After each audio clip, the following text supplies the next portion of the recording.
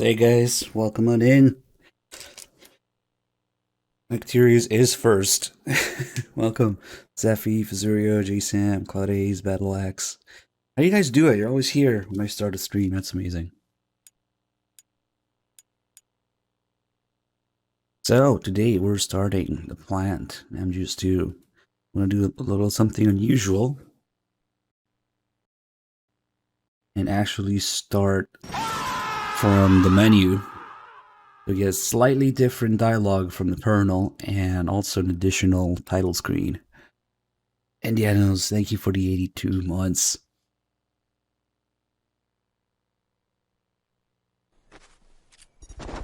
Shaggy with the 15 months, thank you.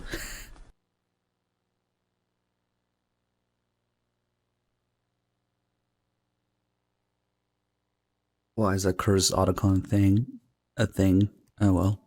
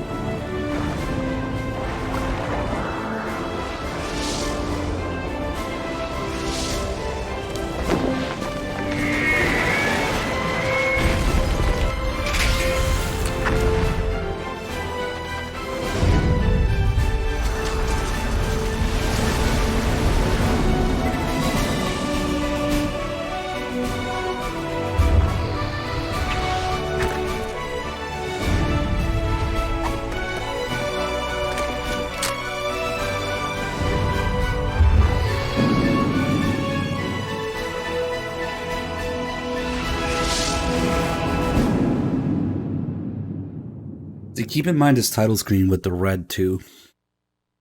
Because for Raiden, we're getting a different one. Nice, the spammer bots are getting caught by Boobmot.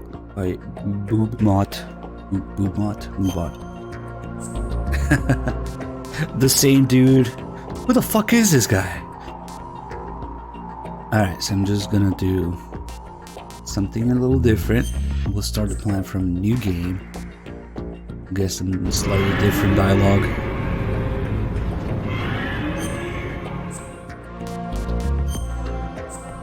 Extreme, no radar. I'll get more inside, dog tags don't matter. And during this, if you start it like this from the menu, you will get an additional title screen during the opening cutscene. City Lights, thank you for the 104 months. Holy shit. For some reason, Snake has the red 2 associated with him and Raiden the blue one. So we'll get a title screen with the blue 2. Same in the start screen. You have Snake at first when you don't have a save. And then Raiden in blue when you do have a save. Snake, do you remember the sinking of that tanker 2 years ago? Of course. Terrorists blow a hole in an oil tanker full of crude barely 20 miles off the shore of Manhattan. Your classic nightmare. It didn't take long for the government to put an oil fence around the whole mess. And then that massive offshore cleanup facility went up inside. The big shell. On the credits here too. I hear the cleanup isn't quite over yet. It takes time. But in the meantime, the shell's become a landmark, a symbol of environmental protection. Calling teams Alpha and Bravo. Deploy at the big shell as scheduled. Approximately 6 hours ago, the big shell was seized by an armed group. Do we have an ID? Former members of the Navy SEAL Special Anti-Terrorist Training Squad Dead Cell. Russian private army members may also be involved. It's a highly trained group and they have the big shell under complete control. There it is. You don't see this often.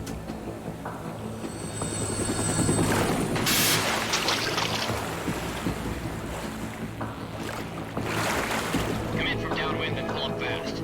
Get ready to fast rope down to Shell 1. 5 minutes to ETA. Elsewhere, your top priority is to rescue and safeguard the president. Team Bravo, watch out for Stillman's back and get out. That would explain everything. Somebody rescue Kiefer.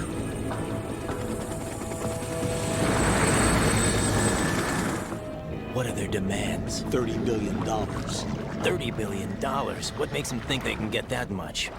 There was a government-sponsored tour going on at the big shell that day. Hostages, huh? A VIP from one of the major conservation groups, and one from our own government.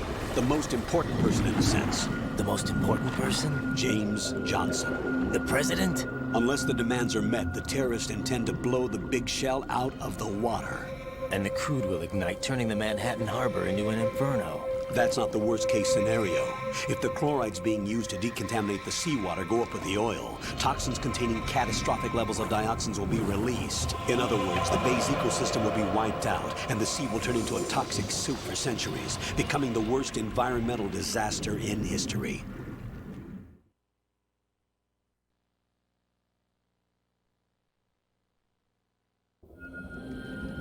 You have 2 mission objectives.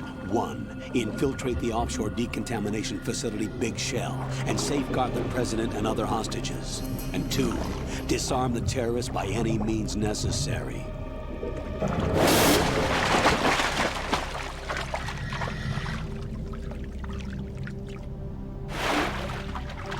You should know that SEAL Team 10 is also conducting a rescue operation. Is this a joint effort? No. Foxhound remains a covert body. Don't alert them to your presence. That is an order.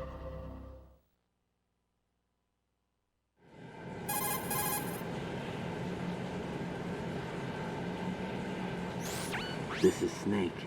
I'm now inside Strut A of Shell 1. How are things? We're in luck. Looks like there are no sentries posted here. What's the visibility? The lights on the plant's struts are functioning. I won't have to use the IR goggles. Any problems? There was a brand new hole cut through the oil fence. There's someone else besides me that wanted to get in badly. That's not possible. What about SEAL Team 10? They landed on the roof of the Big Shell as planned. And by the way, Snake, we're changing your code name for all. Here comes a following voice change. communication. What's wrong with Snake? Just a precaution. You are now designated Raiden. This will be your first sneaking mission. And a different The line. arms will naturally have to be procured on site. Make sure nobody sees you. If you need to, contact me by codec. The frequency is 140.85. When you want to use the codec, push the select button. We kind of miss out on the When we need to voice reach you, change if we do contact this. you. The codec will beep. When you hear that noise, Press the select button. The codec's receiver directly stimulates the small bones of your ear. No one but you will be able to hear it. All right. I'll contact you if anything changes. First, make your way to the upper section of the big shell. How do I get up to the next level? There's an elevator at the far end of that area. Use that. Sounds good. Your new sneaking suit uses electrofiber technology, a byproduct of fiber optics research. The texture isn't far removed from rubber, but the material protects against a wide range of toxic substances. The suit itself has a wide array of built-in sensors. It is referred to as smart skin in military R&D. Data about damage to different regions of the body, including blood loss, is exchanged between the suit and the intravenous nanomachines to create a feedback system. There's a lot of pressure on my torso. Relax. The suit applies varying pressure to major internal organs to maximize performance and safeguard their functions. They call this the skull suit in Foxhound. Skull suit seems appropriate somehow.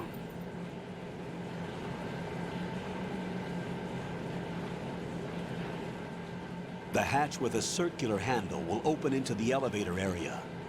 Locate the hatch first. Copy that. Moving on to main mission objectives. Oh boy. I kind of have a love-hate sort of relationship with this part of the game because there's so much shit to talk about. They're just gonna be here for like an hour just staring at Raiden's ass. But first, since we started the plant from the menu without doing the tanker as far as the game's concerned, we kind of missed out on the voice change a little bit, but we did get a couple different lines from the Colonel. So if you don't play the tanker, you don't immediately hear Raiden's voice change. The Colonel keeps talking for a little bit, and then he says, "This will be your first sneaking mission. The arms will have to be procured on site."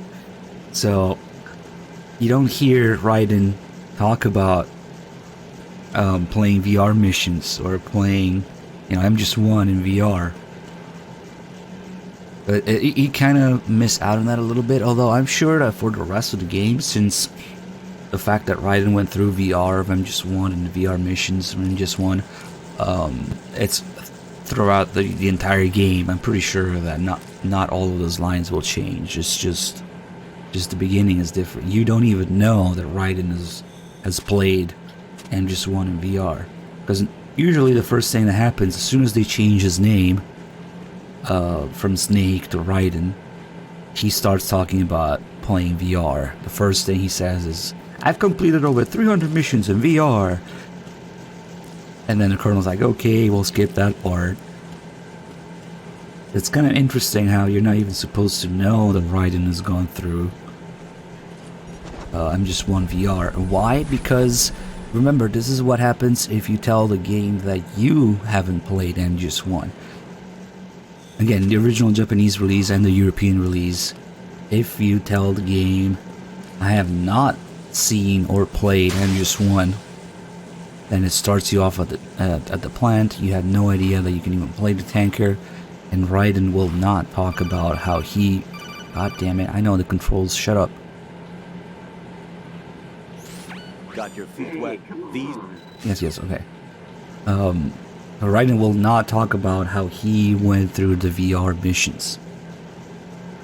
Because you didn't go through the VR missions. If you start at the plant, that means you told the game you haven't played MGS1, which means Raiden has not played MGS1, at least as far as the intro is concerned.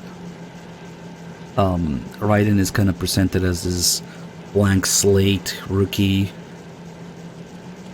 character that we know nothing about until later in the game, where it's revealed that he was a child soldier and all that stuff. But as for the intro and the majority of the game, you don't know that. And Raiden's supposed to be this blank slate, especially if you haven't even played the tanker.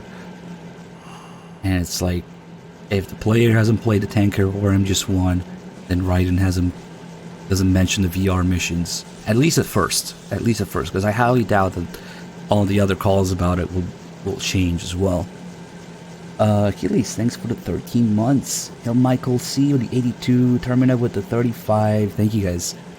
So let's take a look at a couple things around here. We have... Look at all these bugs. We're looking at release copy of the Phantom Pain right here. And then if we crawl in here for a second, the bugs will start crawling all over Raiden and into his ass crack. More importantly, lovely. Somebody spilled Phantom Pain all over the floor. Look at all these bugs. And now we have one in our inventory where the rations would be normally.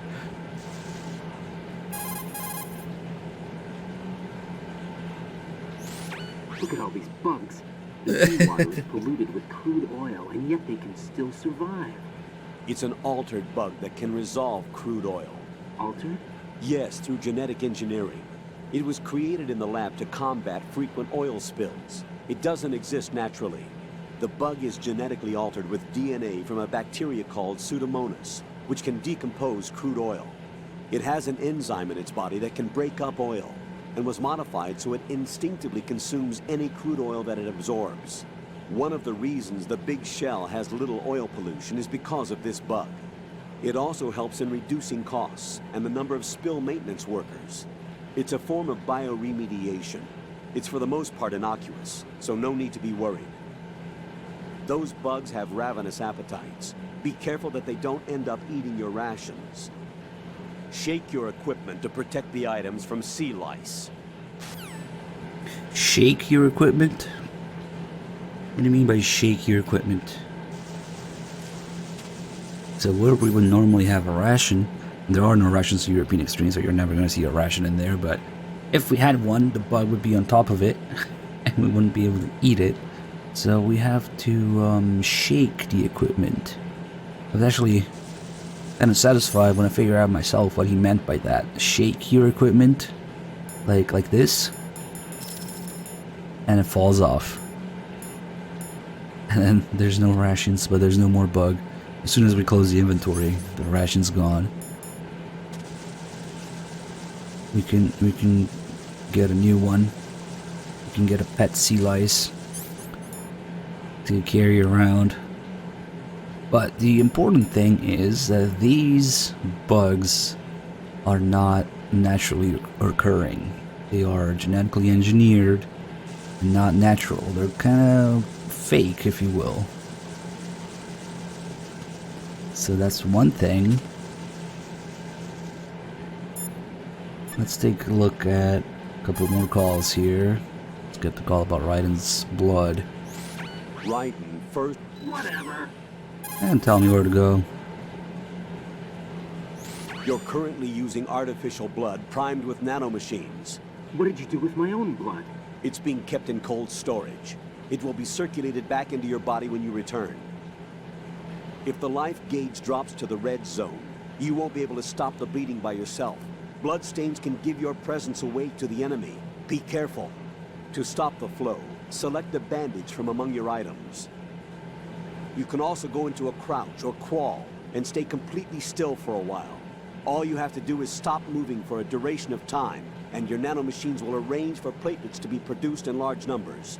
The bleeding will stop as a result. So Raiden's blood. God damn it! I said I know the controls. Game thinks I'm stuck because we're spending so much time here. Raiden, you should be used to the... Okay.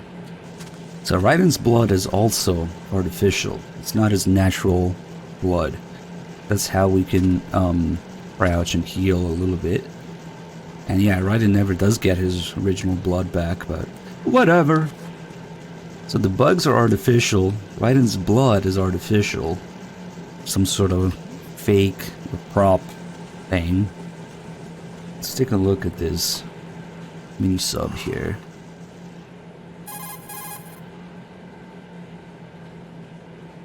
Raiden, over there is the submarine for deep sea dives.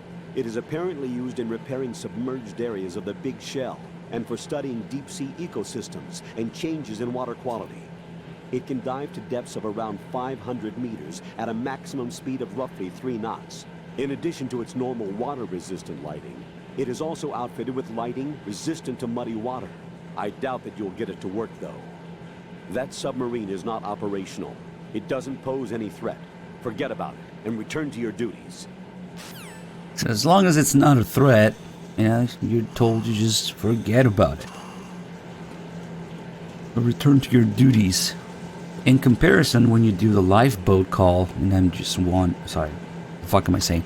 In the tanker with Otacon, you get a similar explanation about, you know, how it works, how fast it can go, and all that stuff. But you also get an explanation as to why you can't use it from Otacon, because the obvious thing would be to use it to escape the tanker, but it doesn't. It's not just. It doesn't go fast enough or something like that. So, in comparison to that, Raiden just gets told to just forget about it and return to your duties. Supposedly it's used to repair the big shell. Supposedly it does this and that, but forget about it. Same thing with these diving suits here. Colonel, there's a gym suit. Looks like a high barometric pressure diving suit. By maintaining barometric pressure within the suit, it should allow its wearer to carry out work at sea depths of as much as 300 meters. But it doesn't look even remotely usable. It's a very old model. Yeah, and it's rusted all over. It doesn't even look like it's been used. Right, that diving suit doesn't look like it works. Forget about it and return to your duties. Again, forget about it. Return to your duties. And it looks like it's never been used. Almost as if, you know, it's just there for show as a prop. You have all these things that are fake or props or unused or not natural all around you from the very beginning. The bugs, submarine, the diving suit, Raiden's blood, all of these things have in common that they're somehow fake or some sort of prop that's never been used or not natural. And the big shell in itself, the very name of it, is a big shell, as in it's also fake. It's a front. So you have all these little tiny foreshadowing details from the very beginning that certainly you're not expected to pick up on your first playthrough, but that's one of the beautiful things about MGS2, that it's not the kind of game you play once. So if you put all these little details together from the very beginning, you can tell that there's plenty of foreshadowing details that you might be in some sort of fake setting. And to add to that, this fake setting is mostly based on what should be the player's thoughts and experiences and expectations from playing MGS1. If you play the shit out of MGS1, then you'll recognize some of the things, including the Colonel correcting himself there at the first call, when he says, "When we need to reach you, contact you, the codec will beep." Now, why would he need to correct himself like that? Because, you know, either works, either word would convey the same meaning, but since you are supposed to have played the absolute shit out of MGS1 going into MGS2, it corrects itself down to the exact wording used in MGS1. So, and the Colonel will do this in that call, and will also do it in a few optional calls. Also telling you ahead of time that the entire time the Colonel was just repeating lines from MGS1.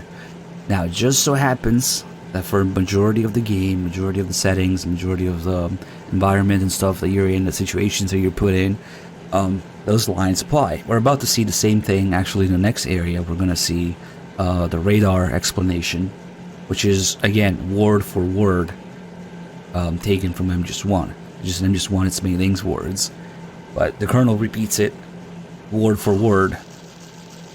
The shaver is kind of a sad story. I want to pick it up, but whatever. So Blue Point fucked up. So the shaver only works halfway in the HD edition. So I guess we'll pick it up This will change the scene with Pliskin. When we get the Mark 23 from Pliskin, Raiden will give him the shaver. But essentially what's wrong with it is that if you give Pliskin the shaver, Snake shows up clean shaven at the end in Arsenal gear. I guess Pliskin gave Snake the shaver somehow. They must have met. At least that's what's supposed to happen. However, since the HD collection does not have that model of Snake being clean shaven in gameplay, in the HD edition what ends up happening is that Snake is shaven in the codec but not in gameplay. So his gameplay and his cutscene model will still have the beard, but if you call him on the codec, he doesn't have the beard. Thanks, Blue Point Engine. That probably happened because one of the things that they did for the HD edition is that they changed all the models to the high detail models. Because the models have different levels of details depending on, you know, how close they are, if it's a cutscene, gameplay, codec, whatever. My guess is they didn't have a high detail shaven Snake model for cutscenes and gameplay when he's around, but only for the codec. So they kind of fucked that up. The shaver is one of Blue Point's many fuck ups, but we'll still pick it up. Changes cutscene, and we can much later on Arsenal gear. We'll see Snake being shaven in the codec, not in gameplay. Jeez, we're gonna be here a while, guys, because like I said, I have a love-hate relationship with starting this part. There's so much shit to talk about. We covered all the fake things around Raiden and inside Raiden. But why does Raiden exist, right? I said before that the Colonel's lines, among a million other things really in MGS2, they are based on the player's expectations and experiences from playing MGS1. The correct way to go into MGS2 is to have played the absolute shit out of MGS1.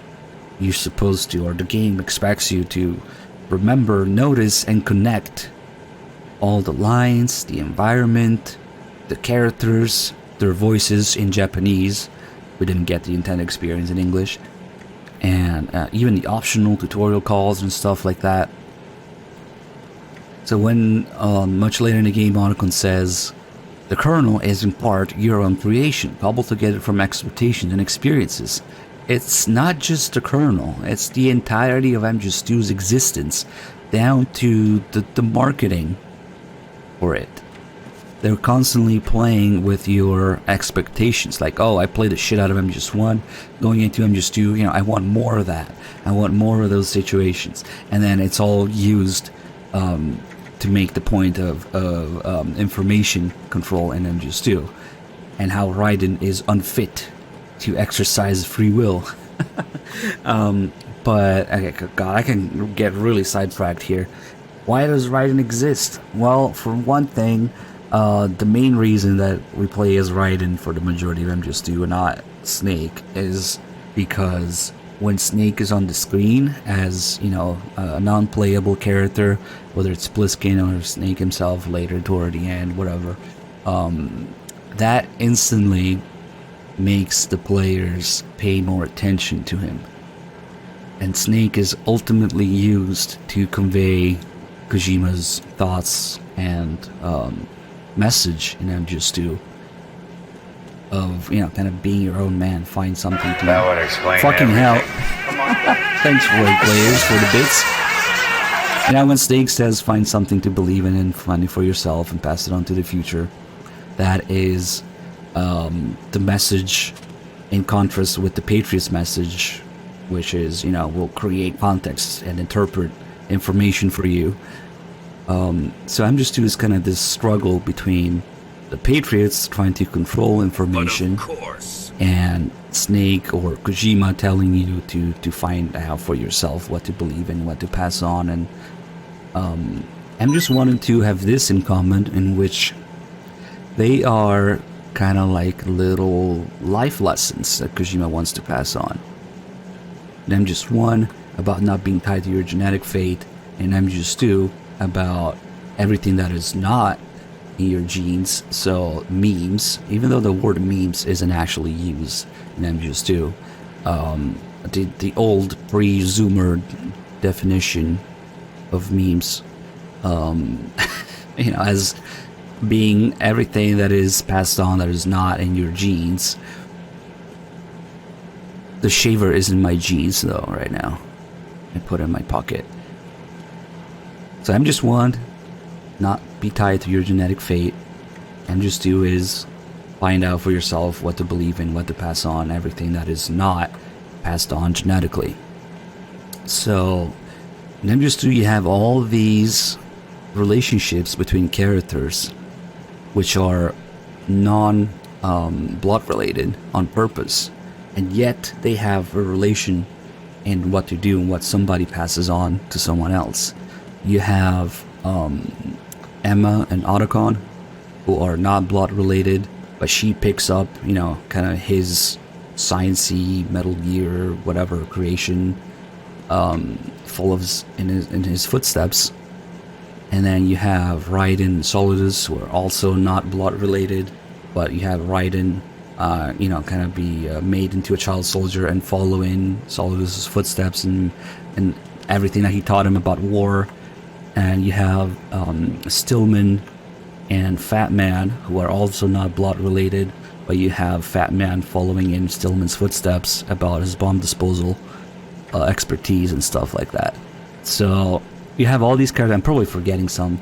You have all these characters that are not blood related, but pick up on, you know, each other's legacy in some way. So it's all done on purpose.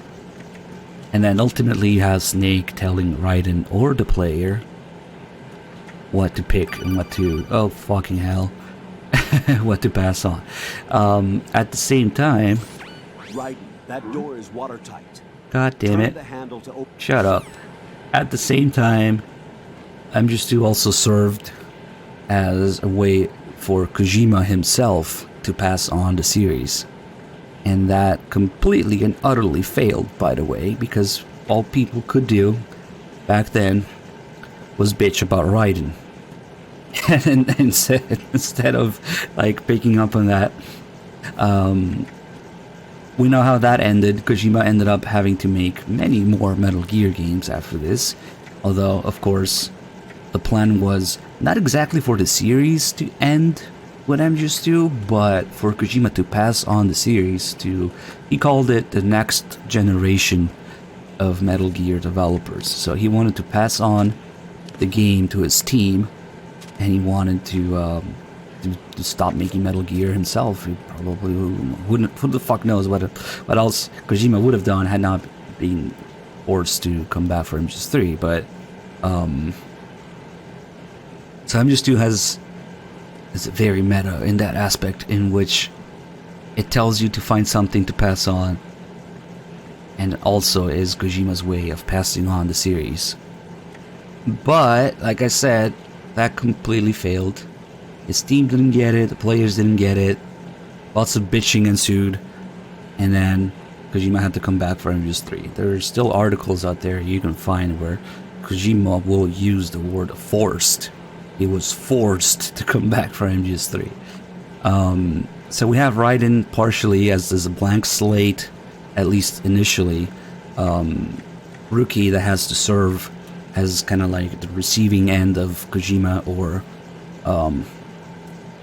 Snake's message at the end. So that's a big part of the reason why we're playing as Raiden. Because if we played as Snake, what was Snake gonna do? Talk to the camera? I don't know. But Raiden really looks up to Snake. He's a Snake fanboy. He knows the VR missions. He knows Shadow Moses, partially at least. He doesn't know everything. And same thing with the players. In many aspects, Raiden is a reflection of the player. So you're this rookie, VR trained noob, blank slate, a guy who vaguely knows or remembers MGS1 and expects more of the same. And you really look up to Snake, and you want to be your badass action hero. And in many aspects, Raiden is like that. And the very fact that Raiden played MGS1 or played the VR missions, or hasn't played MGS1 or VR missions, if you start the plan from the menu like we just did, that happens if you tell the game that you haven't played MGS1. So long story short, Raiden is the player in many aspects for the vast majority of the game, until his past is revealed very, very, very late in the game towards the end. So that's a big reason why you have to play as Raiden, not Snake, because you're both noobs and you're both looking up to Snake when he's on screen. You will pay attention to what he does and what he says. And meanwhile, instead of the player being Snake, Kojima is Snake. Quite literally, at the end, Kojima puts his words and his message in Snake's mouth, Snake being the mouthpiece for Kojima's message at the end. But that's boring. A better reason as to why Raiden exists is because he's fabulous. Look at him. Oh, I'm so gay. Yeah, that was people's number one complaint, and what led to Rykov being a thing in MGS3, right? Believe it or not, but another reason that Raiden exists is that they interviewed a bunch of Japanese schoolgirls and asked them if they would ever play Metal Gear, and the answer was, for the most part, "Ew, I would never play a game about a grizzled old man like that. What is this? Ugh." So, in order to target that demographic, instead of rugged, grizzled old man, badass action hero, Solid Snake, they came up with something that little Japanese girls actually like. So, Raiden, in all his fabulous appearance, androgynous, blonde hair, pretty boy, handsome. So that's part of the reason why Raiden's design is so different than Snake's, and why he's so fabulous. And believe it or not, in my many years of streaming this game, I've actually seen that happen in action, in real time, in the chat. Lots of female viewers being like, "Oh my god, Raiden is so hot." Meanwhile, like, every guy with the idea, the classic idea of masculinity or whatever in his mind would be thinking, "Wow, Raiden is so gay," right? I mean, just look at him. But it works. I can tell you that it works. Like, girls like Raiden, even though, like, it might be hard for regular guys to grasp. It works. So, it worked in that department. Also, fun fact, when they did the motion capture for Raiden, the actor was not told whether he was, a guy or a girl. So, they tried to keep his movements as neutral as possible, not making it overly feminine or masculine. But the problem with that is that the Japanese idea of neutral is probably a little different than, what people in the West might have. So, the result is that, yeah, maybe he's not that neutral for us, but when they did it, and, in general, Kojima doesn't give a fuck about the English versions of his games anyway, so we did not get the intended experience on so many aspects in MGS2. One of them being, I guess, Raiden's motion capture, Raiden's voice, a lot of the other voice actors' casting choices, a lot of the translation lines. More on that later when we go through the rest of the game, but in many aspects, the more I learn about it, the more I realize that we did not get the intended experience at all in the English version, which probably contributed to the huge backlash that MGS2 received back in the day. If you weren't around back then, or you were too young to remember, or you just weren't into games yet, people did nothing but bitch about MGS2. Where's Solid Snake? I want to be Snake. What is this? And to this day, there will still be people who are like, Raiden's so gay. I want to play Snake. MGS2 sucks.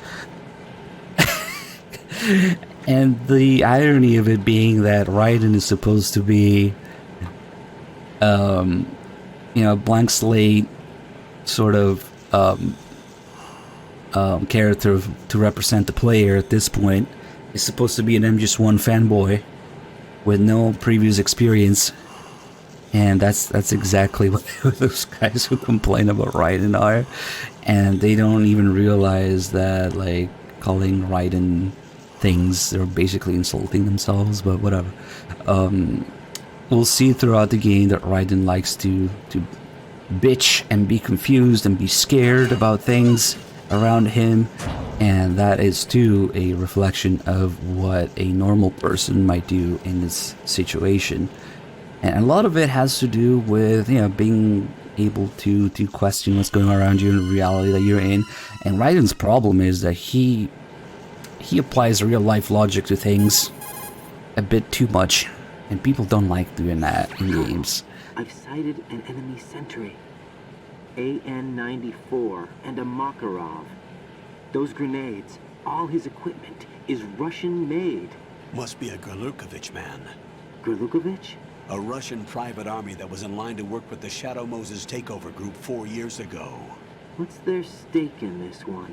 They must have made a deal, an arrangement with the terrorists.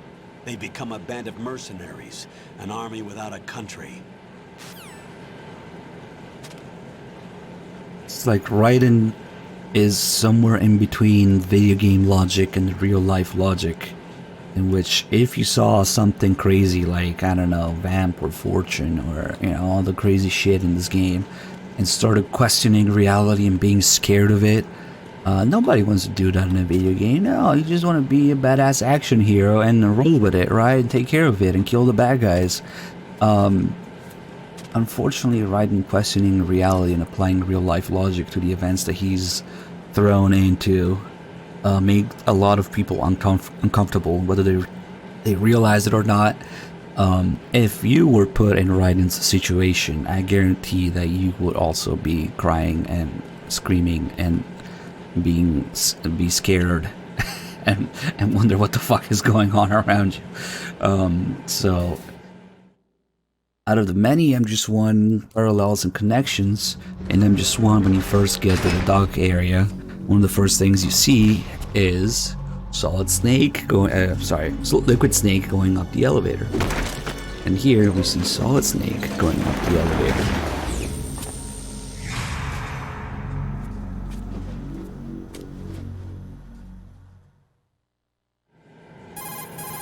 There's more. There's an optional call here. It's a dead giveaway. There's definitely another intruder in here besides me.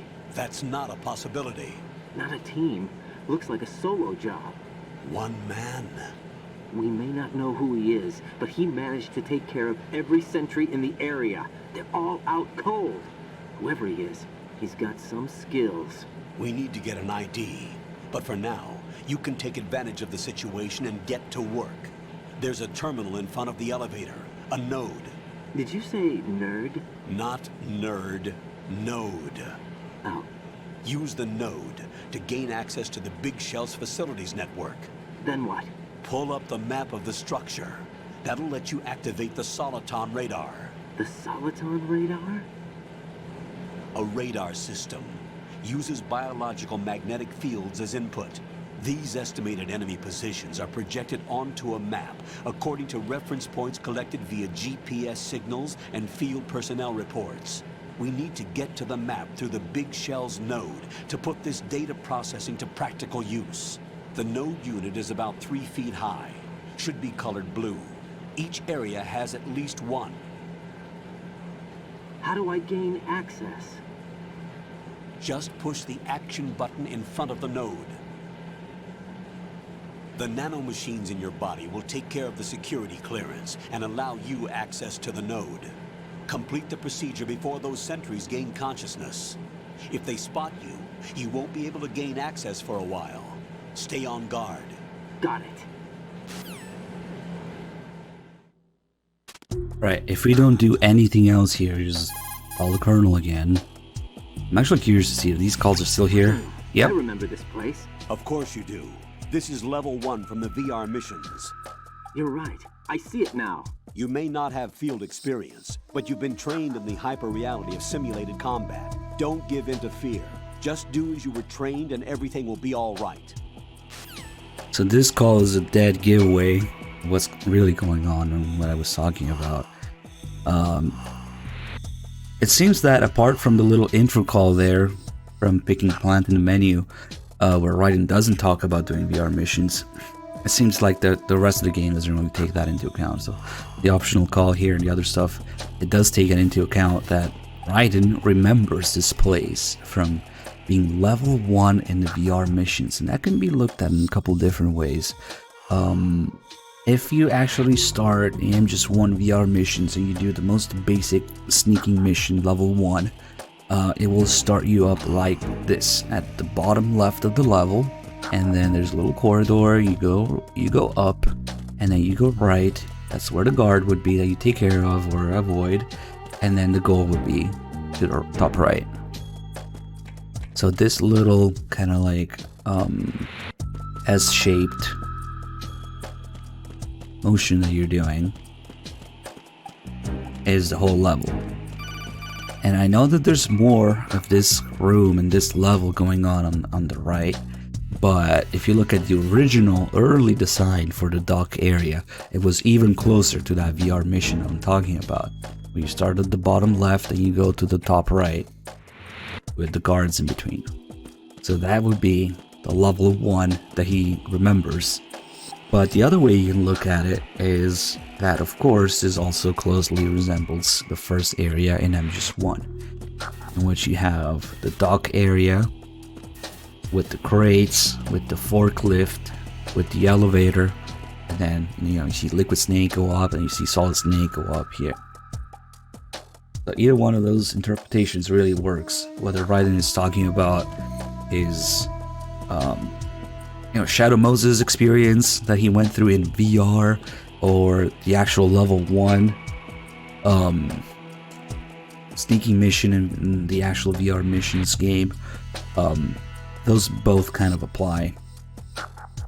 And Raiden will be doing this throughout the game for a couple more VR missions where he will name an exact VR mission, mode and level and number and everything. And if you go to VR missions and look at that mission, it will resemble some sort of scenario that you find in MGS2. So, this is probably more about the VR mission itself, but as we know, Raiden is supposed to have gone through MGS1 as well. Again, if you tell this game that you went through MGS1 yourself. So the fact that Raiden, he kind of lives in a world where you can play MGS1 as a video game, but he doesn't realize that MGS2 is also a video game. So a lot of people will have something called the VR theory for MGS2, like, oh, is MGS2 just a simulation? Is MGS2 all fake? And the way that I look at it is that is MGS2 VR, or is it supposed to be real, And that is, of course, at the time that it was written, without counting for MGS4 bullshit. So was it always supposed to be a fake, simulation, or is it supposed to be like the real world? These events really happen. Well, here's how I look at it. The fact that it's referred to as VR, MGS1 is referred to as VR, and then the theory is MGS2 might also be VR. Is it VR? The answer is fuck yes. But it's not in the way that you might imagine, in which, it's supposed to be like I don't know, like there's the real world out there and the rest of Manhattan or whatever in the game, and then Raiden is in some sort of VR room with a VR headset, playing a fake representation of that world. No, the way that I look at it is that MGS2 is VR simply because it's a piece of software. So in that aspect, everything is VR, as in it's a piece of software running on a machine. There's actually an entire Snake Tale dedicated to this. So MGS1 is VR, as in it's virtual reality, as in it's a piece of software. And Raiden is kind of, or a lot of people having the VR theory, I don't think can really separate the two things. Or maybe a better way to put it is that they separate it too much. Like, I don't know, however you want to look at it, it's not that Raiden is sitting in some room in the game world with a VR headset on, like those god-awful digital graphic novels tend to suggest. But simply put, Raiden is in VR because MGS2 is a piece of software that you're running on the machine. So in that aspect, all games are VR. And the fact that there's also somehow that, you know, Raiden referring to the fact that he played MGS1 in VR, he played the VR missions, that simply means that the player played MGS1, simply put. So in a lot of aspects, MGS2 is kind of pretending to be real life, referring to the fact that Raiden played MGS1, without also realizing that MGS2 is a VR, as in it's a piece of software. But that's my way to look at it. There are other interpretations. There are people who could swear that Raiden puts on a VR headset and, you know, it's just the game world, but I really don't think it's that simple. I think it's constantly permeating between the real life world and the game world, pretending to be real life. And Metal Gear Universe does this all the time. Metal Gear Universe plays at being real life with, you know, inserting real life historical events and people mixed in with of course, fictional characters and historical events. So I really do think that it's just a wordplay on the fact that MGS1 is a piece of software and Raiden, or the player, played MGS1 without realizing that they're also, you know, in a piece of software in MGS2. MGS2 is kind of like, it's like a rat maze that Kojima puts you through. You might be thinking that he's just fucking with you. Like, he puts you through MGS2 with your expectations and experiences from MGS1, and, you know, caught between the struggle between the Patriots message and Snake's or Kojima's message. And you might be thinking that Kojima's fucking with you the whole time, or trolling or betraying the audience or whatever. But I think in MGS1, and especially in MGS2, there's kind of like a benevolent message at the end of it. And Kojima kind of wanted people to figure out on their own, which completely and utterly failed. I will say again for the 5th time, probably. That there's no way that somebody, especially like a 12-year-old kid picking up MGS2 for the first time, could ever think or pick up on any of this, especially in the English version where we didn't get the intended experience. But it's actually much worse than that, because not even Kojima's team really understood any of that. And so we have MGS3, and in the way that it exists today, largely because of the huge backlash that MGS2 suffered. Anyway, let's do some shit here.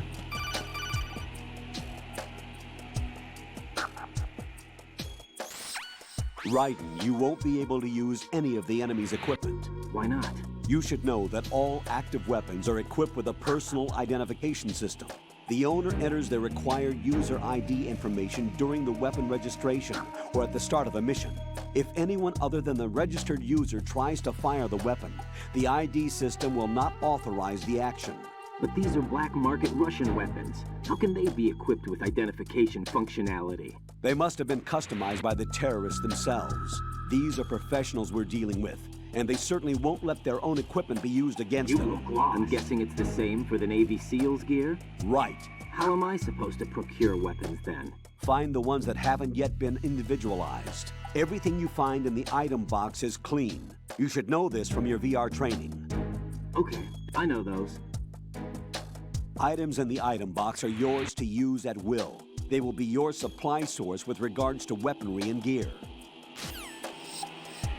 See, so the real reason that we can't pick up enemy weapons, because clearly the PS2 could have done that, even PS1, honestly, but the real reason that we can't pick up enemy weapons is because that was not a mechanic in MGS1. And it would have changed things quite a bit if you could do that, because weapons act as key items in MGS1 and 2. So when the colonel says, find the item box, those items are yours to use at will. Raiden says, okay, I know those. You should know this from VR training. Okay, I know those. And he's like instantly reassured, because that's what he's familiar with. That's what we had in VR missions and MGS1. So as long as the pattern kind of matches what Raiden expects from his MGS1 training, or the player would expect from having played MGS1, those two things are basically interchangeable. So when I say Raiden's expectations, the player's expectations, they're the same. And as long as everything conforms to that, then Raiden is okay. He's relaxed and put at ease in his environment with the mechanics that he knows and everything. But as soon as something deviates from that, that's when Raiden starts freaking out, starts asking the colonel what the fuck is going on, starts you start having to have Rose kind of calm him down and get him to do stuff. So for example, the C4, his disposal of C4s, that's a pretty good example, because that's a thing that was not an MGS1. Raiden starts freaking out. Vamp, and his powers, fortune. Raiden freaks out over all of those, and every time that happens, he starts bitching to the colonel, and then Rose has to come in and calm him down. Bro Noob, thank you for 62 months. Finished Army with 3 months. Saw this one with 106. Thank you. Streamers are too in love with the sound of their own voice to play the game. Yeah, there's probably, I'm not really looking at the chat while I do all this, but there's probably a pretty good amount of people always bitching when I do this, because we're not moving forward, because they don't realize how crucial of a change, a key moment in the series it is to start playing as Raiden. So there's a lot of shit to talk about, and it's impossible to just stretch it out. Perhaps one of MGS2's biggest flaws is the pacing could be better, and there's a lot of shit to talk about.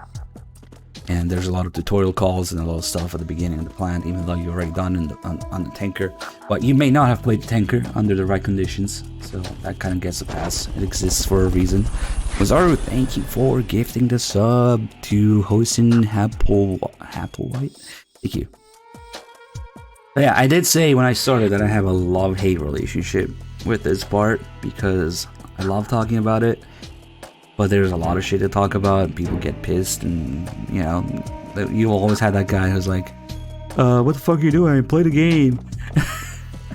And the irony of it being, that I'm talking about people bitching about Raiden, or bitching about not getting enough action or whatever, as Snake not being their badass action hero. The irony of it all being that we get bitched at in the chat as well.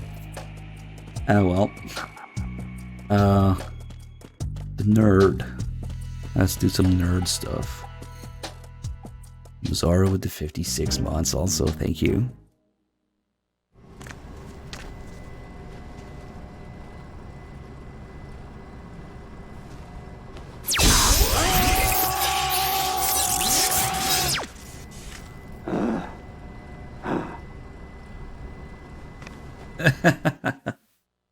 There's a few things we can do. For one thing, this screen was kind of nerfed in the HD edition, in which it only has codename, birthday, nationality.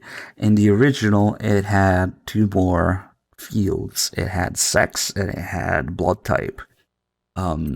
They removed those for some reason, maybe so people don't dox themselves with their blood type. I have no idea. They also hide the birthday year. The birth year is question marks now. But yeah, in the original, you would have codename, sex, birthday, nationality, and blood type. What's blood type for? So that Konami can hunt you down and harvest your organs clearly. That's why they thought it was a little dangerous. Now, it's because regular dog tags always have blood type on them, so that's part of it. This is what's going on Raiden's dog tag at the end of the game. So there's a few names that we can enter. Oh, Bad Humans is here. Great. He probably knows. I only know of a couple, and honestly, I just like to show off a couple of the names. There's a whole bunch of different developer names that you can enter, and it will change the rest of the information to their information. Of course, we can enter big guy's name. Kojimballs. Hideo Kojimballs. Oh wait, that's not how you spell it. Luckily, there's a bullshit button here. So if we enter Kojima's name, look at the rest of the information. As soon as I hit enter, it will change to his information. Except now the birth year is hidden.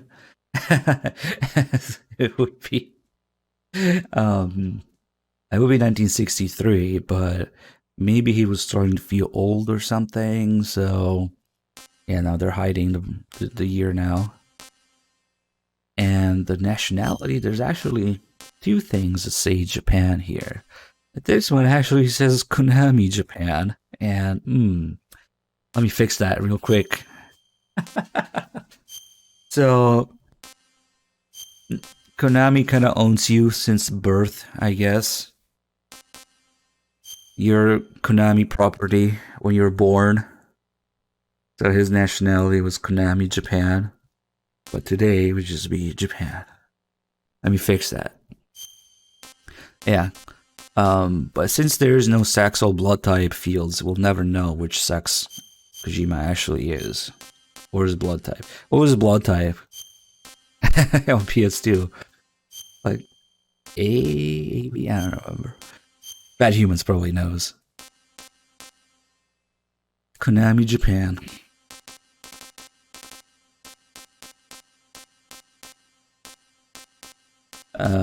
Anyway. I just want to put something else. No, wait, I just do regular Japan. And another name that we can enter is, of course, Shinkawa. So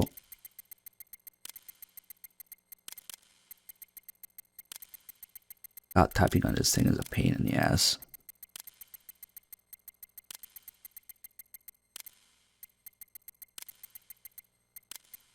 As soon as we enter Shinkawa's information, again, Konami Japan at the time. And look at his birthday. No wonder he's so good at what he does. He's Japanese Jesus. Actually, yeah, Shinkawa's birthday is coming up soon. Nice. So these are the two that I like to show off because, you know, kind of Kojima and Shinkawa are kind of like the two most important, influential people in the development team, I would say. You know, always, because Shinkawa isn't just, you know, an artist who designs the characters and the mechs and stuff like that. He also like works really closely with Kojima to come up with the concepts for the characters and stuff. So I would probably say that Shinkawa would be number 2. I'm not sure how accurate it is these days. Seemed to be the point, the case at the time. But yeah, there's a bunch of other names which I do not remember any of that we can input in here. There's that interview where Shinkawa was talking about designing Vamp and how Kojima came out to him and told him that it would be a vampire in MGS2, and it was like, what the fuck? Oh, fuck. Well, don't worry, Shinkawa. You'll never have to design another face again because Kojima just uses actors now. So his work got a little easier now. He will never have to come up with another character's face ever again. They already have their actor face. Maybe he'll come up with, like, I don't know, the rest of the character design, like their outfits and stuff. But as for faces, yeah, we don't need to design faces anymore. Fucking hell. Anyway.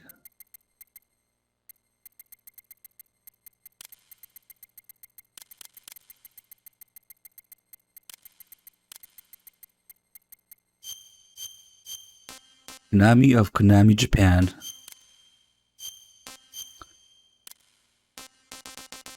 Is there something that we could... Oh, of course. Today is the 18th. If we put today's date, we get a little... Wait, what the fuck? My PS3's date is not... God damn it, what is my PS3's date? Fuck. Shit.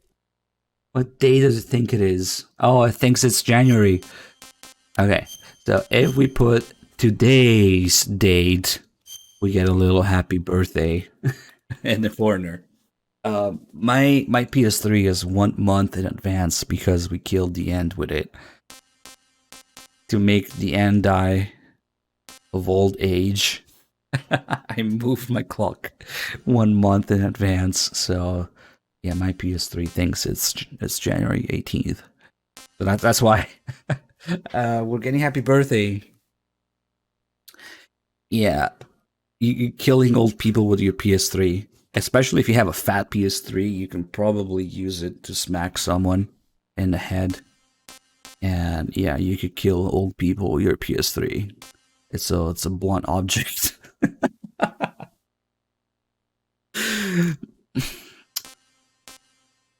It gives killing the end a whole different meaning. Anyway, if we spend too much time in the screen, sometimes there's a bug in which the guards are supposed to be asleep or not asleep anymore. We'll see. North Korea. Due to recent events, Konami has moved their headquarters to North Korea, where they are more in tune with with the culture. Due to their recruiting and development conditions. Perfect.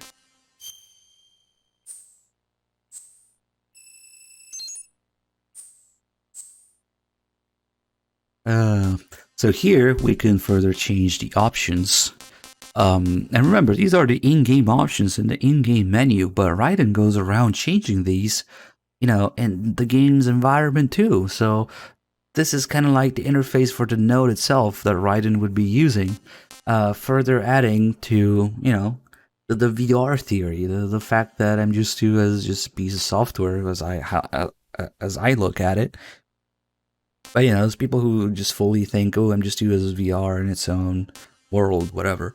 The fact that you're going around changing options in the in-game menu, in the in-game environment, also supports that. However, for the HD edition, they did something stupid. One of the many stupid things that they did. Look at this.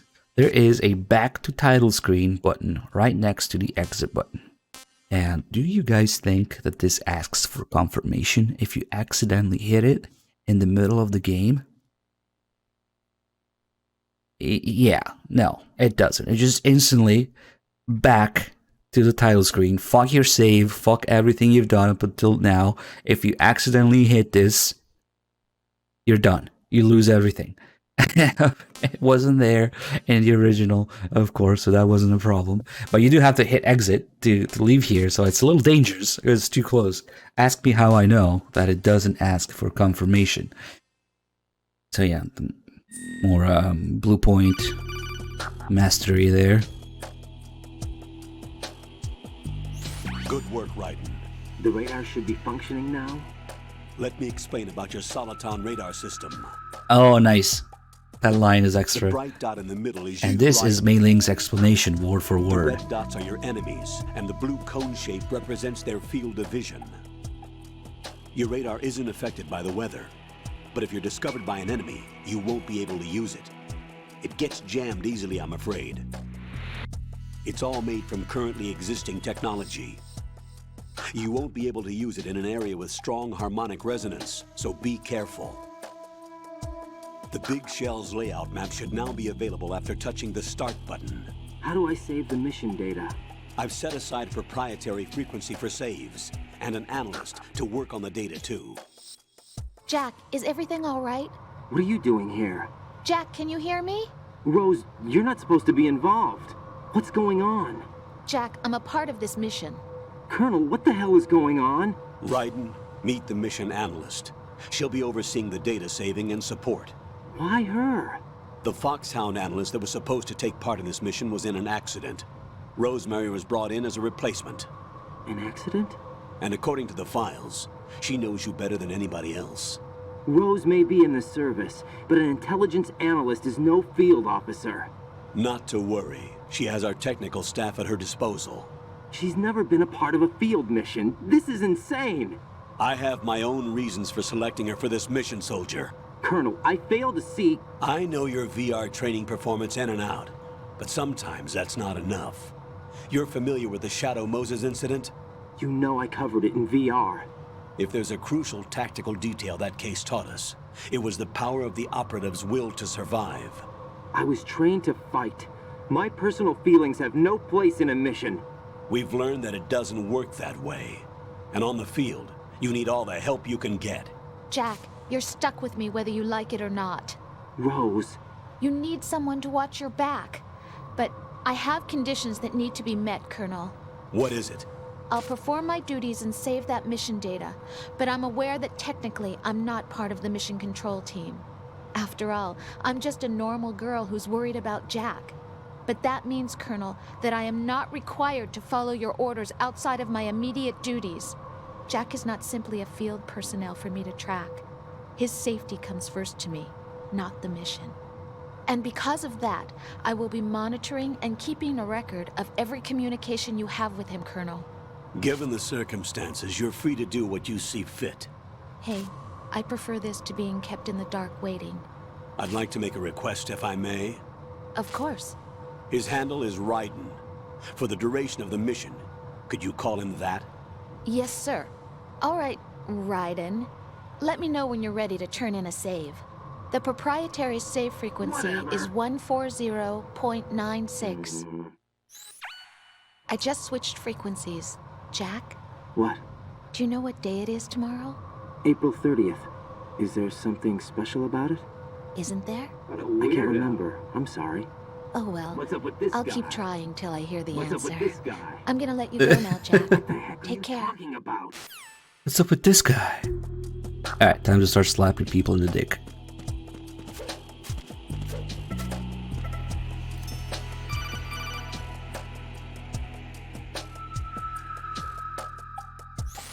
Raiden, the enemy sentry is regaining consciousness. Be careful, Jack. Find somewhere to hide until the elevator arrives. You must stay out of sight. That's not it.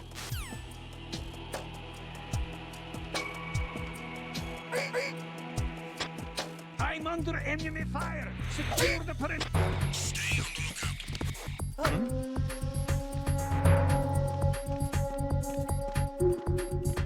Dick slapping, but from behind, so kind of looks like a butt tap.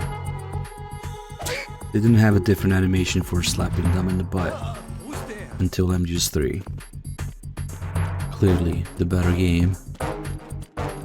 I suppose there's anything interesting here. Raiden, the elevator is there. Real. Get on quickly and get to the upper part of the big shell. Probably, yeah. We'll talk about Rose in a bit.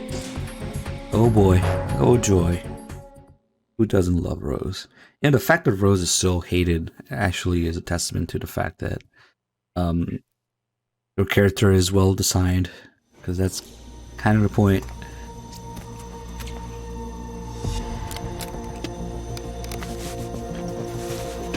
The terrorists call themselves Sons of Liberty. Sons of Liberty? The name of their leader is Solid Snake.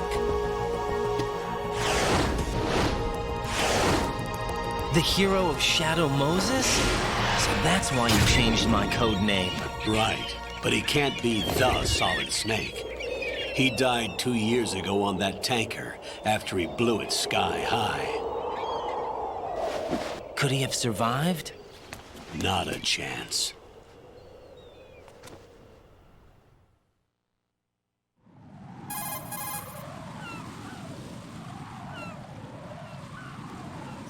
Colonel, I'm on the roof. There are no sentries, but it would only take one to spot me in this light. You never had daylight VR training after all. Stay extra sharp until you can find a node to log in from. What about the commandos? SEAL Team 10 has landed on struts B and C. And the president? Seems he was spotted on strut B. Strut B?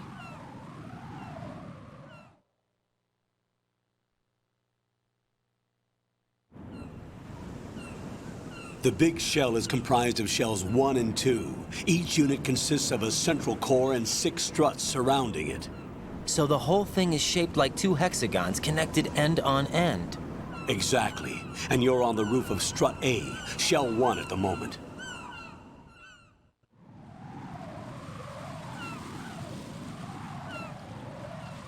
First, get to a node. Log into the network. Got it. A couple other MGS1 connections, parallels here.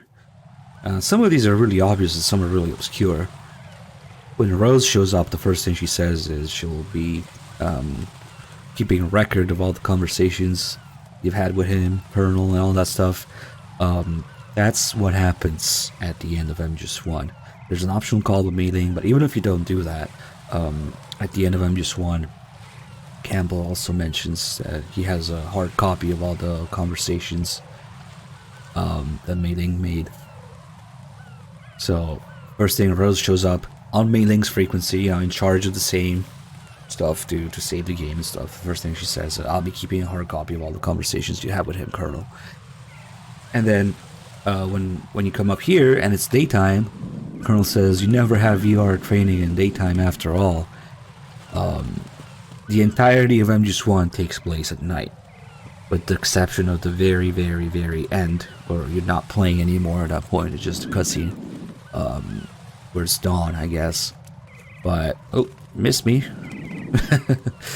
But the entirety of MGS1 takes place at night, and could also be a reference to the fact that there is no natural light in VR missions. It's all, a VR construct and whatnot. But this is the first time we're playing in daytime, and that's also connection. Let's see. Let's try to rush in there and slap some birds before they get away. Fuck. Damn it. Didn't get any.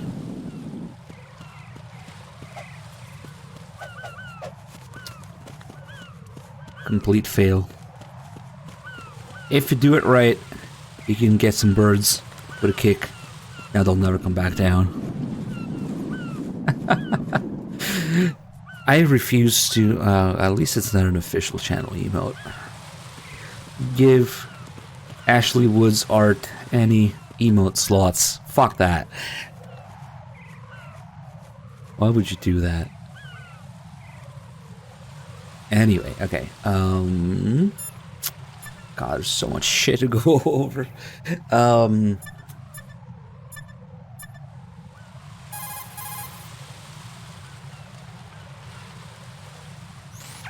What's up, Jack? Not sure how I feel about that. I think if we say now, we just get the same call as we would get after Bliskin shows up. Jack, do you remember what day tomorrow Not a is? chance. That again. I'm sorry, but I still don't have a clue. That's okay. What is it, Rose? Talk to me. I'd rather you figure it out. It's important. How important? Important enough, and we'll talk about it tomorrow. Why not now? Tomorrow seems more appropriate. I need all the help I can get so that I won't chicken out anyway. Is that the reason you decided to be part of this mission? Okay, I'm gonna finish this thing by tomorrow no matter what. You know I'll do everything I can to help you. Rose, there's something I need you to do as an analyst. What is it? It has to do with Solid Snake. The leader of this takeover incident is claiming that he's Snake himself. The legendary mercenary? I need as much data on him as possible. Everything they have on him after the Shadow Moses incident. He's dead now, isn't he? Yes. Should be a burial record somewhere too. You should be able to request top-level security clearance from the Colonel. That should get us into the most classified material. I'm on it. I'll contact you as soon as I find out something. So the fact that people really hate Rose, to me, is a testament to how realistic her character is. Because Rose is kind of there to give Raiden a little bit more humanity than Snake, because, you know, Snake is this kind of like legendary action hero video game character, and Raiden is more like a rookie, down-to-earth, blank slate, talks about normal everyday things and has normal everyday emotions throughout the game, like being scared, bitching, or whatever. So in order to make Raiden a little bit more human, you have all these conversations with Rose. You would never hear Snake talk about how he likes to eat lobster, or, you know, talking about the movies and shit with like Raiden does with Rose. Or what else is there? His empty room. You never hear Snake talk about his empty room that he only uses for sleeping. So, I think Rose might be the most realistic character in the series. It's actually really well done. Maybe thanks to the fact that she is based on Kojima's own experience with women. So the thing about Rose constantly asking Raiden if he remembers what day tomorrow is actually a real life thing that happened to Kojima, where he forgot his anniversary, and that led to like a crisis in his marriage. His wife got mad at him over it. But Rose is not only based on Kojima's wife, but Kojima's ideal woman, and probably a bunch of experiences with, you know, I would imagine also other real life relationships that Kojima had. And I can tell you, some of those save calls get dangerously close to reality that I've also experienced myself. So, but like I said, Rose is kind of there to give Raiden a little bit more humanity, talk about more mundane, everyday things and relationships, and also, since she's so close to him and knows him, you know, inside out, living with him and knowing his habits and stuff.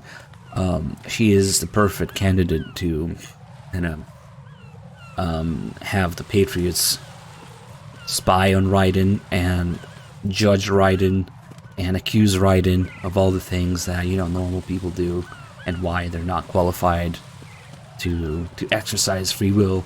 Towards the end, you know, the big conversation with the Patriots at the end, Rose points out all the things are honestly like human habits and mistakes that everybody's guilty of to some degree, and the Patriots kind of use that as a reason as to why Raiden or humanity is unfit to decide what information to create and pass on, and so the Patriots have to do it for us. So that's kind of her role, and it's kind of it works.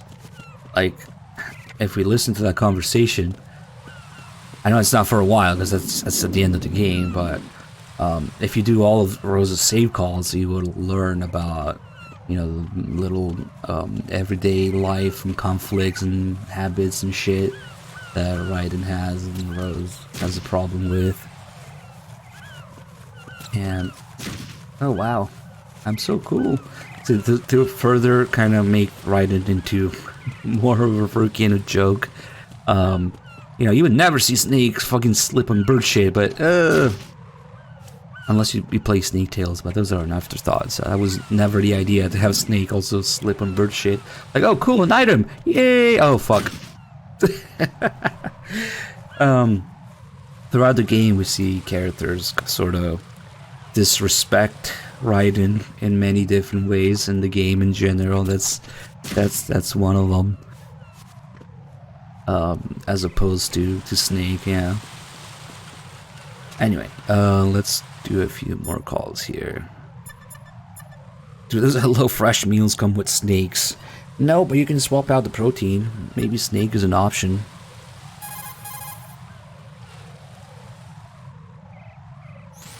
According to the SEAL Team 10's communications, the president was sighted on Strut B. Raiden, head for Strut B.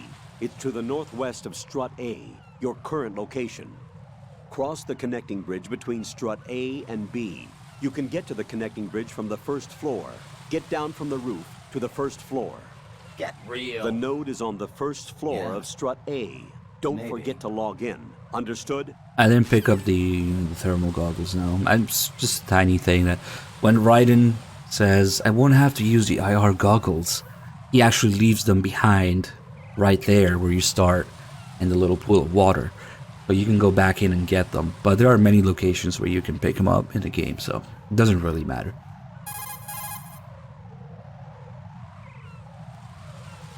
I see a lot of birds over there.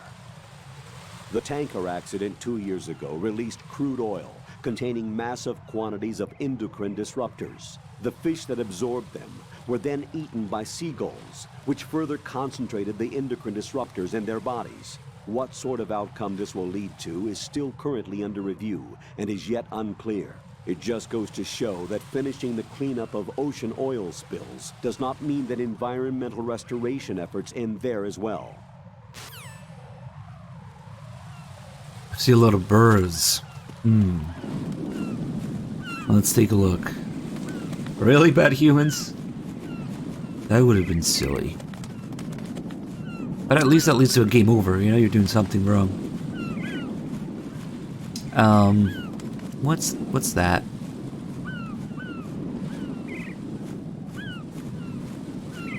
I think I noticed the birds too, Colonel. So if we keep looking up here, we can collect sorta, mayonnaise?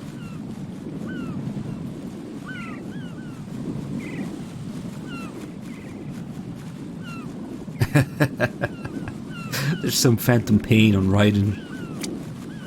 Or some MGS4 artificial blood. This is the origin of Raiden's blood in MGS4.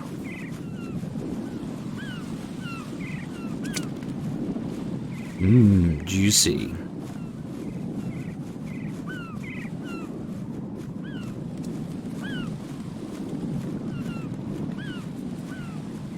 And it does stay on your screen until you let go first person. Imagine if it stayed the whole game, like if you do it, it's like ruined forever. But throughout the game, you will have all these effects on the first person camera, and a couple of them actually didn't make it into the HD edition because Bluepoint was too busy crashing their balls or something. But you have the bird poop, and oh, there's another one. You have the blood, you have the camera, the broken lenses effect, the broken camera effect when you die in first person. If you shoot someone, especially in the heart, all the blood will be all over the camera if you're close to them in first person. There's a little droplets of water or piss, depending on where you are. That's the one that didn't make it into the HD edition. When you're out in the rain on the tanker, or when the guy is taking a piss on Raiden, or when Vamp jumps in and out of the water during the boss fight, there's supposed to be little droplets of water / piss on the camera if you're looking in first person, but like I said, they fucked that one up. Those just don't exist in HD. Yeah. I don't know. Might have forgot something. This is the blood, the camera, the piss, water, the bird shit. Oh yeah, the bugs. If you blow up a bunch of those bugs we saw, they also end up on the camera. I wonder if there's any more that I'm forgetting right now. Anyway, let's do the rest of the calls here.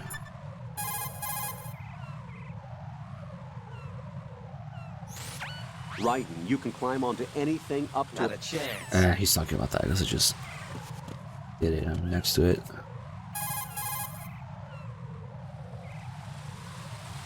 The punch is the basis of hand-to-hand combat. Okay, so this is just a little tutorial call. You don't really need to hear the controls. However, if you were here for the MGS1 in-depth run that I did a few days back, I talked about the current review call. So if we now get that in MGS2, I think in MGS2 is actually split into two.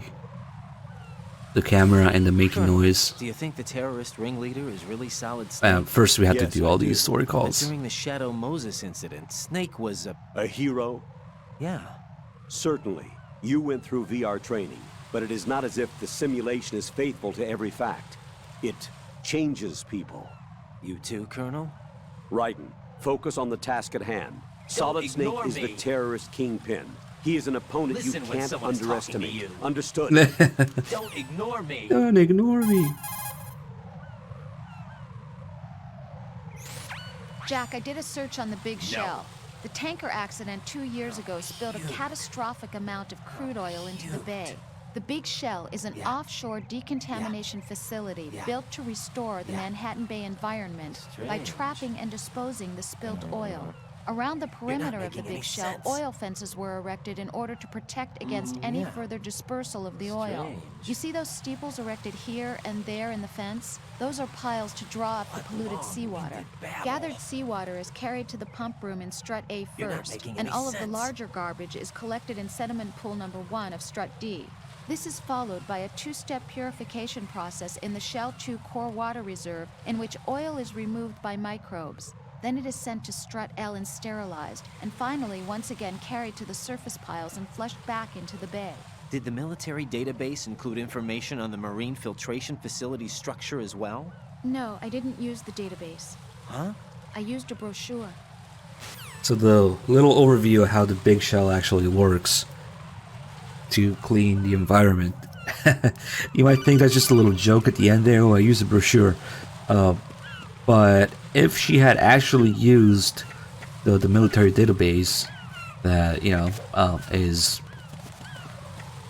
accessible by them, they would not have actually found any of this because the Big Shell doesn't actually do any cleaning. That's just the public available information on the brochure that has the details of it, because none of that actually happens. There's not much cleaning going on. So it's more than just a little joke where Rose kind of dismisses Raiden there, but also because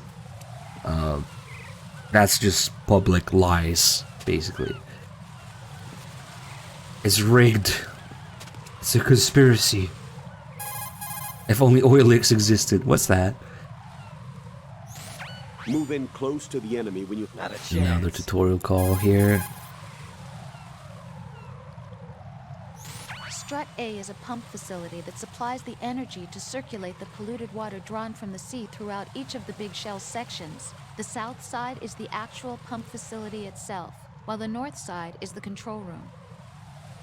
She also has individual calls for each strut that we're in.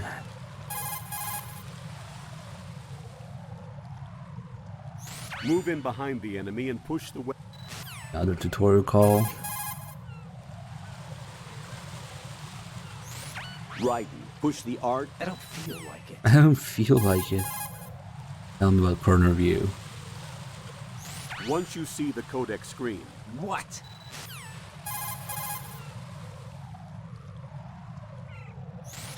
Raiden, when you're flattened against a corner, Definitely. you have the ability to survey the scene behind you while staying concealed. This is called the corner view.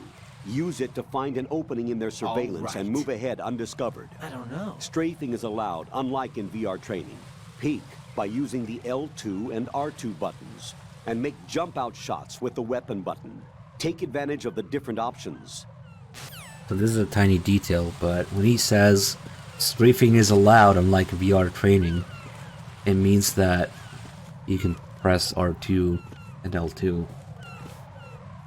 And whenever the controls are different in MGS2 than they are in MGS1, that's how they refer to it in training. Because VR training, Raiden's VR training, is largely, you know, MGS1 and MGS1 VR missions. So they're talking about MGS1 controls.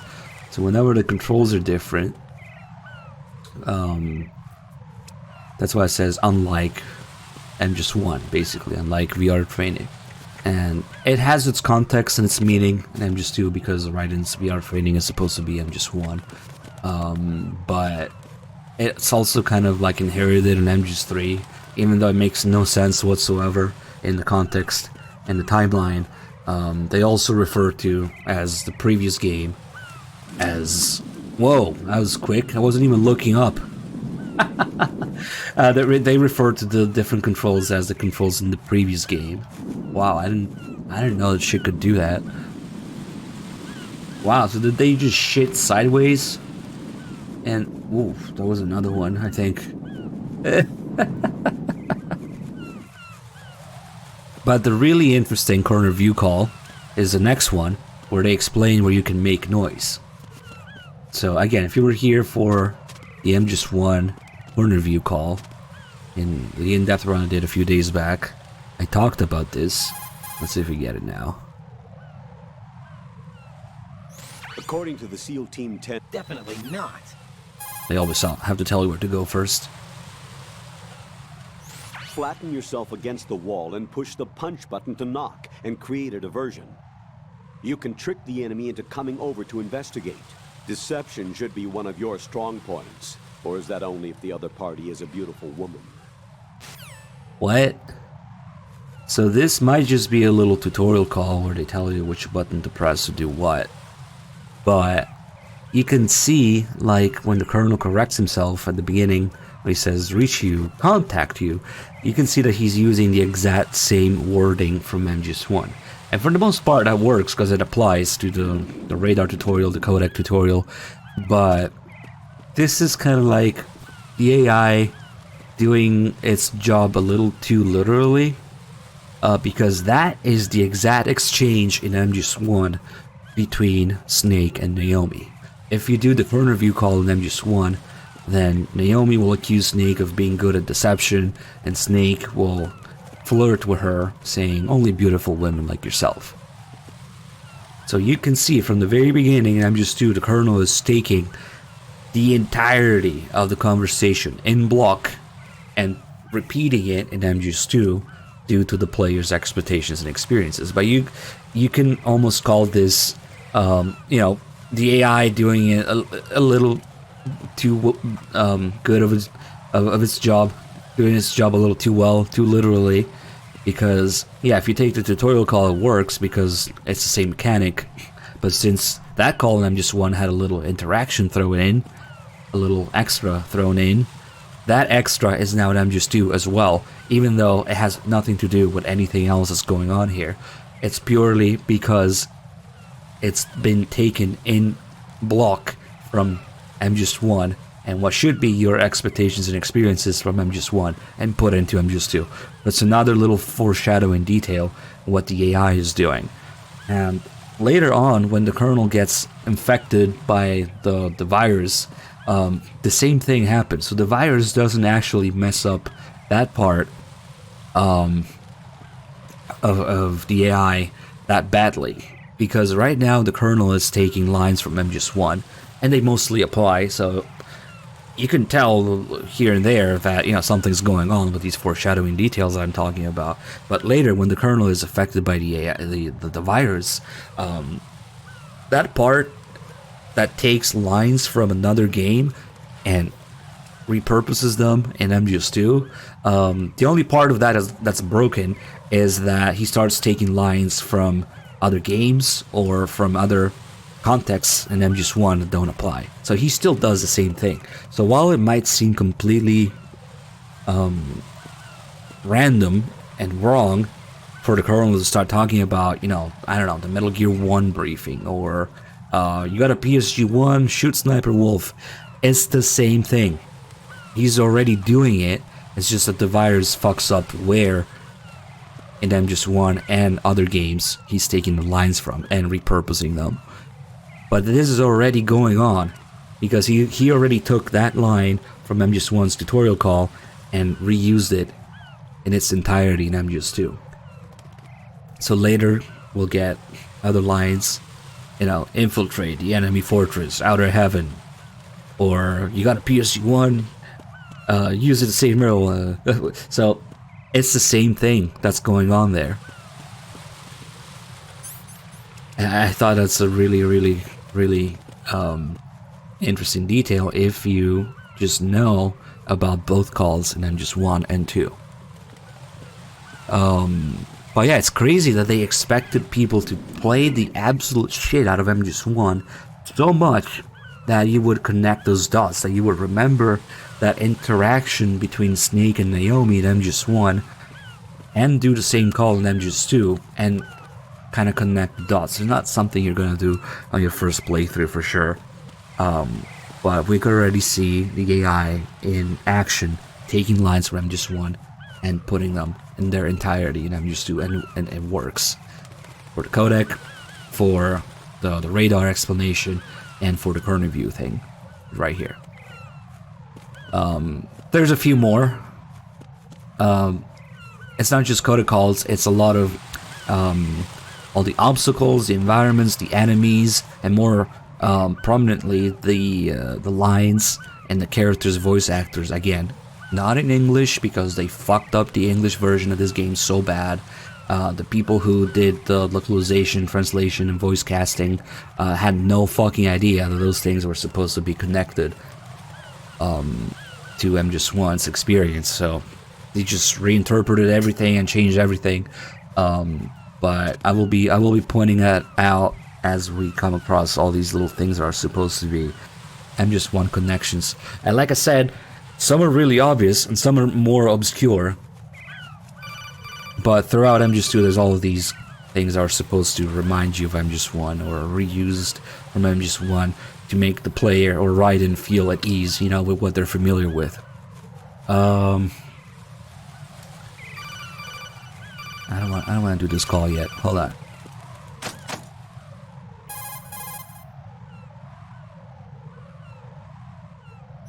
Raiden, the elevator's gone down. There's no need for you to return to the deep sea dock. Proceed with the mission. Same thing as MGS1. Again, in MGS1, once you go up to the heliport, you can never take that elevator back down to the dock. Now in MGS2 you can because of the bombs, but we don't know that yet, and the bombs are one of those mechanics are not coming from MGS1's experience. That actually has an entirely different origin, and we'll cover that later, but it's another thing in MGS1. Once that elevator is at the heliport, you can never go back to the dock.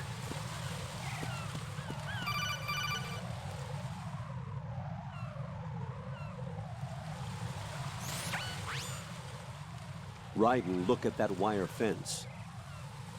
You may be able to crawl through it. Crouch down using the crawl button. Then push Not the a left chance. stick in the direction you want to move. Push the crawl button again to stand up. You can use weapons even while crawling. This is different from VR training, so you keep that in mind. The voice change there, unfortunately, it can get confusing because there's already some voice changes going on in the story because of the lore and because of what's going on in the story, but that voice change is just bullshit because they had to re-record some lines for the HD edition, because you cannot say the word analog stick anymore in the HD edition. So every time the controls explain analog, they have to re-record it, which was re-recorded, you know, like 10 years later in different environment, different microphone, different studio. So it sounds different. All the actors had to come back and re-record the lines where it said analog stick. Yep.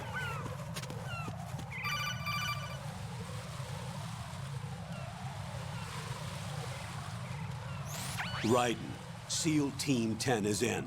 Do we really have no line of communication with the SEALs? They don't know a thing about us. You know we work in the dark, and this mission is no exception. Only a few people know about your presence here. There's no need for concern. This operation is under Pentagon's direct command, and the NSDD came from the Vice President and the Secretary of Defense. Your mission may be top secret, but it's gone through the usual channels. Analog stick is a Sony trademark patent term. So, since they had to release the game on, you know, Xbox or whatever. But it's weird, because there was already a version of MGS2 on Xbox. So, yeah, I don't know. Why the fuck they re-recorded instead of just using the, I don't know. But yeah, the PC version, which is basically just a port of the Xbox version. And the Xbox version itself, they use different lines. Yep. Blue Balls Entertainment.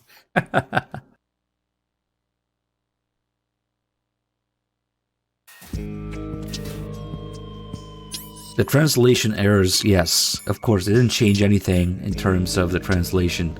They only changed a couple lines in the HD edition for the thing that we were just talking about, the analog stick. So, they would have had to re-record the entire game and change all the voice actors to fix it. That was not gonna happen. Retranslate, recast, re-record everything to get the proper experience. And even then, it wouldn't work very well. I'll leave the first floor to you, okay? Understood. Because you would have things like Ames being the stand-in for the DARPA chief. And in Japanese, they have the same voice actor, but like the DARPA chief is black and Ames is white. So like, Ames would have to sound black. I don't know. It wouldn't work. Colonel, But in Japanese, it doesn't matter because they have neutral accents for everything. Distract them. Try making some noise to draw their attention away. How? Flatten yourself against a wall and hit the punch button. Got it. Yep. That's wrong.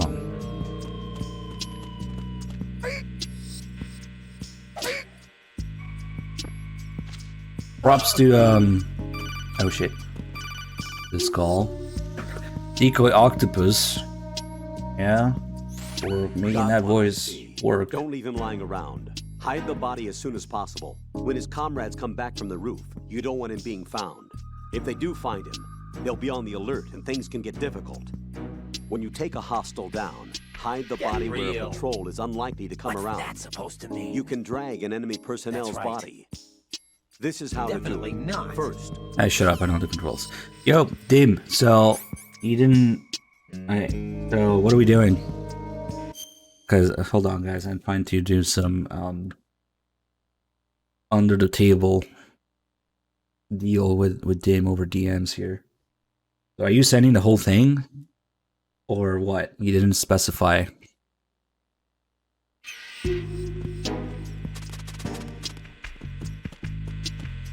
We have a couple things we have to look at here. And actually, this guy is going to wake up soon, so... Mountain Dew, thank you for the 102 months.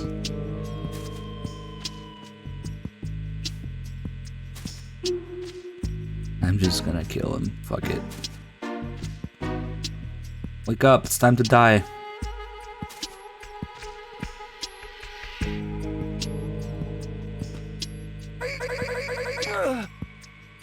Okay.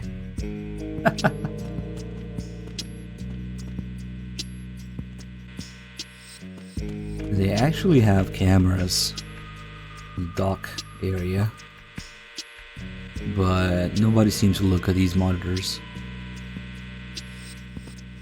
And if you look around the dock, I don't think you can actually see any cameras, but it's cool that they have that is the dock area we were just in.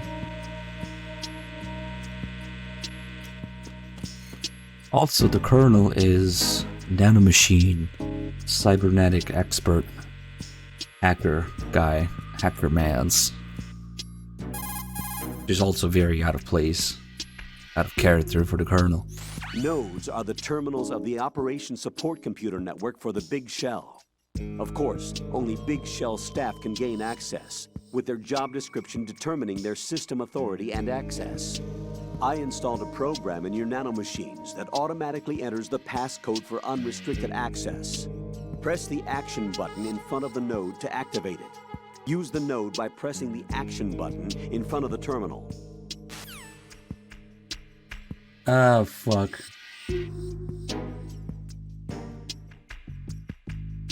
Alright, sorry guys, I have to solve this shit with them.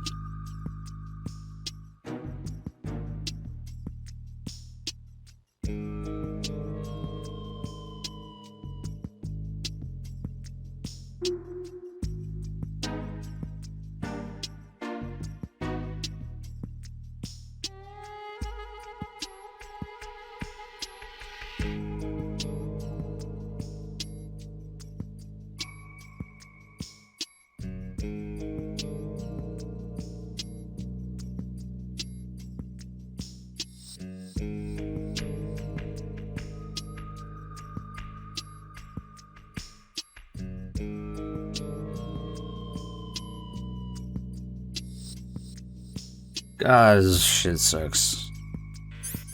It's not a Dim did an oopsie, it's just that, I don't know.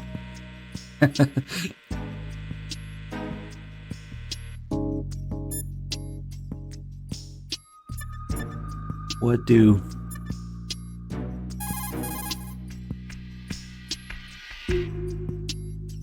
According to the SEAL Team 10's community. Yeah, the Colonel using If you find an item, nanomachines upload code to give Raiden access to that's also very out of character. You know, it would be very much out of character for the real Campbell. So, you know, something is up there.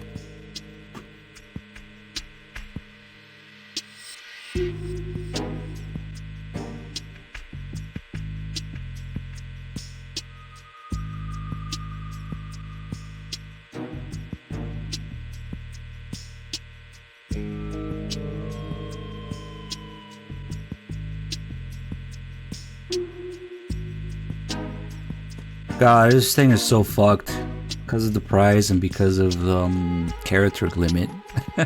I'm trying to figure out a deal with them, but God, it is not working in our favor.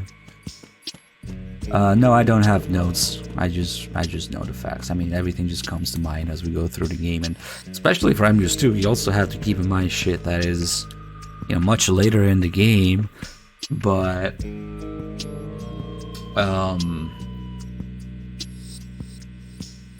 connects with stuff from early in the game.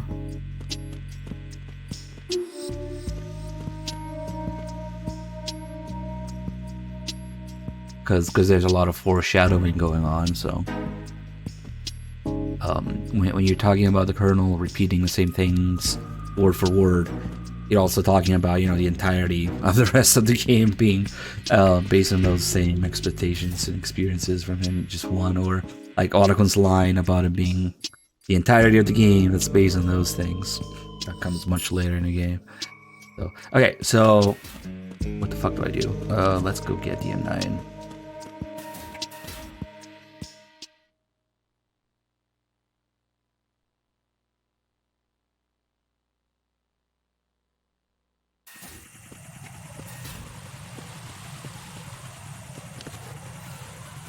Yes, I cannot. No. You don't have the context of this. And then we had to come up with some shit. Raiden, watch your back. That's a cipher, a type of UAV. If it spots you, it will alert enemy personnel. Exercise extreme caution. But you can use chaff to set up an interference field. That'll knock its sensors offline for a while. Try to locate some chaff. You can also destroy the engine or the camera. Some of the UAVs may be armed. Be careful. Copy that. Wait a second. I just intercepted new intelligence on the operation being executed by SEAL Team 10. Intercepted? As I said before, They need to be kept in the dark about our presence. So we just listen in. I'm patching it through.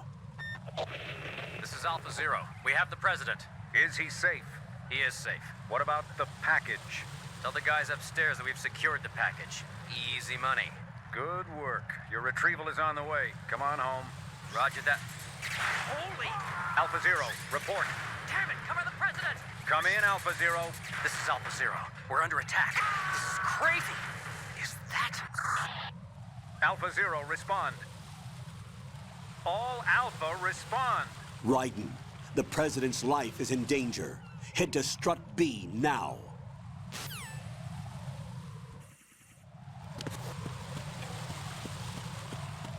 No, we're going to Strut F.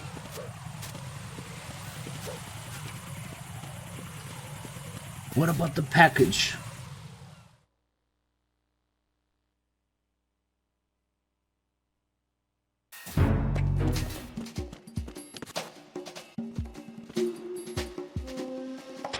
Nothing here.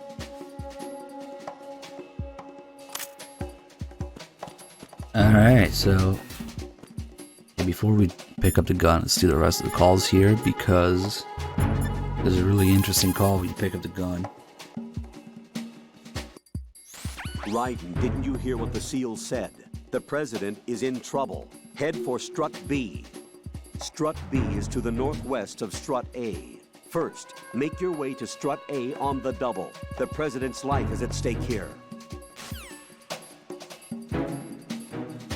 Nah. Raiden, didn't you hear what the SEAL said?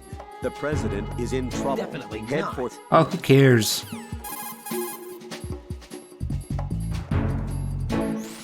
Strut F is the storage center. I think a variety of materials for maintenance of the big shell are stored there. There might be something that would come in handy. Why don't you look around? Definitely not.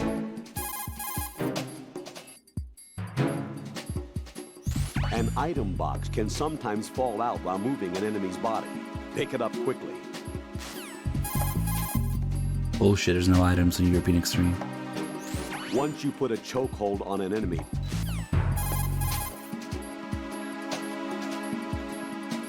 keep in mind, Raiden, that this is a covert mission. know.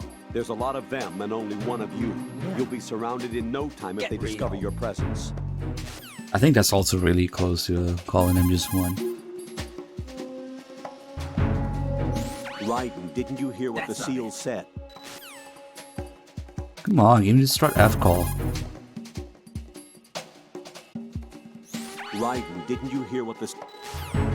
What the fuck? Maybe when we're out here.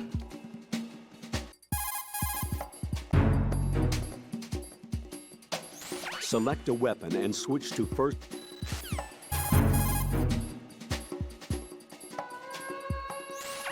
You can straight. He's giving me all the tutorial calls right now, but there should be a call with Rose explaining. Oh wait, she already did. I'm dumb. We already got that call. Okay, now we can pick up the M9. And Raiden is not actually as dumb as he looks, or people assume he is. Because there's a bunch of calls like this where he kind of gets suspicious of things. One of which is when we find a gun here. Handguns are aimed by pushing down the weapon button. But if you release the button gently, you can lower the gun without firing. I guess that means you can hold up someone without shooting them. Yay! Does this call even exist on your PC, on Xbox? Because there's no pressure sensitivity. Whatever. Totally different. Right, I see you found a weapon. Why are there weapons here of all places? The big shell is supposed to be just a facility for marine filtration, right? The terrorists probably brought it in with them. Dunno. Looks like it's been here from before them. What are you saying? Raiden, there is no time for armchair theories. Concentrate on the task at hand. Roger that.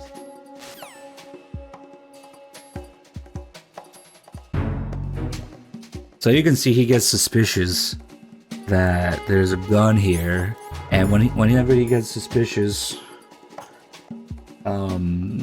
they always tell him, yeah, there's no time for theories. Armchair theories at that. Don't think, you know, just don't worry about it. That's one of the many calls. There's a call when the president dies, where Raiden pretty much figures out the whole thing. Oh shit. What's going on? That's gonna be a problem. What's going on? Respond. Communication Shit. Strut F That wasn't a headshot. Carry out an investigation immediately. Ah.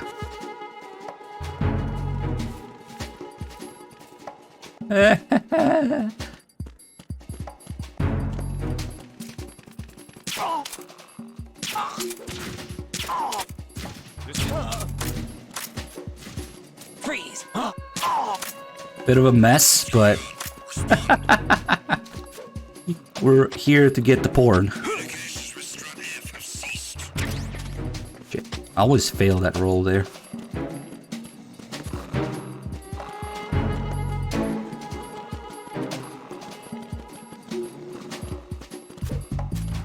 Oh fuck.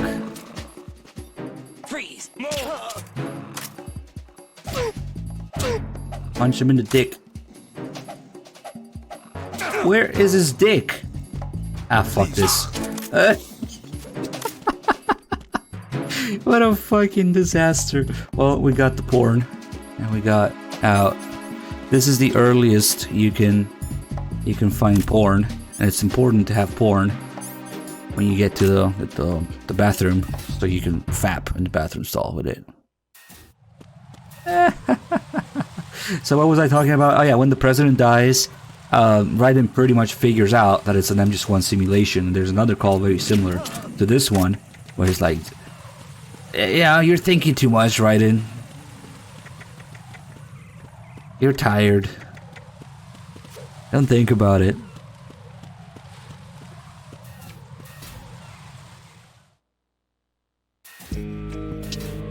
Fuck. Oh wait, this guy's dead. I was waiting for him to turn. What's the book about? Publication with adult-oriented material, full of girly photos and interesting columns. I read them for the articles.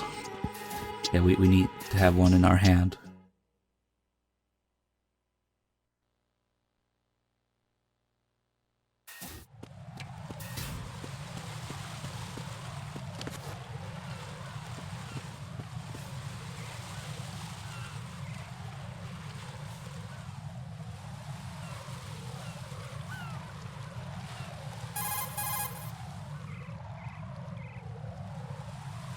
Raiden, watch out.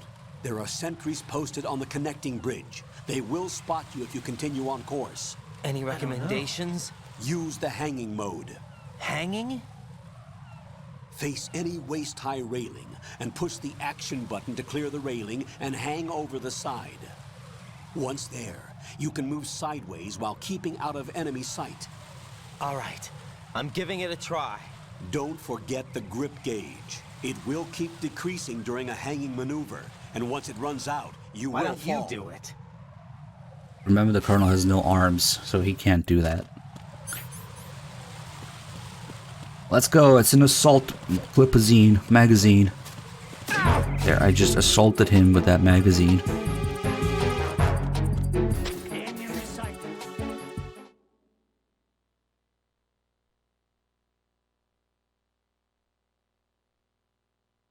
It looks like assault magazines are a real thing after all.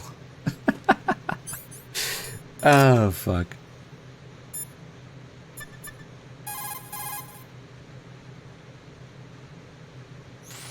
Raiden, the president should be somewhere in Strut B where you are now. His life is in danger. Hurry. Definitely not. Well, he has no forearms and no hands, so he can't go into hanging.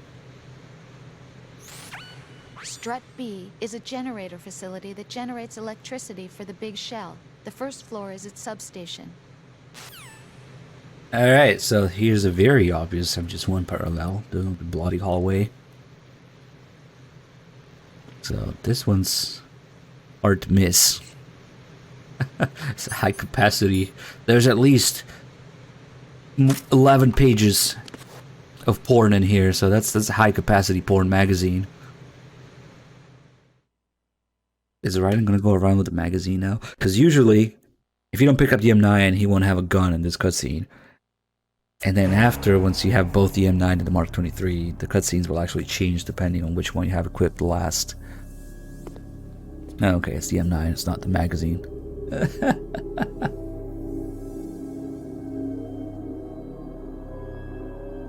Raiden 4 is a disaster.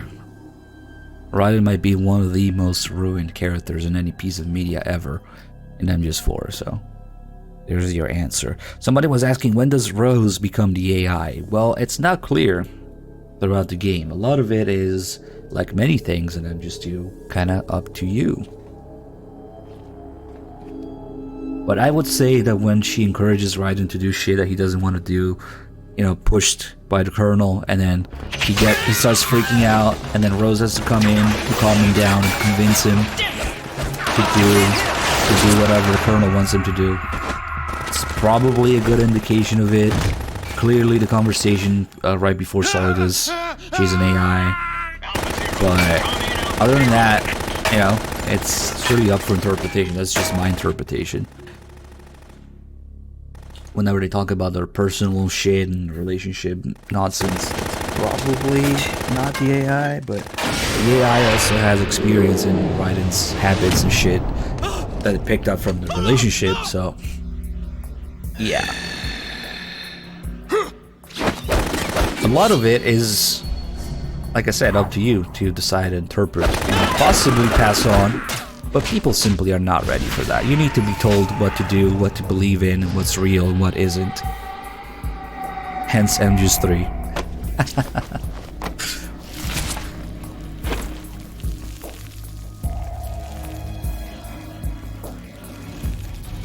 It's in the very call in the game itself.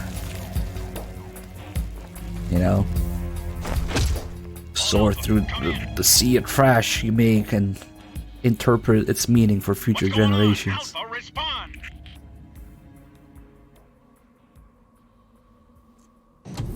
The blood, there's different versions of how bloody the scene is depending on region, platform. I think, fuck, I don't remember. Maybe, and also Sons of Liberty versus Substance. I think maybe the PAL Sons of Liberty is the bloodiest one. I don't remember.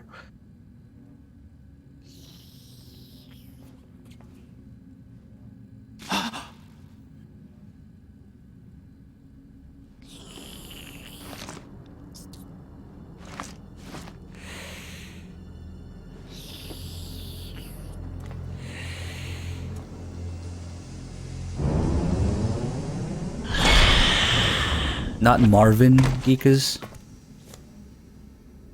And he gets shot in the face too. What are you? Ah shit, I shot Vamp in the face.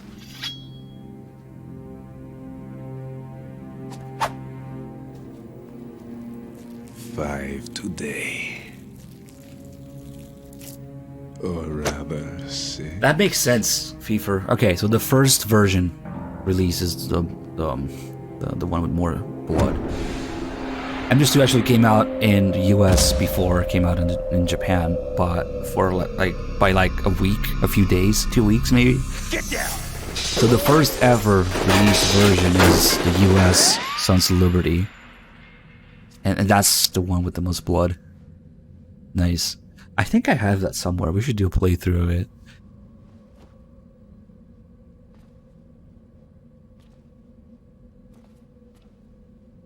What did Three Dog do with his mic? What? Three Dog has like $5,000 worth of audio compressor equipment, and I highly doubt that he makes best use of it. I remember he spent like 2, 3, $5,000 on that shit. It's like, god damn it, really?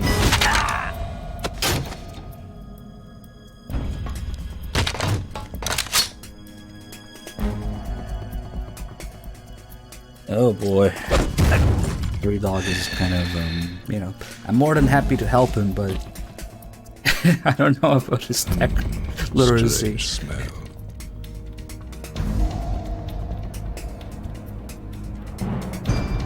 You smell like... Are you? It has to be. Shoot him! What are you waiting for?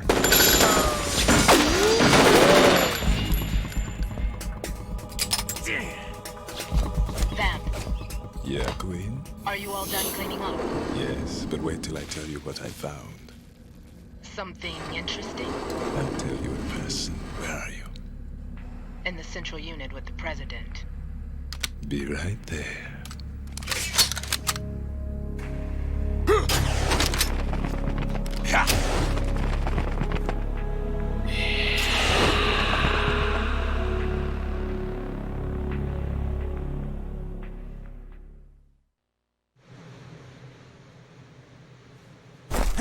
Hold on. I'm not an enemy. Calm down.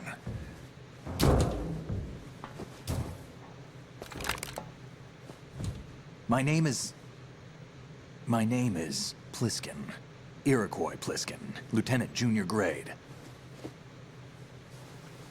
Vamp can smell Snake and tell that he's related to Solidus. That's what he's about to Are say you a there. Navy SEAL? You smell like How did you get in? Fast rope shit, descent from a Navy chopper. or like Solidus. You know? And the bug here is to show the Snake is lying. Sorry, Have I seen you Pliskin is before? lying. That suit. Are you Foxhound? That's right. Foxhound was disbanded. Huh? Where were you before Foxhound? Delta Force? So since he went through the same way that we did, he I saw was the, part we of see the the same Army's bugs. Force 21 trials. Force 21. That's about tactical IT deployment, right? Any field experience? No, not really. So this is your first. I've had extensive training, the kind that's indistinguishable from the real thing. Like what? Sneaking mission 60, weapons 80, advanced That's a mistranslation, by the way. but realistic in every way. A virtual grunt of the digital age. That's just great. That's far more effective than live exercises. You don't get injured in VR, do you? Every year, a few soldiers die in field exercises. There's pain sensation in VR and even a sense of reality and urgency. The only difference is it isn't actually happening. That's the way they want you to think, to remove you from the fear that goes with battle situations. War is a video game. What better way to raise the ultimate soldier?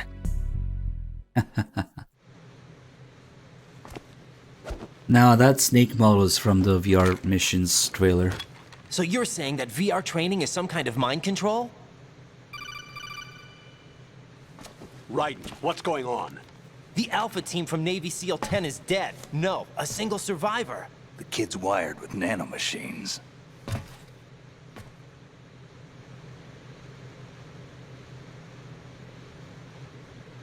What about the president? Looks like they took him somewhere else. I see. You said there was a survivor from SEAL Team 10. Yeah, Lieutenant J.G. Pliskin. Has he seen your face? What? This is a top secret mission. No one can know that we're involved. It's a little too late for that. What's up? Take a look. Who the fuck is this guy? What the hell? A Navy captain.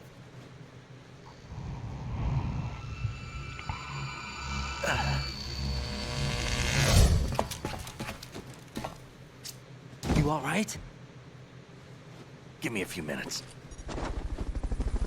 Must have lost a few more pints than I thought. What was that man just now? That blood-sucking freak? That was Vamp. He's Romanian, a wizard with knives, as you saw. The way he moved didn't seem human. You won't see that in VR, I guarantee. What is he? One of the members of Dead Cell. Dead Cell? Him? A special forces unit created by ex-President George Sears. The name was originally intended to reflect its anti-terrorist functions. The unit would launch unannounced assaults on government complexes for the ultimate terrorism simulation. They were needed to show VR troopers like you how to deal with the real thing. But around the time their original leader died in prison, the unit began to unravel. They were always close to the edge, but they became more and more extreme, began to go after US allies, even civilians. We estimate that no fewer than 100 people died as a result of accidents the Dead Cell arranged on their own. They were out of control, and it all came to a head 6 months ago. What happened? The unit was devastated. There are only 3 left now, and you just saw one of them. Why would they go after the big shell? How should I know? I told you they were on the lunatic fringe. What about their leader? He says he's Solid Snake. Snake died 2 years ago. You mean the incident that made this big shell necessary in the first place? Right, and he was the one that sank that tanker. But he's a legend. Legends are usually bad news. There's not a lot of difference between heroes and madmen. You're saying Snake is still alive and pulled another one? No, he's not involved in this one. His body was positively ID'd 2 years ago. Snake is dead. And buried. What about the other soldiers? I saw Russian equipment too. Former Soviet military. They're probably mercenaries. The big shell is too much ground for just Dead Cell members to hold down. You weren't briefed on any of this? And you came in alone to boot? Why? What are you really doing here? Can't tell me, huh? Fine with me. I don't smoke. Keep it anyway. May come in handy.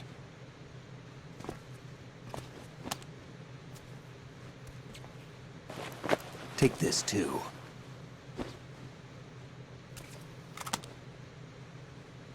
Here, take this.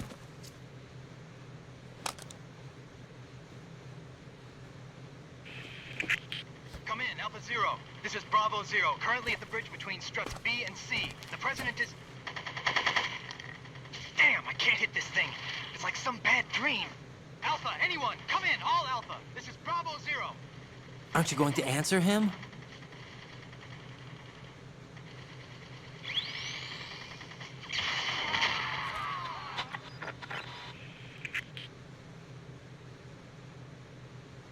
The BC connecting bridge. We need to get there. Can you handle it? I need a few more minutes. Remember my frequency. It's 141.80. 141.80. Got it. I've been briefed on this plant's layout. If you need information on the place or about Dead Cell, contact me. You're using nano communication, right? Yeah, but I can patch into your frequency.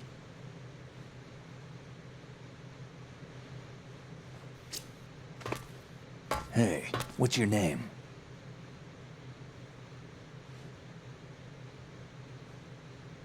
Raiden.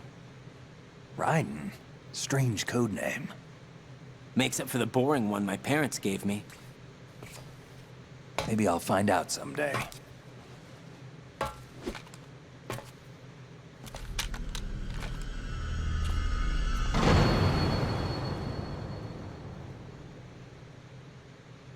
If you look at the script, or maybe it's the original game plan.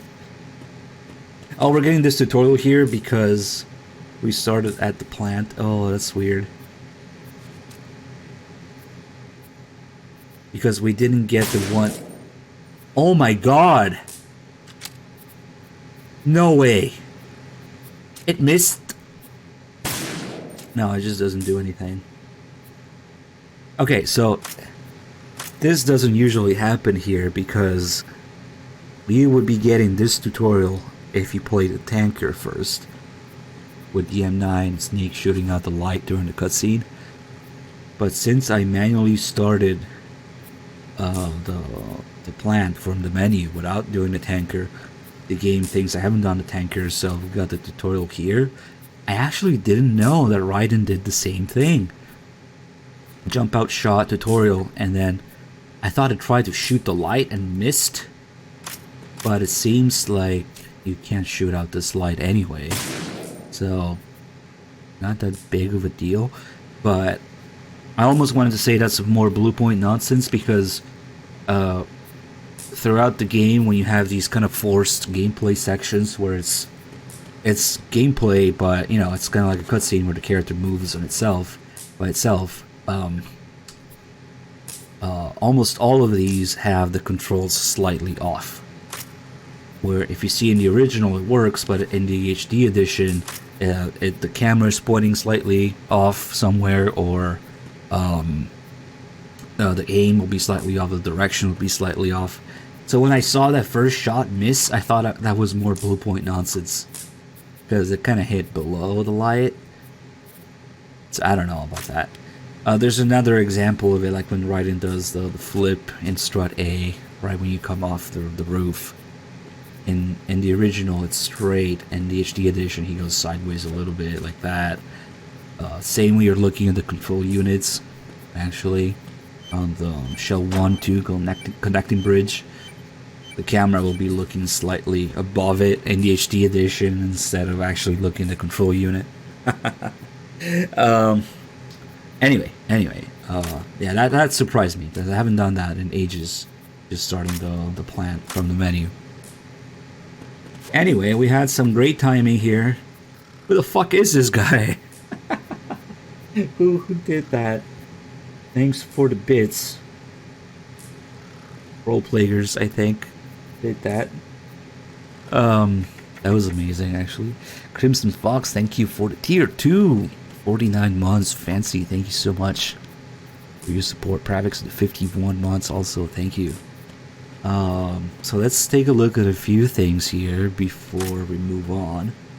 We can fuck with Snake a little bit. Get the call about this guy. And how do you know that this is an important character? Well, his gun, his higher resolution. That's Snake's M4. That's a random dude's M4. Ugh. Difference probably isn't as jarring in the original, but it's pretty bad. Look at the stock. Look at that. Versus that. Oh shit. Much more detailed.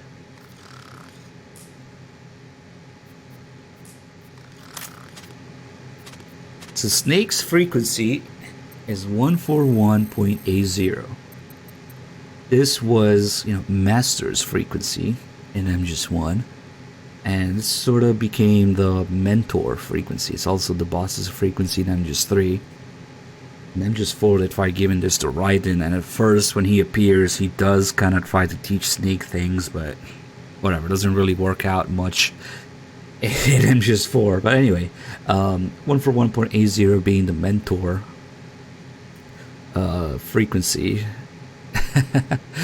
The character does a 180.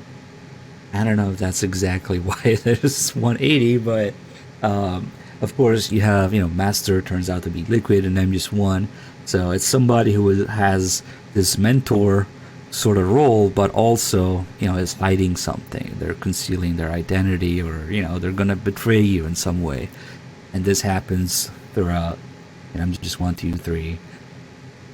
Snake posing as Pliskin, and then of course the boss betraying Snake and MGS3 and all that stuff. So 141.80 is sort of like the mentor who's going to betray you in some way, or is hiding something frequency. 96 can be read as save. Oh really? Interesting, I had no idea. 180 is because the character does 180. I don't know about that. Shit. I mean to call the Colonel, but okay. Raiden, forget about that guy. I see. I think you should just let him sleep. Return to your duties. Head for the BC connecting bridge. Be quick about it. Forget about that guy.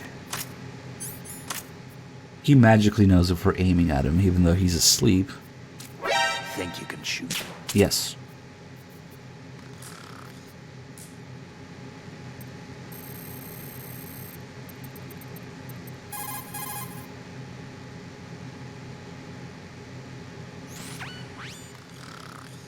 He's asleep? You put him to sleep, Raiden. We would be getting the same calls. This So we got more familiar MGS1 items, cigarettes, and the Mark 23. So Raiden is okay with this. He sees nothing wrong with this. Like, I expect this from playing MGS1. And conveniently, it just so happens that the SEALs do have the option to carry the Mark 23. But this isn't actually supposed to be like Snake's Mark 23, I guess. Especially the other day we were looking at some artwork in the document of MGS2. And there's other SEALs carrying Mark 23s. So it works out well because we would expect to use the MGS1 gun. As an MGS1 fanboy. What are you trying to do, kid? I wonder if I can hide exactly behind this. Oh god. Think you can shoot that thing? Moron. Hahaha, it works. There's a safe spot. What are you thinking? We can't exactly kill him, but we can fuck with him a little bit.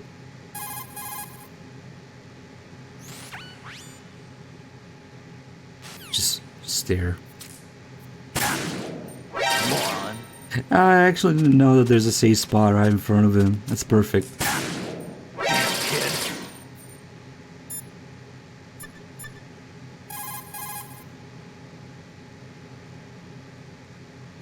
The Navy captain and the president. Unbelievable.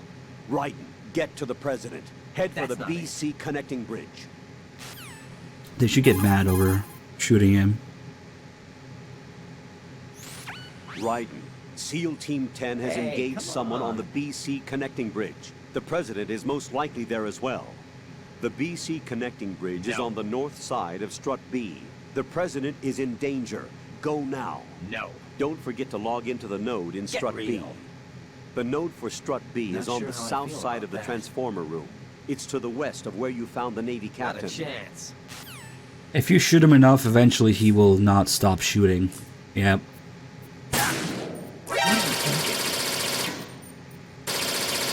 Yeah, now he's just doing it all the time. Good thing there's the railing right in front of him.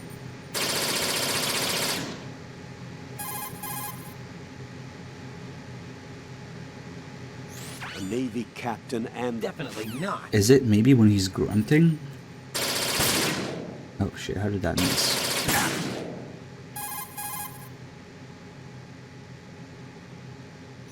Raiden, what reason could you have to shoot someone while they are sleeping? I can't believe you. And he was on our side, right? I strongly disapprove. Hurry up and return to your duties. He's not sleeping though, he's trying to kill me.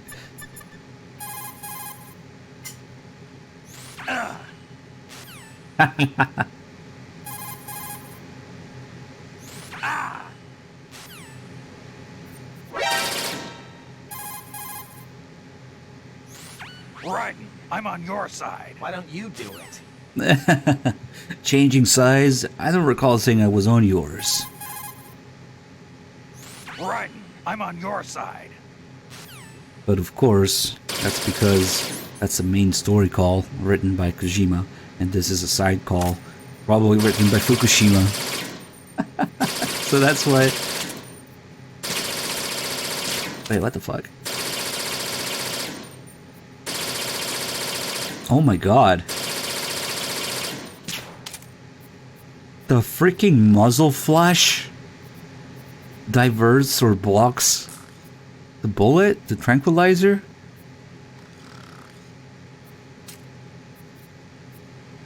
That's crazy. I didn't know that. When he's shooting me, I'm not able to shoot him through the muzzle flash. Alright, let's see what he says in his sleeve. Not a chance. How much longer is this guy gonna sleep?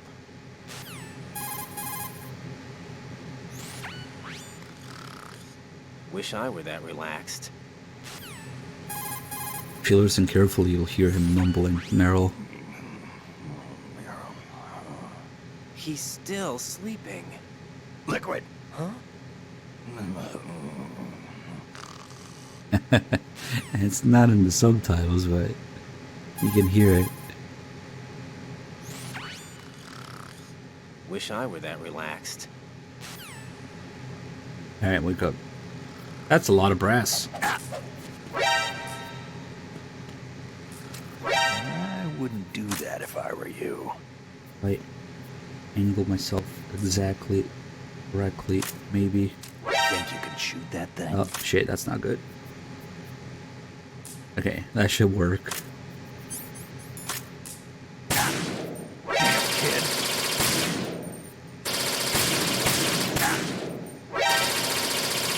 That's crazy. As long as he's shooting, I can't shoot him back.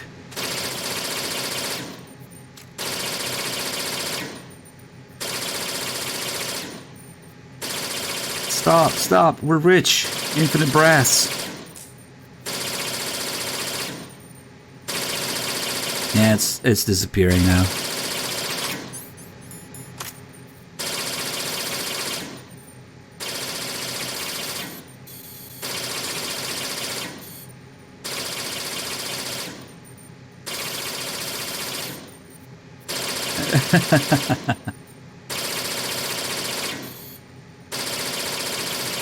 We don't have any explosives at this point. It might be interesting to do like a developer save with all the items and fuck with him with more weapons.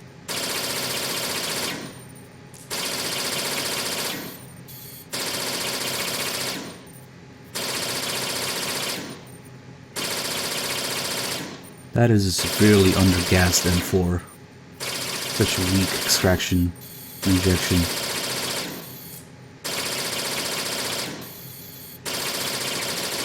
Yeah, so the muzzle flash has collision and you can't shoot through it. I didn't know that. See how the laser disappears when the muzzle flash is on? And then appears again on his head as soon as he's done shooting. Nice. Alright.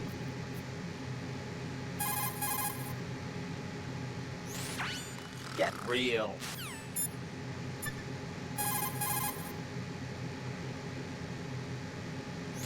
Raiden, SEAL Team 10.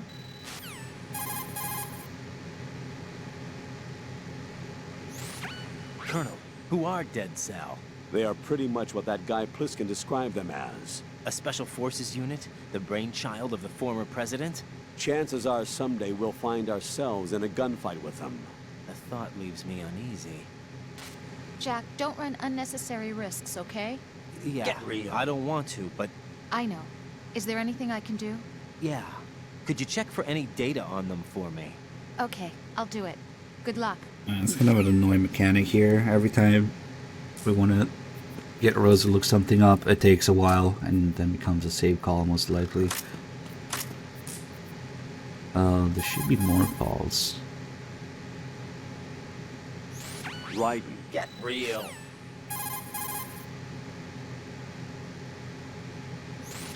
Someone mentioned the name Vamp. Do you have any info on it? Shit. Wait a moment, I'll look.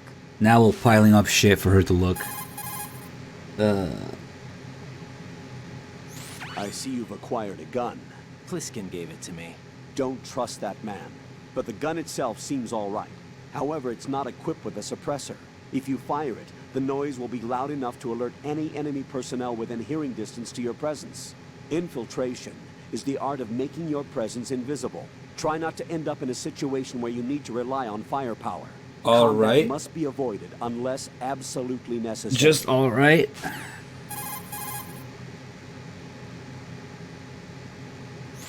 Raiden, don't dwell on what Pliskin said. The VR training you underwent is the best training program there is. There is no reason to be apprehensive. Be confident. Do you understand? That's wrong.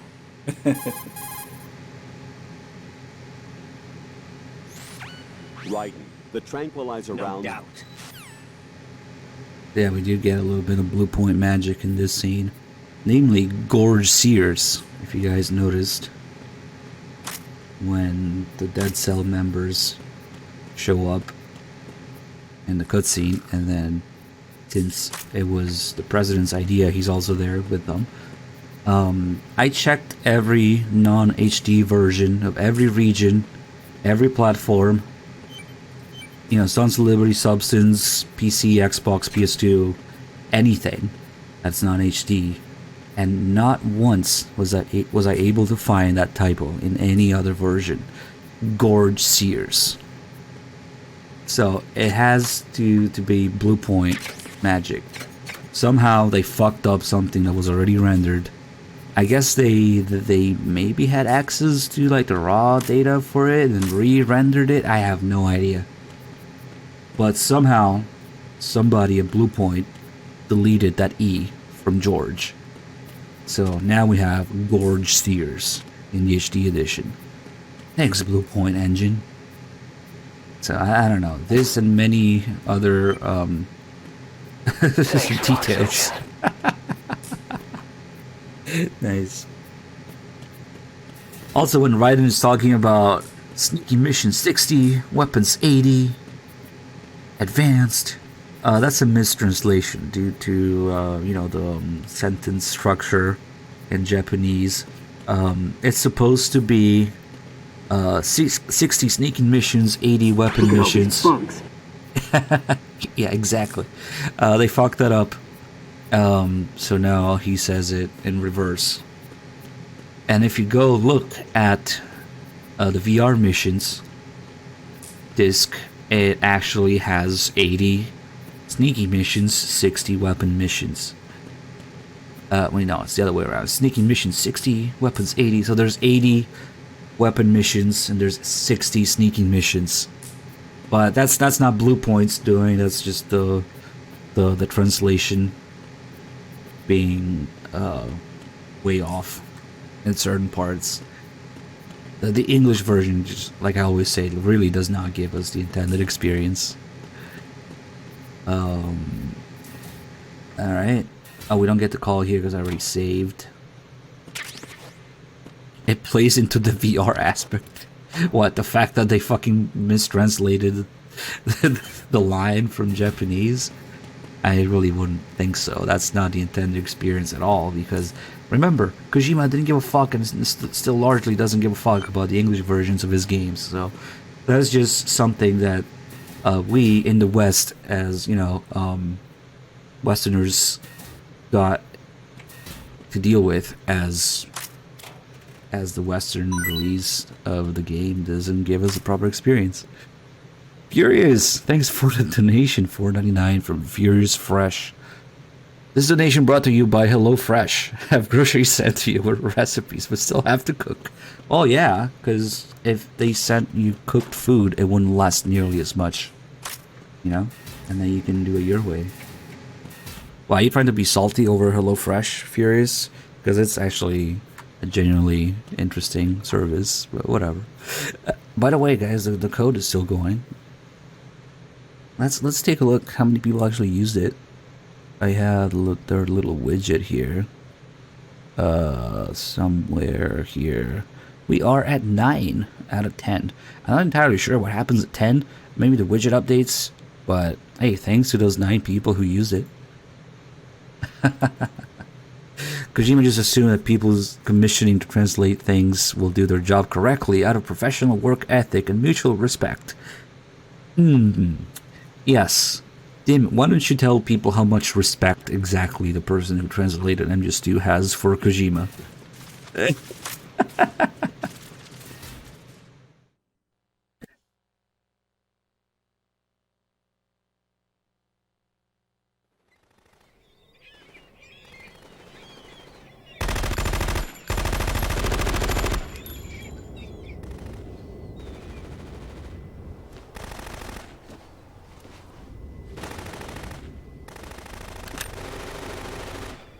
I fucking pinned the message. Come on.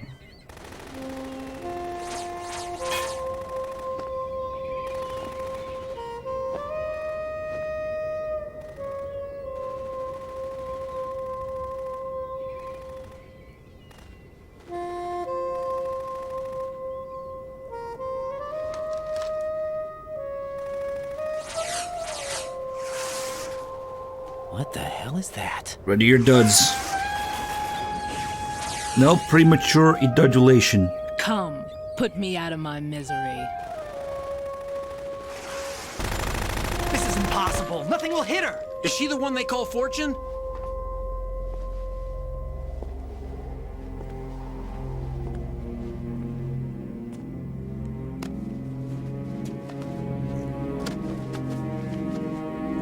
Don't bother. The PC version of MGS1 is a disaster.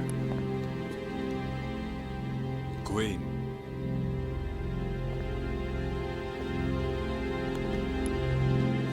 Don't let them take the president!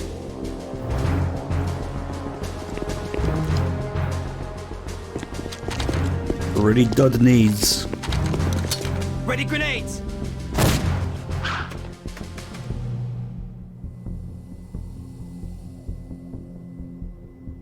A dud! Hahaha, Colonel Cathcart. Nice timing. Thank you so much for the $10 donation.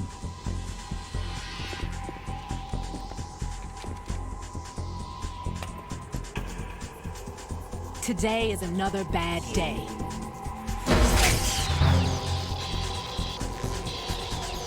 Is there anyone here that can give me happiness?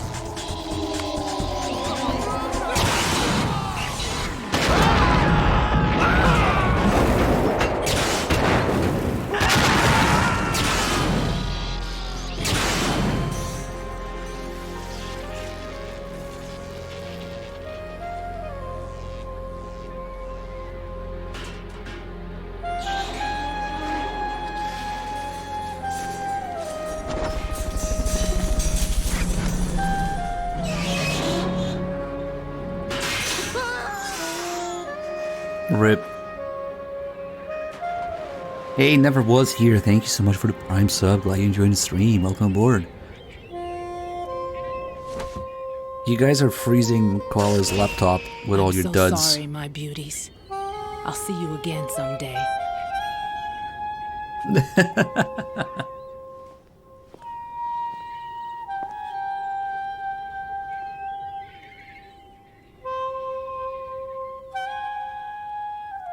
The majestic dud storm.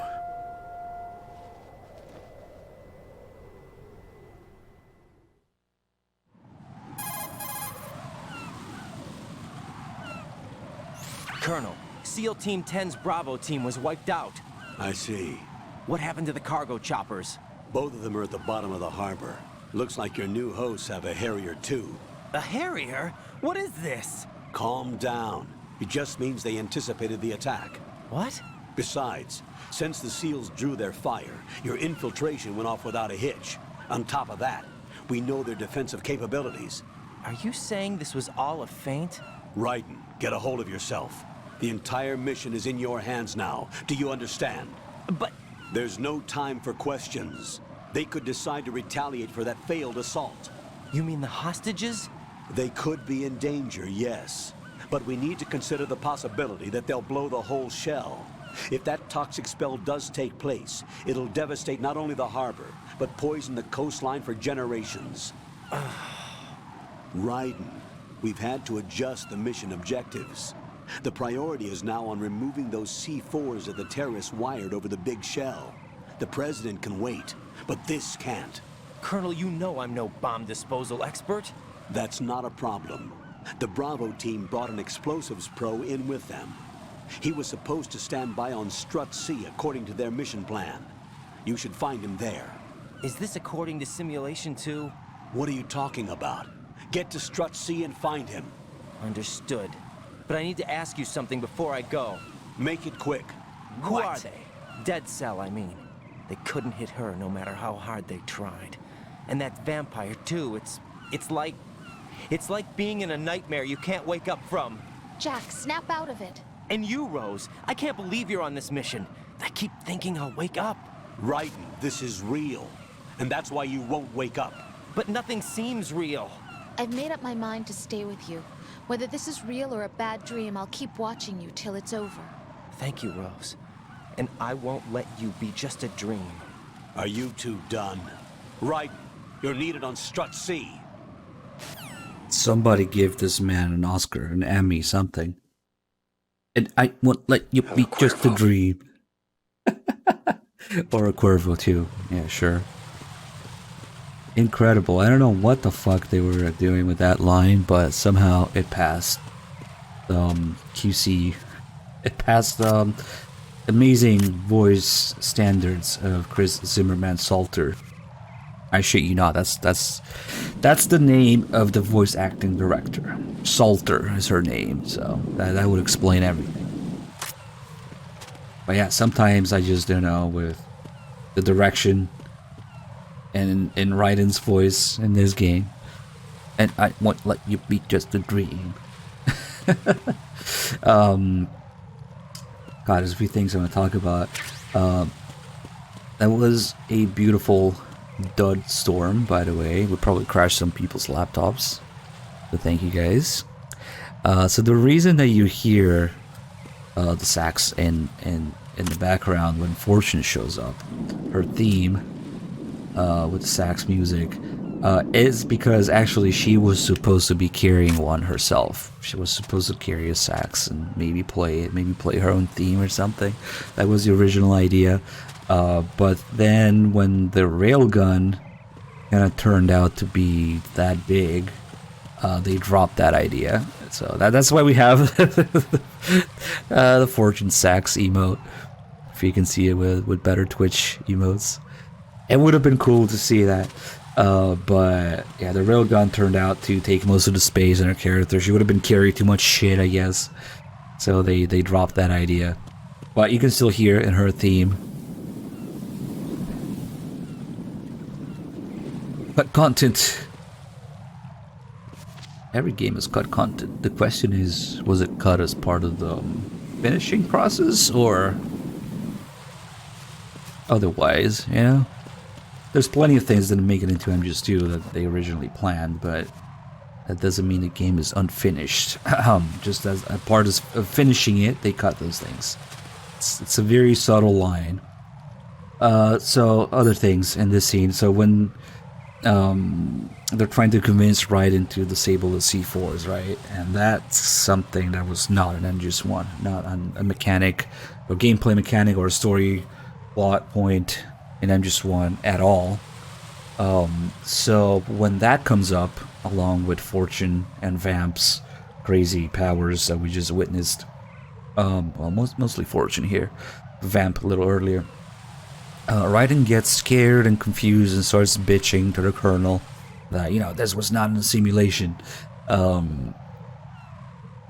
whenever something deviates from Raiden's or the player's expectations and experiences from MGS1, Raiden gets scared, and that's when he starts bitching, and that's when Rose has to come in and calm him down and sort of get him to comply with what the Colonel is trying to get him to do. And we see this happen multiple times throughout the game. Whenever Raiden doesn't want to do something, it switches to Rose trying to calm him down, trying to get him to do it anyway. But yeah, the whole thing with looking for the bombs and disposing them, when the Colonel explains that, Raiden asks, "Is this according to simulation too?" And the Colonel says, "What are you talking about?" Because that was not an MGS1. So it doesn't register with the Colonel that it should be something that, you know, should be brought back for the player to expect. It's like, what are you talking about? And Raiden doesn't expect it. Colonel doesn't acknowledge it. And the original idea actually came from something entirely different. Instead of being, you know, an aspect of MGS1 that's somehow reused in 2, the origin of the bomb disposal section is from a little development kind of mechanic that they had when making the game. And this is, I think, in the making of, they explain it.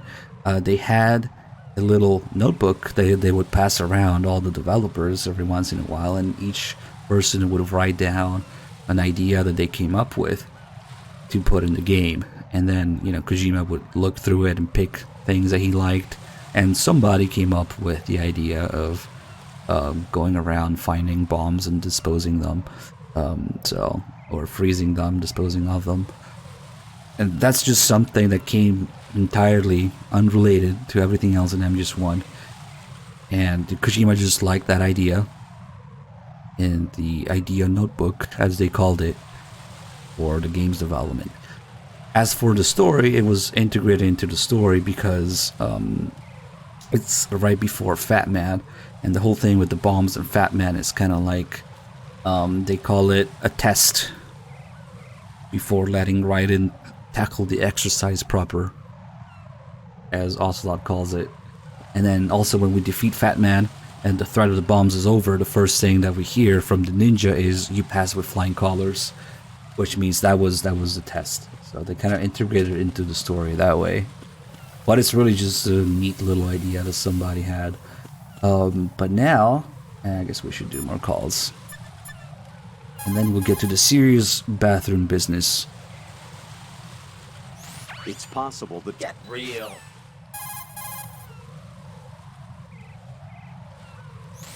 Colonel, do the terrorists have a Harrier? Yes, an AV-8B Harrier II designed for the Marines. It is a VSTOL attack aircraft outfitted with a 25mm gun, air-to-air missiles, and anti-ground rockets. It's not something you want to try to take on in a SEAL helicopter. Yeah, even more so if unprotected.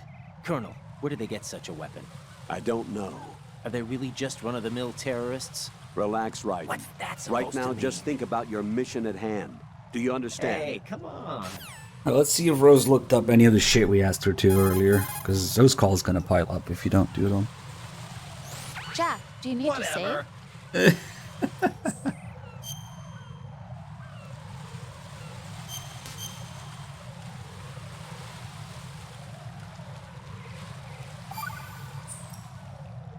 Jack, I found some information on Vamp. He's been a member of Dead Cell since it was first founded, and like Lieutenant J.G. Pliskin said, he's a master with knives. He's originally from Romania. He's apparently no ordinary knife specialist. What do you mean? He can parry bullets. Yeah, I saw him do it. How the heck? I don't know. Also, it looks like he secluded himself from other humans on several different occasions. There is no detailed information on him, though. Be careful. Yeah, we don't really get the whole story from Rose. It's interesting because you have both Snake and Rose giving you information on mostly the same subject. Dead Cell members, Stillman, and all that stuff.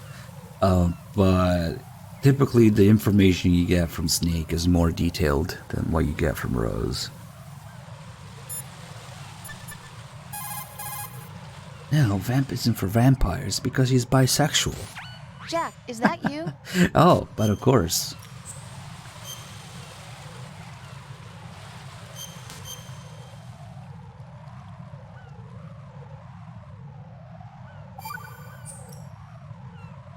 Rose, are you okay? Yes, thank you. It really scared me at first, but I think I've gotten used to it.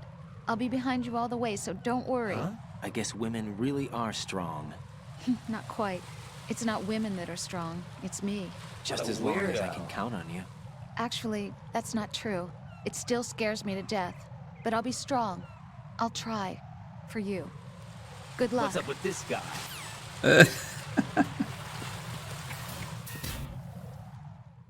Alright, before we meet Stillman, we have to do some serious business. Perfect. Let's start in the men's room.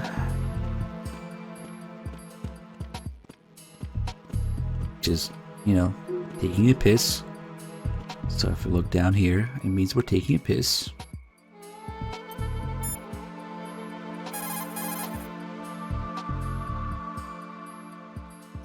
Raiden, what are you looking at? Oh, I see. Rosemary, What? could you excuse him for a moment? Huh? So he can... Ah, I get it. Jack, let me know when you're done, okay? Don't look at my pee-pee. Okay, so that's nice and all. But what if we start sniffing it? By crouching.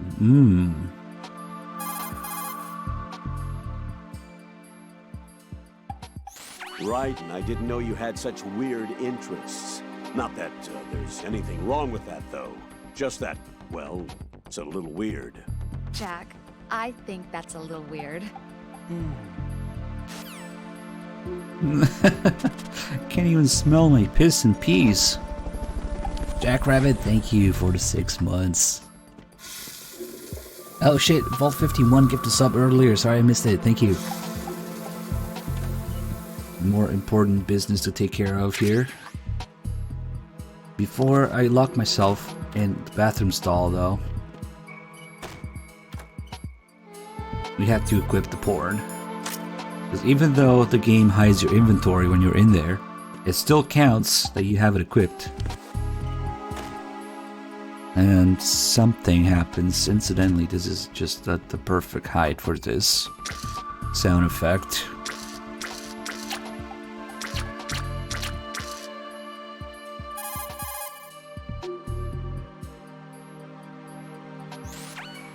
Raiden, what are you doing there? With that?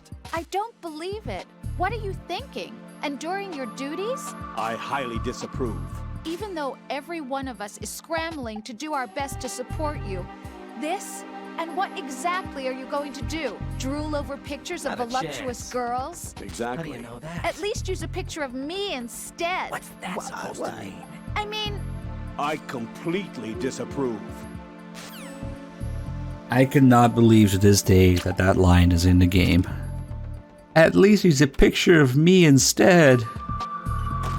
Unbelievable. But, yeah. That's the thing. What? You're fapping to other women? How dare you? Use a picture of me. And then, of course, we go to the ladies' room instead. To, finish. Now if we look at the toilet, it means we're taking a shit.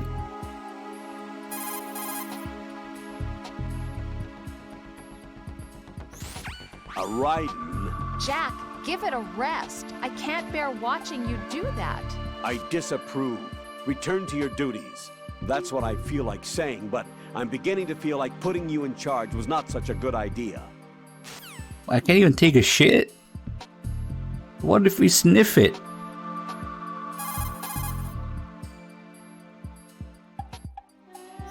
Raiden, I'm at a loss for words. I'm afraid to ask. Do you do that in my room too? Did you see that?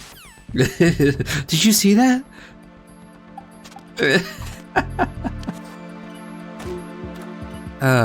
All done.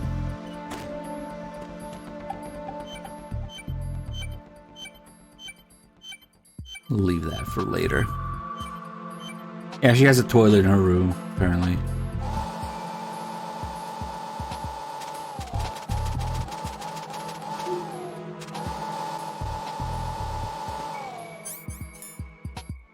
So the mirrors, like I was talking about on the tanker, the mirrors are actually kind of like a window into an alternate dimension. It's just a second Raiden model mirroring all my movements.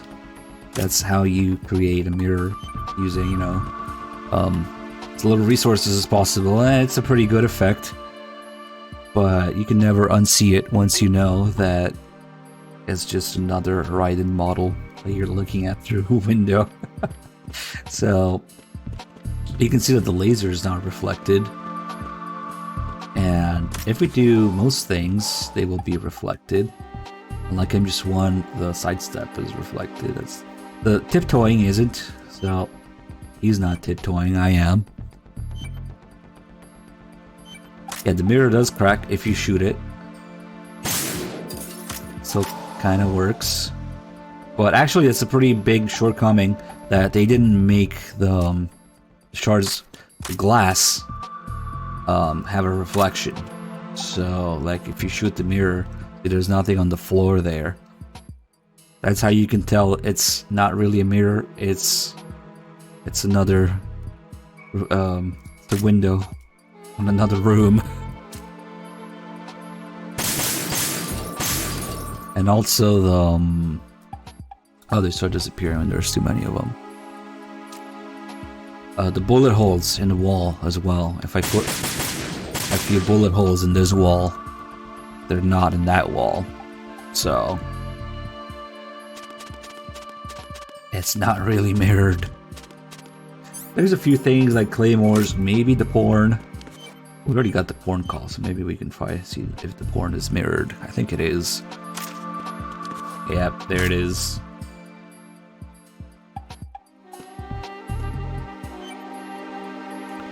Grenades. I don't want to use my shot grenades right now. They're all accounted for. I think the claymores might not show up. I'm not sure. Oh, maybe they do. I remember being disappointed that the little pieces of glass don't show up. The bullet holes don't show up.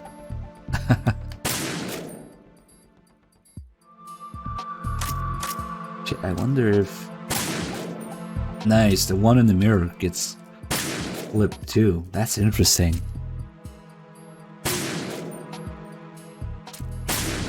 Yeah, it's still a very good way of having a functional mirror. It's kind of embarrassing when games don't have functional mirrors these days. Anyway, now that we spent some time in here,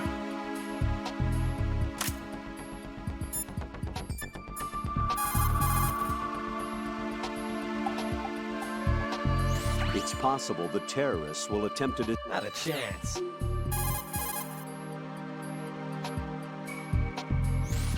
Colonel, who exactly is that woman? Her name is Fortune. She leads Dead Cell. What? Hang on a moment. I'll look oh it up god, we're just piling shit up for her to look up. Should be a call about hanging out in the ladies' room for too long. God, even talking about the mirror for that long didn't do it.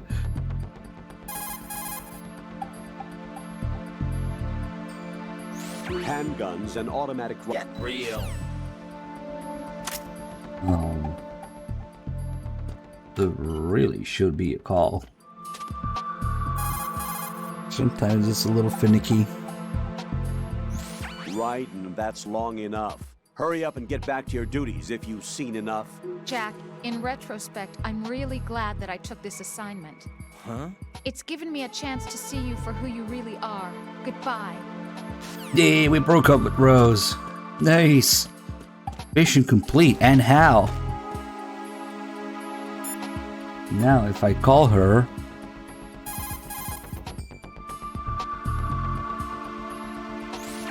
So, Jack, what do you want? What do I want? Well, I'd like to save, if that's okay. Then go ahead.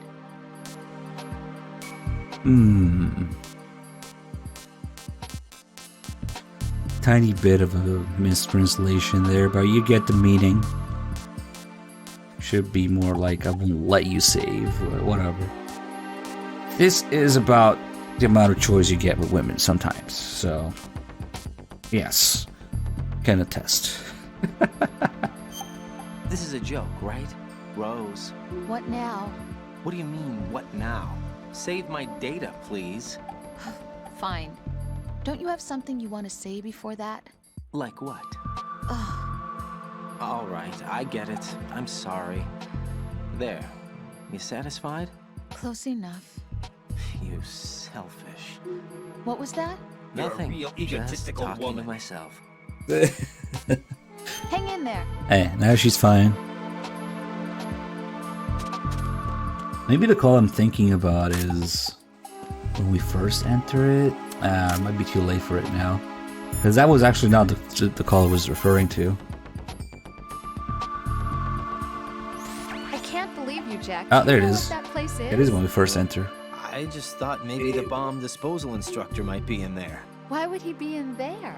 Well, you never know. He's AWOL and... Even AWOL, a normal guy wouldn't go into a woman's bathroom. You're the only one I know who would. You're like really strange. Rosemary, settle down. But It's all right. Right, Rosemary is right. You should probably look someplace else. I can really sympathize with you there, though. what, sir? Nothing. Right, that's that. Return to your duties. You guys are unbelievable. Get real. That's Raiden kind of agreeing with himself there through the Colonel. Because remember, the Colonel isn't exactly GW. The Colonel is generated from Raiden's thoughts and experiences. So, when the Colonel sometimes agrees with Raiden's twisted acts, That's probably Raiden agreeing with himself there. Yep, the Colonel slips up when Raiden does. It happens a couple times. Alright, that's all the toilet humor and fap humor. I don't know about you guys, but I don't know. Who faps on the toilet? That's kind of gross, but whatever. I guess Raiden does.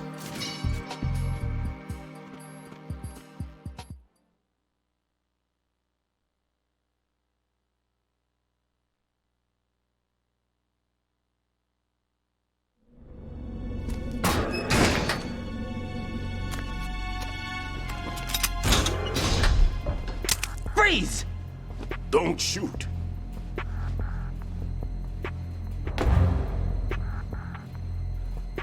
You a cop? I'm not NYPD. I came in with the Bravo team. Who are you with? And what happened to SEAL Team 10? They're all dead. All of them? That's bad. Did I tell you you could move? It's all right. He's not one of the bad guys. Don't go pointing that thing everywhere, kid. What's your name? My name is Peter.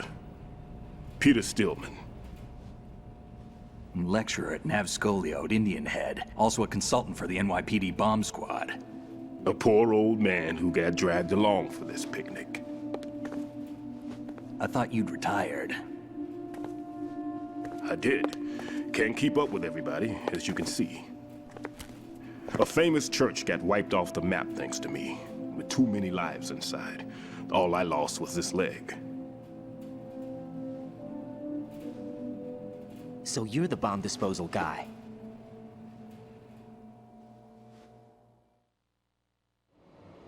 Kid, this is the bomb disposal guy.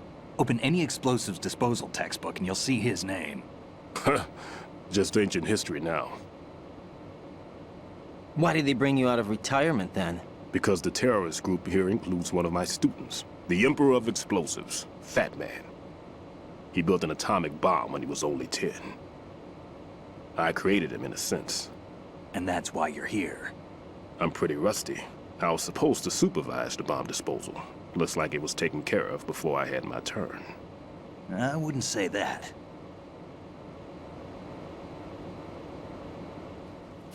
There are at least 2 people here who can claim to be experts at bomb disposal. Are you two with SEAL Team 10? I didn't see you at the mission briefing.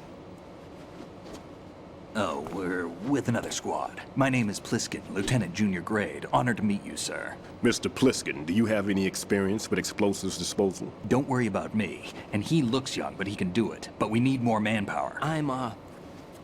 What's your name? Raiden. That's an odd name. Any other survivors? There was also an engineer with me. An engineer? A skinny guy. He went in with us. Where is he? I haven't seen him since that skirmish. Was he killed? I don't think so. I didn't find his body. I see. They told me he was a security systems architect for the big shell. Why would they take a civilian along? Everything in this structure is computer controlled. He was supposed to get us past all the security measures.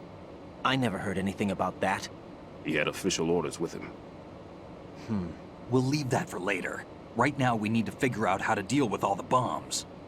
But there's no one left from the SEAL's EOD squad. Yup, so we have to do it ourselves. But I've never defused a bomb before. Hold on a sec. Off to confer with the CO again?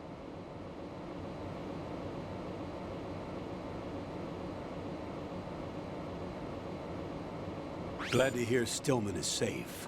Assist him in any way possible to clear the C4 from the structure. Colonel, you know I've never been trained in bomb disposal. It's all right. The man you're working with is the best in the field. All you have to do is follow his directions. You will, of course, keep your identity and mission objectives to yourself. Is it true that an engineer came in with Stillman? I wasn't informed of that. It's probably something the SEALs decided on their own. There are more important issues at hand, Raiden. The enemy may retaliate for the failed assault. Get those C4s neutralized now. Colonel, I'm not qualified for bomb disposal. Jack, it's me. Rose? You can do this. Trust me. You haven't had bomb disposal training per se in VR, but you're more than capable of handling C4. This is a little different from using C4. You're up for this. You know that. How about it, kid? Are the results in yet? There's no need to think about this so much. You won't actually be dismantling the bomb. That's not for amateurs. What we'll try here instead is a temporary freezing measure. Here, look at this. This is a watermelon. It's ripe. This is a C4 bomb. Very subtle, Kojima. It's live. You can see it pulsing. Now you spray this on the sucker and... there we go. And then Snake Simple. does the anime protagonist thing, The detonator where he instantly. closes his eyes How long when he does the talks. effect last? There's no way the thing can detonate in this condition. Even if you leave it alone, It's weird. it'll stay out of commission for at least 24 hours. When That's Snake enough talks, time. he closes If his you have eyes. the manpower, Look at it. I'd recommend complete disposal, but this will have to do. The spray can be used from several yards away. Now check the floor, ceiling, walls, under a table, everywhere.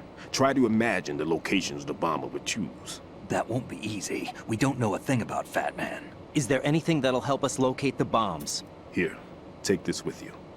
It's what they call an ion mobility spectrometer. It can recognize ionized gas emitted by C4s. The what? In other words, that little gadget sniffs out C4's scent. That's Why? right. Why do you close your eyes when you established a talk? link up with your radar network, so any scent detected But will be if I represented remember visually. correctly, Have the sensor activated and he keep your doesn't eye do on that the in Sons of radar. Liberty. What if he's using some other Only in odorless substance. I know Fat Man well. That happens in PS2 as well. I know how into But his substance, own aesthetics he is. not Sons of Liberty. Signatures? Yes, on every bomb he builds, he always leaves a trace of the cologne he uses. The sensor also picks up that particular scent spectrum. Is that something he learned from you? No, it was his own quirk. He wouldn't work by any rules except his own, and he followed them like a religion. And common sense wasn't one of his strong points.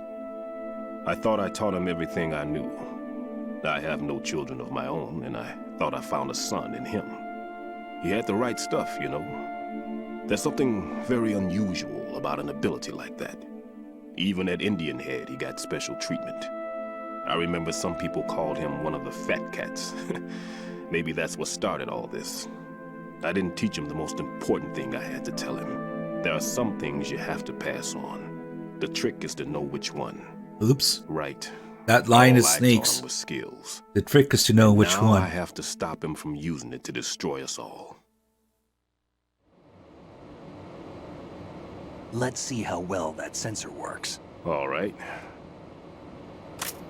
I'm activating them. Watch. You see the green stuff on the radar? That's a visual representation of the C4 scent detected by the sensor. It's a pretty big area, isn't it? Don't complain. It's better than nothing. Just activate the sensors and search the area, okay? All right. Don't forget that you need the radar to use this system. Log into the node at every strut and turn the radar on. We have to keep out of the enemy's sight, too. Because the radar gets knocked offline when we're spotted? Exactly. Fat Man would have allotted some C4s here in Strut C as well. Here?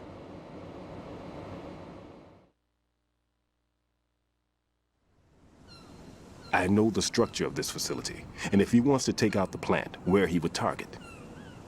You know this for sure? Of course. I taught him the techniques he uses. His ideas are based on my theories. Demolition is a kind of ideology. It makes no exceptions for time or place. Big shell consists of 2 hexagons joined end on end, north to south. There should be packets of C4s on each of the vertices, or the struts in this case. You need at least that to take a building of this integrity out. 6 on shell 1, another 6 on shell 2. A total of 12 bombs at least. Considering the shell's architecture and composition from an engineering standpoint, that's my conclusion, and it's exactly what he would have decided as well.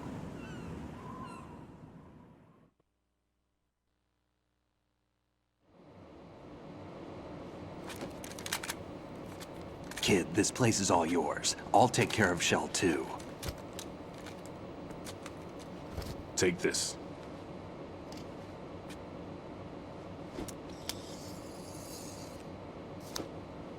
What's this? Security card issued to Shell personnel. The big Shell security layout includes varying levels of clearance. The clearance level is identified by the number printed on these doors. Raiden, your card key can open doors with security clearance level 1. Pliskin, your card can get you into level 3 areas. You'll need it to get next door to Shell 2. How did you get this? That engineer I told you about gave it to me. He was supposed to program a set of all access cards once we were on site. Unfortunately, this card won't get you into every area of this structure. We'll have to deal with the remaining security lockouts as they come up. Let's get going. You stay here. No, I'm going. The two of us can handle it, don't worry. But... You'll just slow us down with that leg of yours. There's a war going on here. I don't have time to babysit anymore. Why don't you just let us handle the grunt work? You can tell us what to do over the radio, like in the original mission plan. All right. I'll give you instructions from here. I may also need to prepare a backup plan just in case. In case of what? Good luck to both of you. This is a dangerous one. Who dares, wins. If anything comes up, let me know. My frequency is 140.25. Good luck, kid. I'll see you later. Semper Fi. That man's no SEAL. I don't even think he's a Navy man. What? Semper Fi. Marine Corps talk.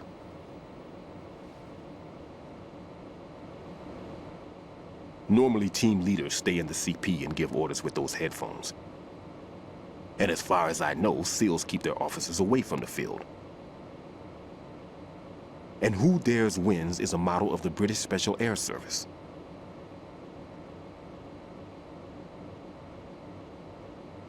Is he one of the terrorists, then? No, somehow I don't think so. If there's someone to suspect, I'd put my money on you.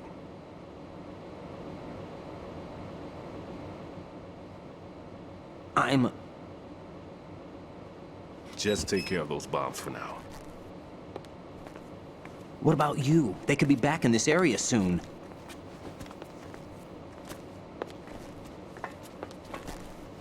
I'll hide out in this pantry for a while. If I lock the door, it should be all right. Plenty of food in here too, so you don't need to worry about me. I'll give you instructions by Kodak from here. Good luck, kid. Bomb disposal is a face-off with your own mortality. Don't let the fear get to you. When you give in to the fear, the darkness comes.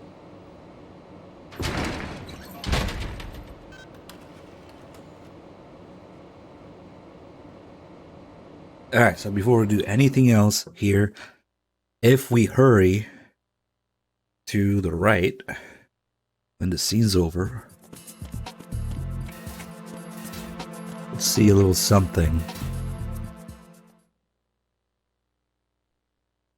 That's the way Pliskin went.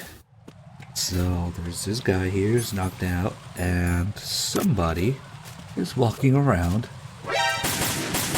with a few boxes. Who's Snake? I don't know.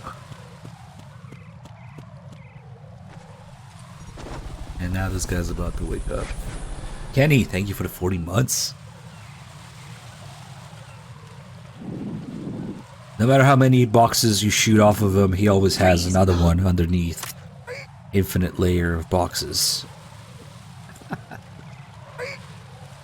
Ah shit, too bad I only have one round left. It's not enough to torture him.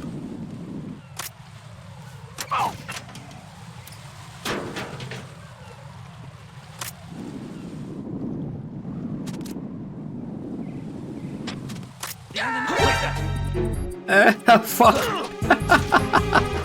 It's the enemy. I need help. This is not gonna end well. It's the enemy. I need help.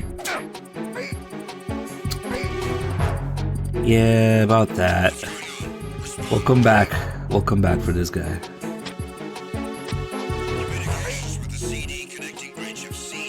Oh no! Where am I gonna hide him?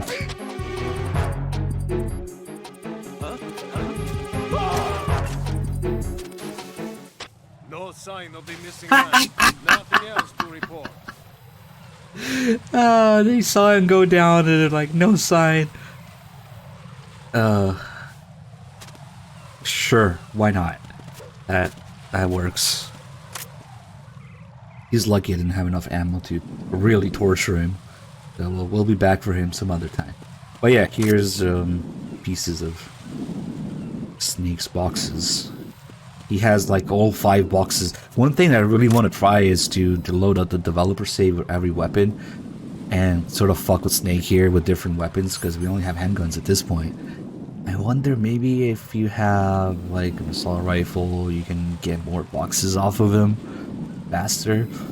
Because there are like 5 different boxes in this game with different designs and he has all of them layered up. They probably repeat too if you go through all of them. And now that we did this, when we do the box call with Snake, he will have an additional line. He will say, you know, I lost a few thanks to you. And Run is like, what?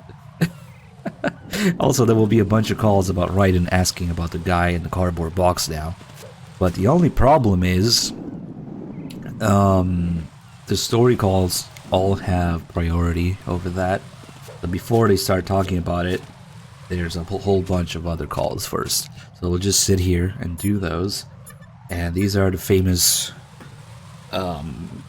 Dead Cell members' background information calls where we learn that Vamp is, you know, named Vamp because he's bisexual. Clearly.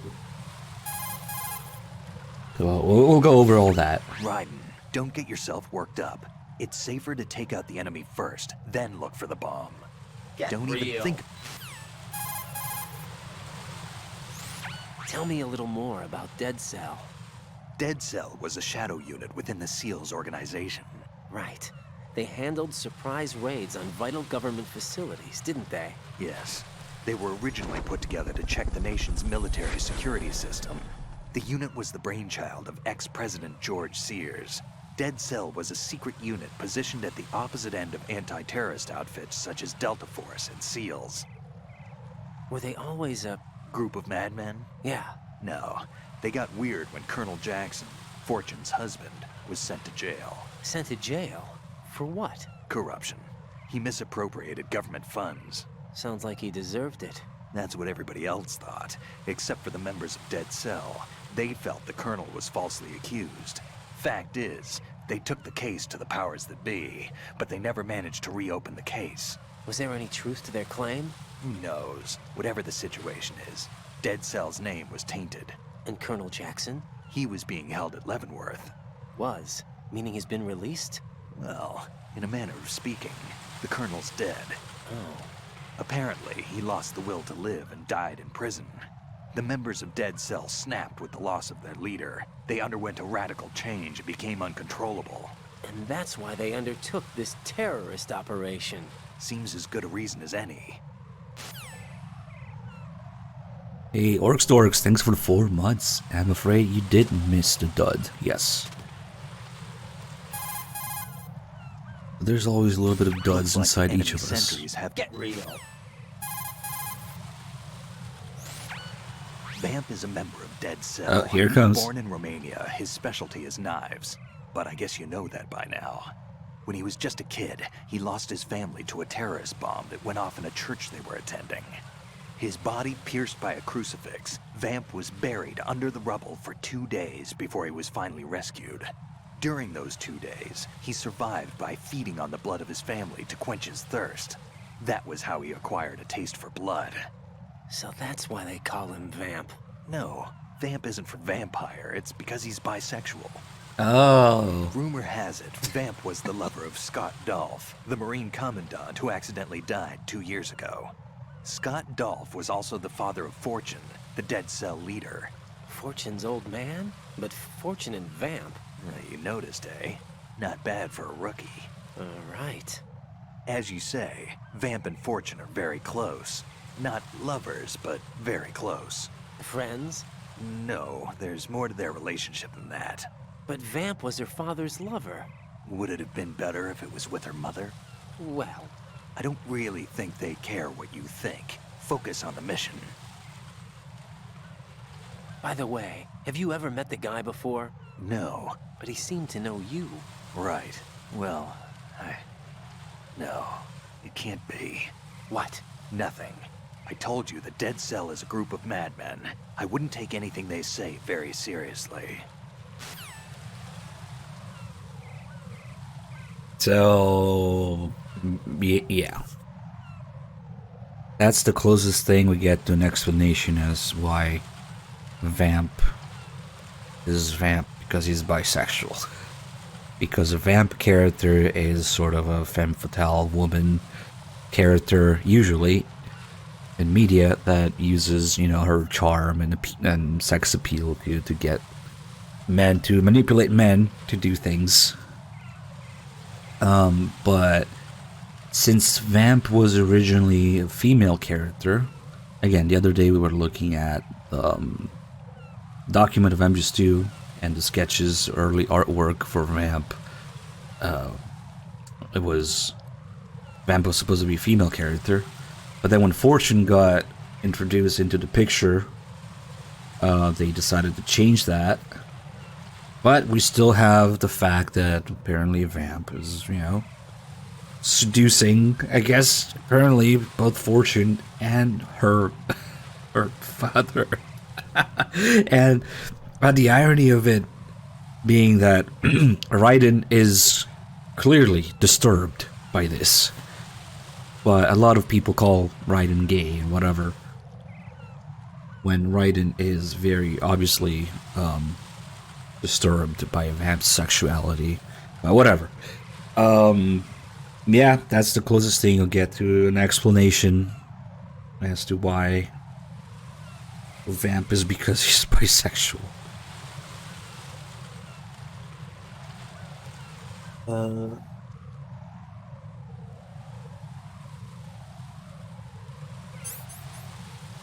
I mean, either way, you know, it would have been if they were going to go with Fortune anyway, so I don't know.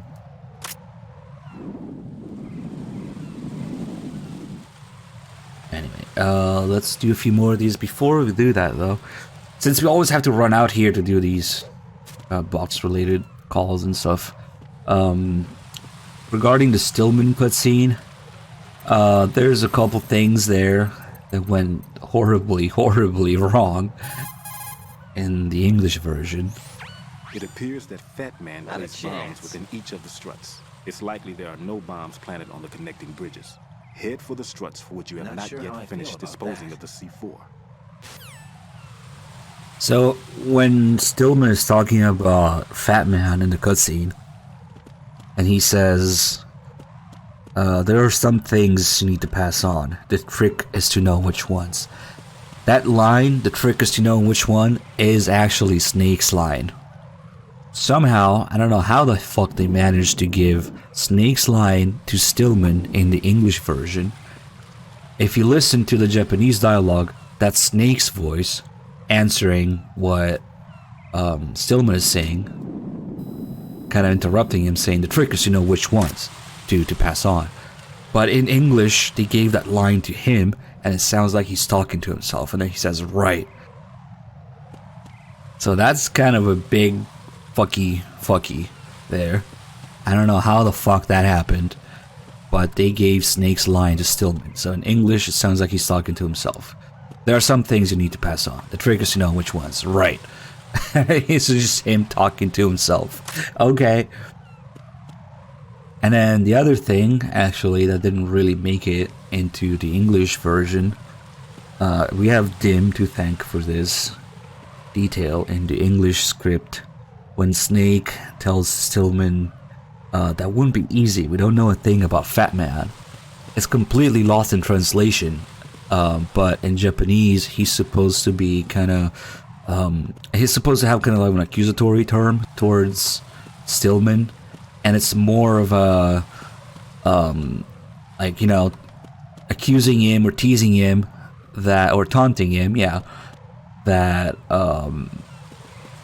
it's more like we don't know a thing about Fat Man. It's more like we're not the ones who raised Fat Man. Like, you should know. Wouldn't be easy. Fat Man is our pupil. Yeah, it's more like you're the one who raised Fat Man and taught him all the bombing skills that he knows. Like, you should know where to find the bombs. But in English, it just completely got lost in translation. It just sounds like Snake is, you know, just concerned about where to find the bombs without accusing Stillman. It's these little things, among with the big, actually, things of the voice cast and the lines from MGS1 being completely wrong. We did not get the intended experience in a lot of aspects. Anyway, we can go back now. It's actually better to get the bombs in kind of like the reverse order.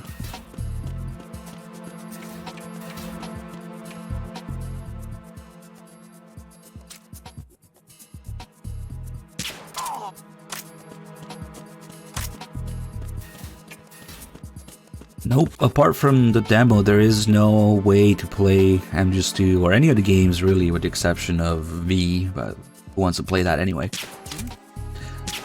There's no way to play the games with Japanese voices and English subtitles. And even if you could somehow, you know, make an undub ISO or something, or slap the English subs on the Japanese voices, the translation is so off that, like, it still doesn't convey its meaning anyway, so it's kind of pointless, but whatever. The main reason being that MGS2 and 3, in particular on PS2, they are very complex to reverse engineer, so unlike other games, they never made undubs or fan translations or patches and shit, because they're just really Freeze. They're just a pain in the ass to reverse engineer. Also probably why they're complete ass to emulate too.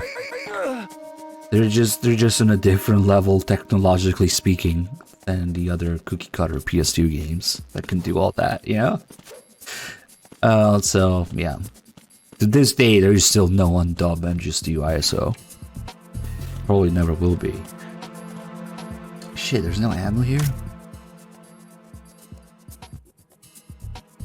So people think there's no issues with the script. Damn.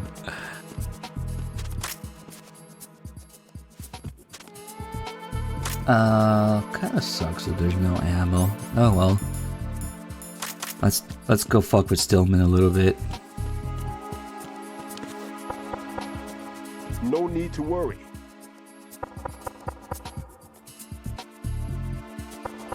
No need to worry. If you do this a lot, he gets pissed eventually. No need to worry. Everything's okay in here. Get to work on those bombs. I'm all right. If you need to talk to me, use the codec. I'm all right. It's Kojima there. I'm all right. I'm all right. You need to go and take care of the C4s now. Hey Stillman, why don't you go C4 yourself? Lay off the knocking already. Lay off the knocking already. Yeah, now he's pissed.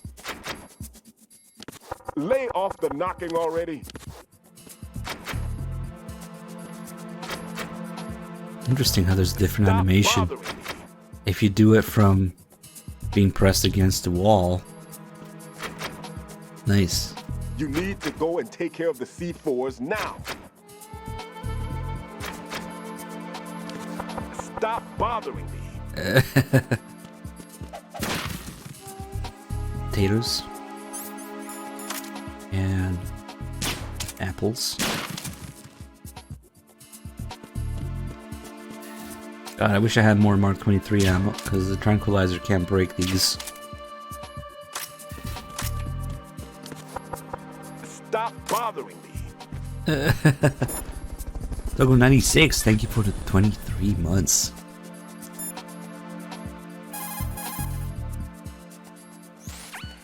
The sensor aid that I gave you is set so that the position of bombs will appear on the radar. Didn't I say that if you don't first initialize the radar, you won't get anywhere? Now search for the node. If you're not sure where the node is, ask your superior officer. He should know. He actually knows where the bomb is here. He just doesn't want to tell me. He's like playing some stupid fucking game of making me guess or something.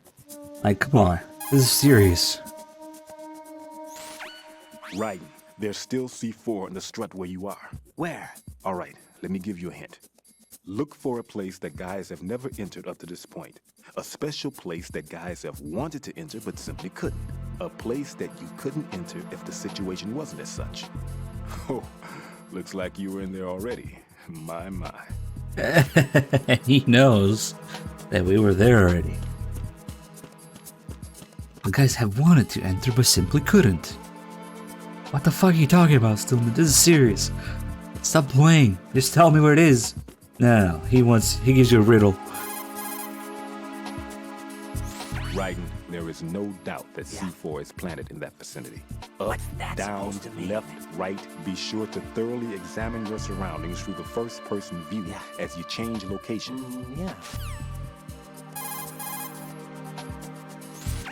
There are still bombs. What's that supposed to mean?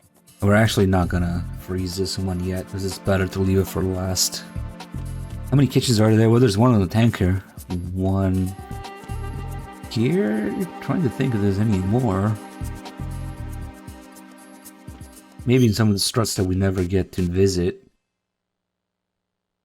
We can't even see their names here. We probably have to be on the bridge or on Shell 2 itself to see what the other struts are, but we can never visit them. Interesting how the thing you're pointing at is called a supernova point. I wonder what that's about.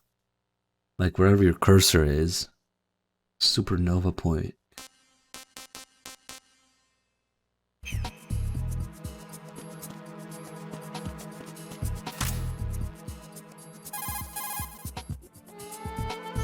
Equipping yourself with Get real. There are still bombs. Get real. Is he not going to talk about anything else? Stillman, I heard you made quite There a you name for yourself in the bomb disposal field. Nothing of the sort. It's only that you never hear people badmouth retirees. Why did you retire? I forgot.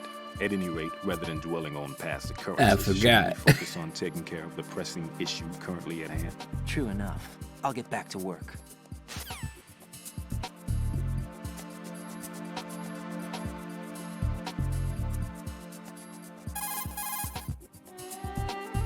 I don't really call Stillman much. That's wrong. I should call him more. Don't try to run away from it. Instead, acknowledge the fear and take it straight on. Rose probably has. This is probably the call where Raiden asks her to look him up, look up Stillman. What can I do for you, Jack? Well, we already have like another 2 or 3 things piled up for her to tell us about, so I don't know. It's kind of annoying the way it works.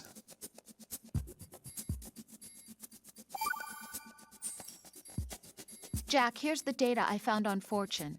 She goes by Fortune. She leads Dead Cell. No shit. Her real name is Helena Dolph Jackson. 2 years ago, her father, Commandant of the Marine Corps Scott Dolph, was killed in a training accident. Her husband was the former Dead Cell leader, Colonel Jackson. Died in captivity, my data says. After her husband's death, she joined the military. She didn't have any combat experience, but was soon singled out for a particular trait and was reassigned to Dead Cell. What trait? Luck. She was real lucky, like miraculously lucky. Wherever she went, bullets curved away, and missions always ended in success. Is that some kind of joke? I thought so too, but there is not a single record of her ever being wounded, not even a scratch. Jack, be careful, please. That's a good timing because I think we're about to get the fortune call with Bliskin as well. Raiden, I've frozen the first bomb. How are you doing? Nothing yet. Pliskin, what was the exact location of the explosive? The heliport. It was behind some cargo. Thought I was gonna have some trouble with the patrols, but it was an easy job. I see. What's the matter? Nothing really. Pliskin, just don't let your guard down. Don't relax even after you think you've defused it. I know that. Raiden, Shell 1's all yours. Sure.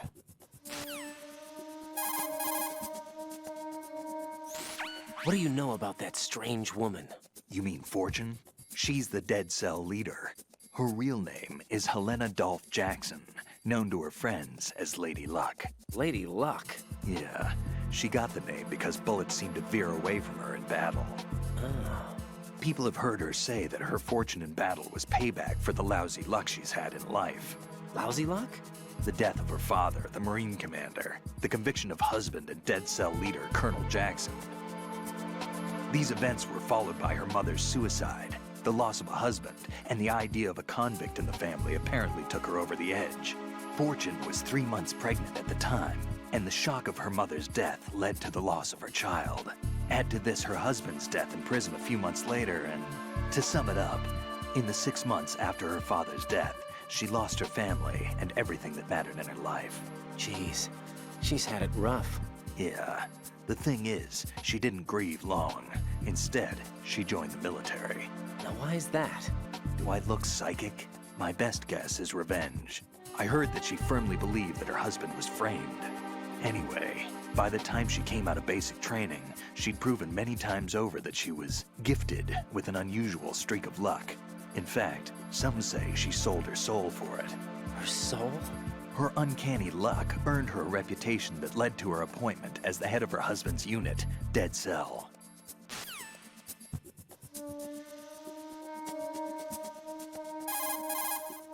So what was that about Jackson not dying in prison? Supposedly, he's nicknamed He's just after a an fat atomic man. bomb, but to me, he's just a fat man. Something straight out of a sideshow. If he even has a bit of spare time, he spends it disassembling and assembling his Glock over and over again. He can't stand to have his hands still. He's extremely vain about his hands, keeps his fingers as slender and soft as a woman's. They say he's always looking at his hands, giving himself manicures. That's it. Oh, he died in prison, but not of suicide. Neurasthenia? What? Never heard that word before. I'm gonna look it up. An ill-defined medical condition characterized by lassitude, fatigue, headache, irritability associated chiefly with emotional disturbance. Americanitis. Chronic fatigue syndrome. Oh. Wait. Kind of equivalent. Wait, what? Interesting. They probably thought it was easier. He has a Glock 18. Glock 43 would be a bad choice. Bomb's a bad choice for close range combat. Bliskin, I saw someone wearing a cardboard box. Oh, there it just is. Now. A box? I don't know anything about that. You sure you weren't imagining things? Of course I'm sure. Do you think it's one of the members of Dead Cell? How should I know? I don't want to fight someone like that. Why not? Because it looks so dumb. Anyone who's willing to be seen like that must be completely insane. I mean, he's a psycho. There's no question about it. Oh. Yeah. Yeah. Who could that be? Now we should be able to ask a whole bunch of people about that. The sensor you receive from Stillman, visual... Ah, shut up.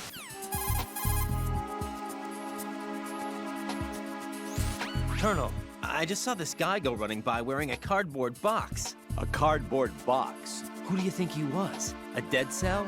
The Dead Cells are a bunch of weirdos, that's for sure. But they don't wear cardboard boxes. I'll look into it. I'm counting on you. We have to wait for her ass to do it now. Who could it be? What's up, Jack? Grim, thank you for the 26 months.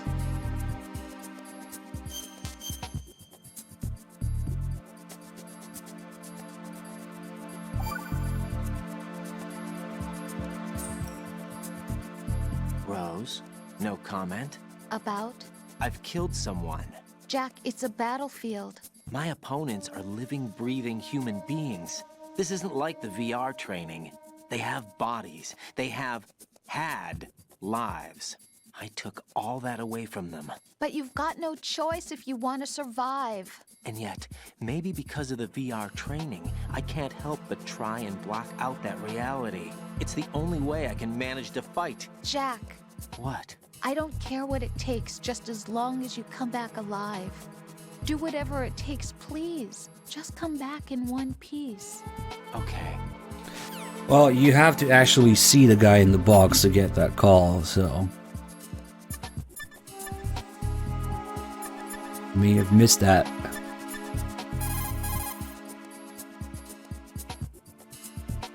What's up, Jack?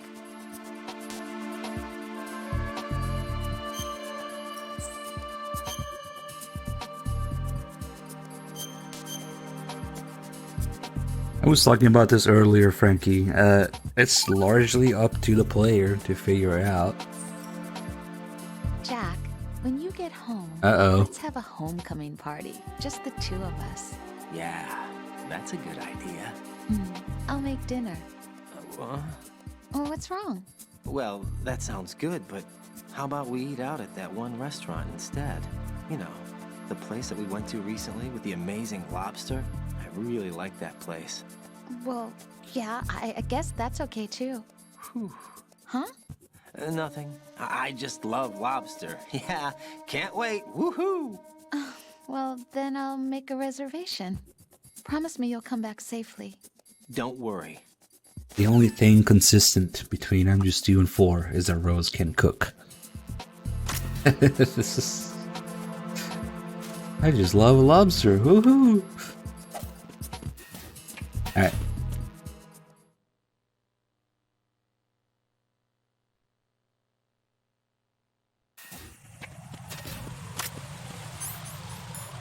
Oh fuck, I have no Mark 23 ammo.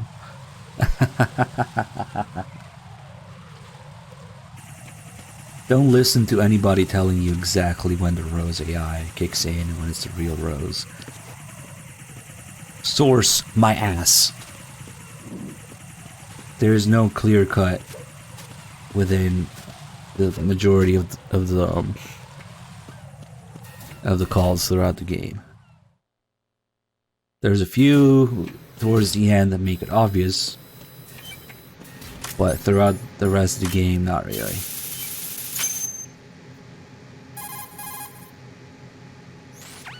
Raiden reporting. The C4 in Strut B has been disposed of. The wall containing the transformer panel was set to blow. That's not like him. Anything wrong? Maybe.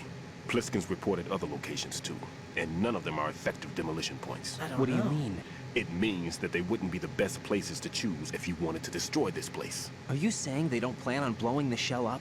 It certainly seems that way. So far we haven't seen anything but a waste of good explosives. Unless, of course, we're missing something. A trap? He couldn't have overlooked the fact that I would be called into this. There's something going on.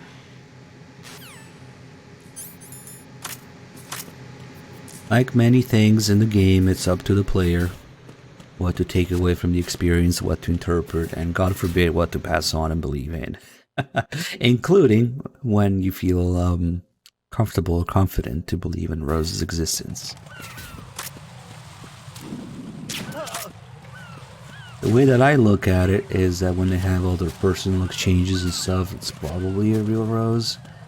When she's trying to encourage Raiden to do stuff that the Colonel doesn't, that Raiden doesn't want to do, and the Colonel is trying to get him to do something.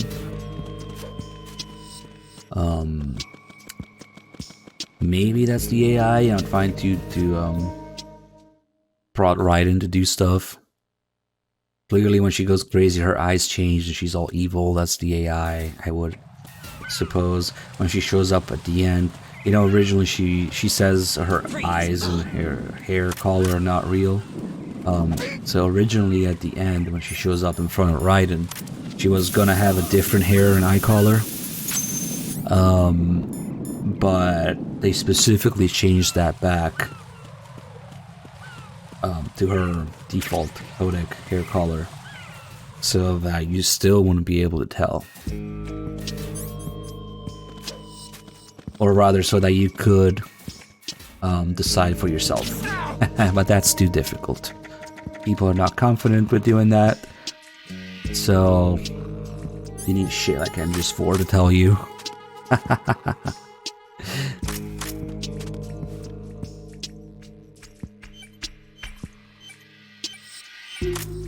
Completely destroying the whole point.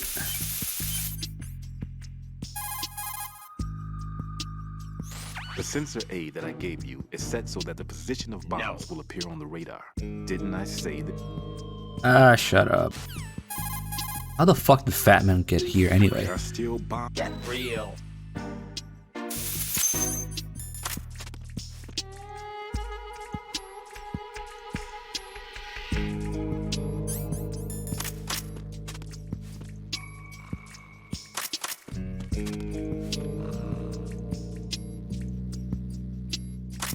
But yeah, now that she's confirmed real, because MGS4 nonsense that was never supposed to exist at the time MGS2 was written, you would think that they would change her hair and eye color in MGS4 at least. But no. I mean, MGS4 tells you that the real Campbell was Raiden's commanding officer sometime after the Big Shell, so which is just completely out of the world stupid, and this just never happened. So expecting that kind of consistency is kind of a luxury.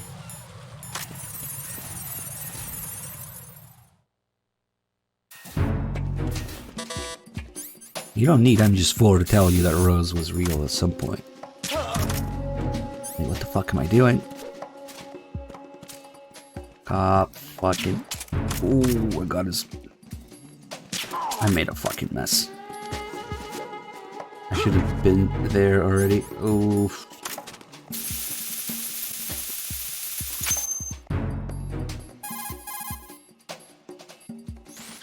This is Raiden. I just finished disposing of the C4 in Strut F. Found explosives on B1. This is all wrong. This is something only an amateur would do. What do you mean? All the bombs that have been found so far don't appear to be in the right kind of locations. And the quantity of explosives isn't sufficient either. Even Fat Man can make mistakes, right? No, there's something else going on here. Get a move on with the disposal, right? I've got a bad feeling about this. Do you think it's a trap? I don't know, but I'm gonna tell Pliskin to watch his back too. Just hurry. We're a little late, so yep. Ah! Dead. I wasted too much time. Jack, what's going on? Answer me! Jack? Jack! Because I went for DN9 again, even though I already have it.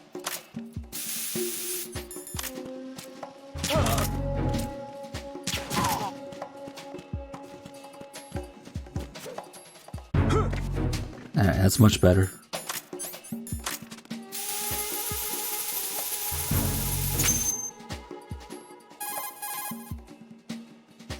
This is Raiden. I just finished disposing of the C4 in Strut F. Found explosives on B1. This is all wrong. This is something only an amateur would do. What do you mean? All the bombs that have been found so far don't appear to be in the right kind of locations. And the quantity of explosives isn't sufficient either. Even Fat Man can make mistakes, right? No, there's something else going on here. Get a move on with the disposal, right? I've got a bad feeling about this. Do you think it's a trap? I don't know, but I'm gonna tell Pliskin to watch his back too. Just hurry. Yeah, generally it's a really bad idea to think about MGS4's nonsense while trying to understand MGS2, because at the time that MGS2 was being written, there was none of that going on, so MGS4 is just an afterthought made for the people who bitched about 2 not understanding it in the first place. It does not explain what the intended... Shit. I really have no Mark 23 ammo. It does not explain what the intended purpose, intended experience of MGS2 is, but instead completely changes that.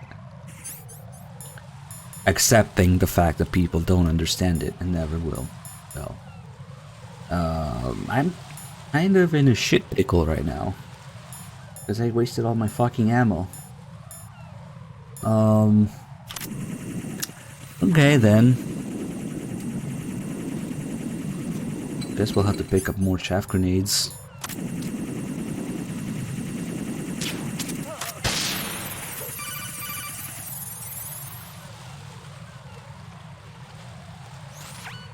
Be careful, there are claymore mines around there. Who is this? Stealth equipped claymore mines, invisible to the naked eye. Use the mine detector. Identify yourself. Just call me Deep Throat. Deep Throat? You mean from Shadow Moses? Mr. X, then. Mr. X now, is it? Why would it matter if I called you Deep Throat? Never mind about that. Why did you contact me? Let's just say I'm one of your fans.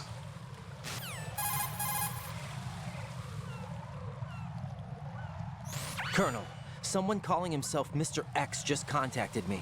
Do you know anything about it? No. And whoever it wasn't a burst transmission. The transmission was sent from within the big shell. He called himself Deep Throat at first. Do you think... I caught that part too. But the possibility of it being true is none. Gray Fox was the one who used that alias in Shadow Moses. Okay. And he's dead. Okay, this is interesting. Trap? Could be. Exercise extreme caution. Somebody redeemed ammo to 0. And that is for the last weapon that I have equipped. Shit. Okay. Goodbye, tranquilizer. I was hoping with still be chaff grenades. Alright. This thing is a pain in the ass to unload. Ah!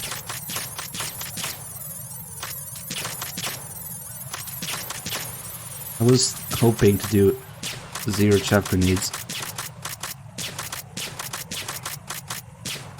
This is amazing, because now Strat E is gonna be a fucking clusterfuck with no ammo for either gun.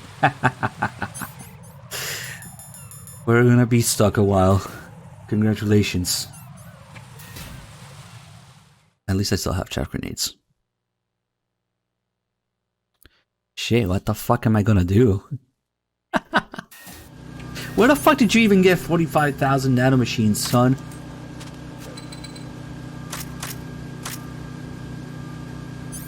Shit, no box, no ammo.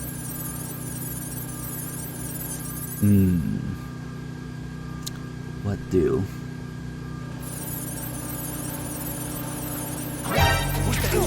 Get caught. And dead. God, that animation takes too long. Right, what's wrong? No, that's precisely why I did it. Right. That's precisely why I did, to add a little bit of spice. You know, unpredictable spiciness to the random runs.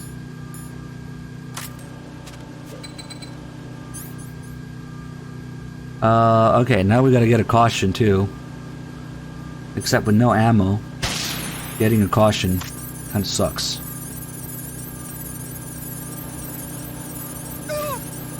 Okay, that's a caution. No, that's an alert. Wait, but there's a chaff grenade going on. We can't get a caution with a chaff grenade going on. They're all trying to radio in right now. There's a caution, but... What the fuck is going on?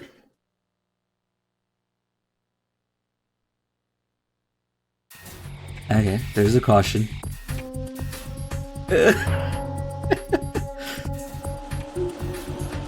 Now doing it from this side with a caution with no ammo. Oh, this is amazing. Hide behind the box, hide behind the box. I feel so naked without the box. Oh, I do have the box. No, I don't. Yes, I do. Fuck. What do? Ah!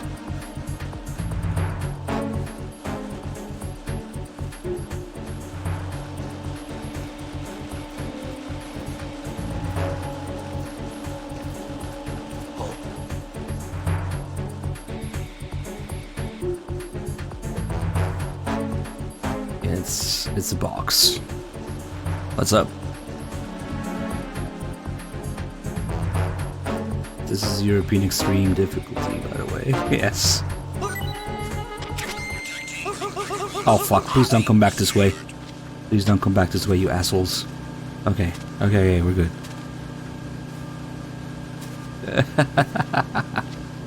Nice, okay, we got one. I should probably get this checkpoint.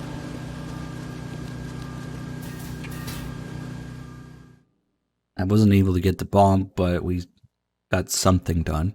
You guys are assholes, by the way. At least you didn't do Instrutti.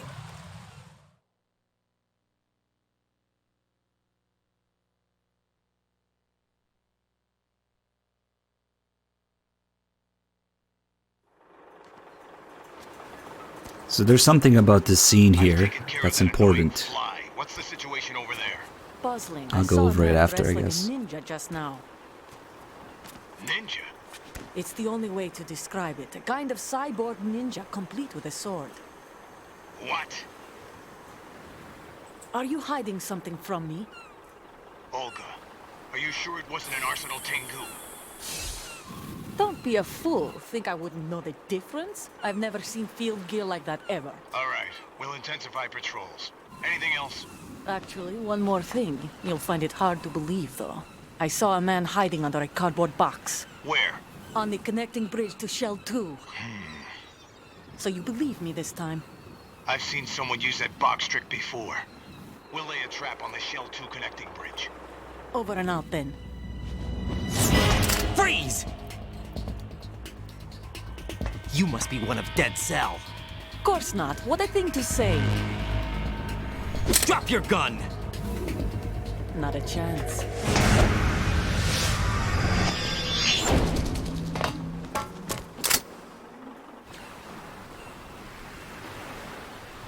Yeah, Gorlab, I was thinking about it earlier today. You thought that the ninja slices the box open or something, or was in the box? It was like, no, I assure you, I remember. I saw a female soldier. Russian. Must be Olga Gerlukovich. How do you know? Unlike you, I've been briefed. She's not a Dead Cell? No. She commands a Russian private army. They must be the ones patrolling the Big Shell. That's right. She's led the group ever since her old man, Colonel Gerlukovich, died. Watch yourself with her. She's a tough one. You look lost. So the interesting bit about this cutscene just now is that when Solidus is first heard, you don't see him. Freeze. It's over the radio. FIFA, what's that?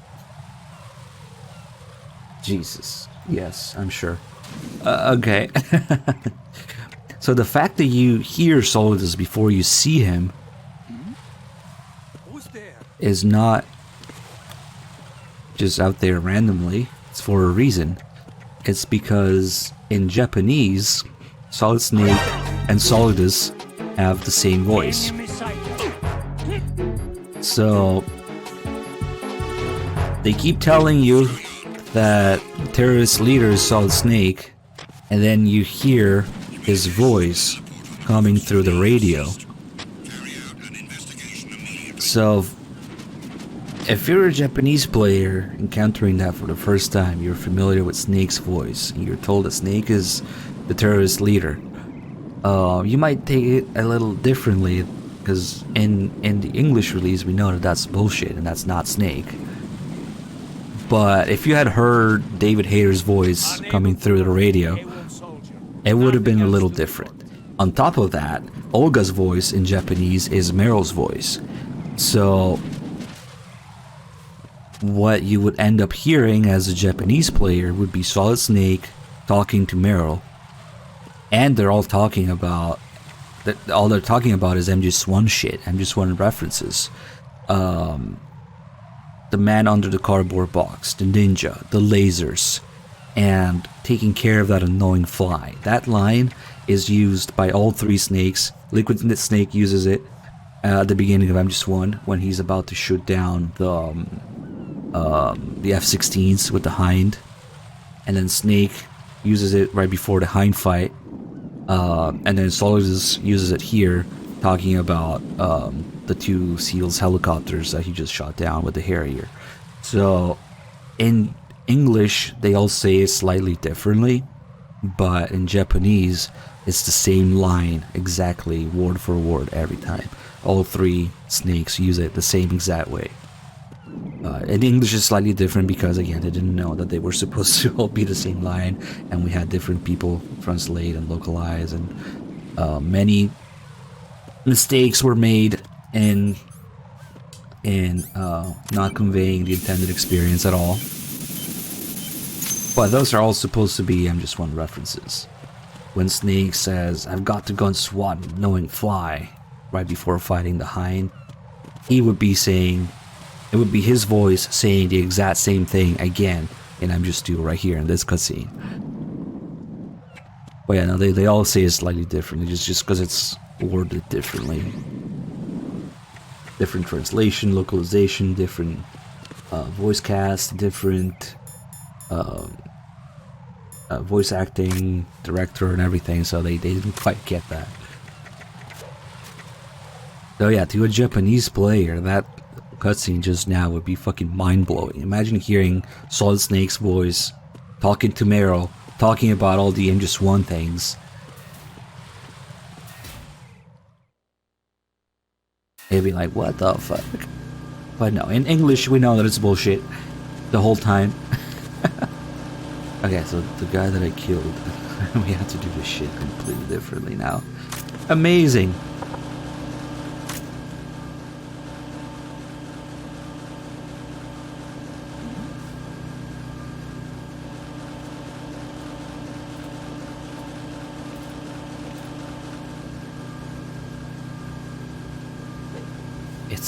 It's a box. Dominique wants me to get an alert. Okay, how do we classify that in MGS2 though? Is the guy seeing me now? Oh whoa, that gun wasn't in my hand for a second there. We need to actually let them radio in, huh? Okay. See, that's the problem. They shoot you before they run to call the alert. So we'll have to avoid that. Right, come in. Right. It's easy, I can just poke my head out. As long as you guys are going through those nanomachines, son. And some asshole please see me.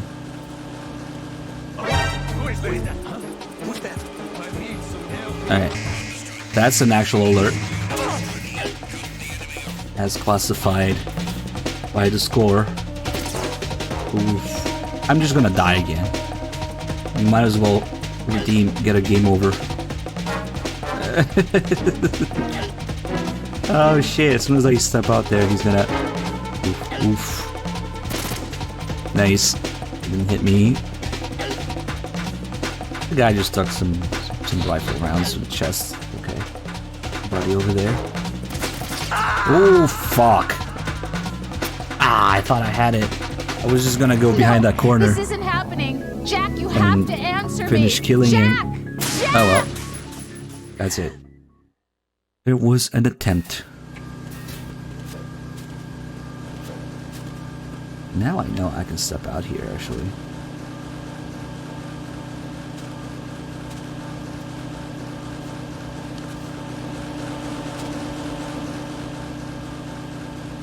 That guy never fucking turns, does he?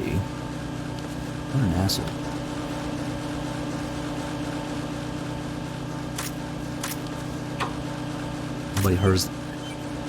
Nobody heard that because of the conveyor belt noise. Oh, perfect. There's somebody there. Good thing I didn't go too far because there's a camera there. Oh, never fucking mind. I thought he was just gonna investigate the box.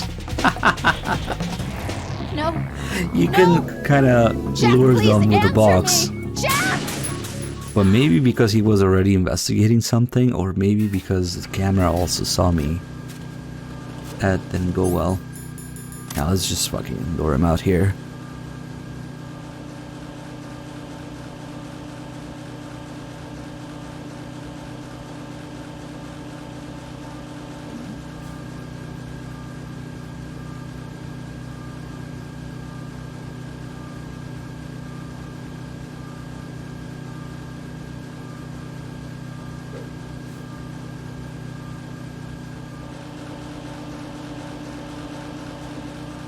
So when they lift the box, it actually blocks their vision.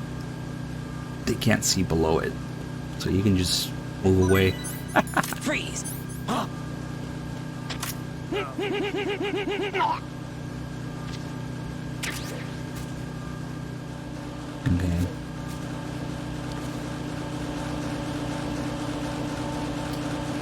Now for these guys...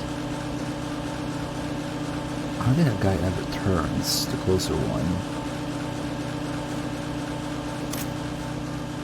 I could... okay. When he turns again.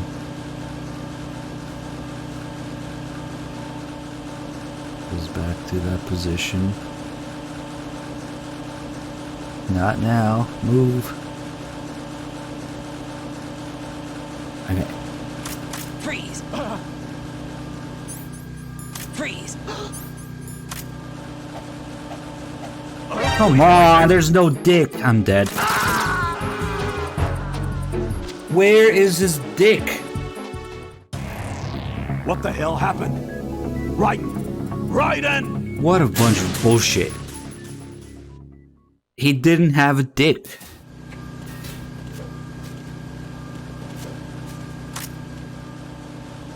Damn.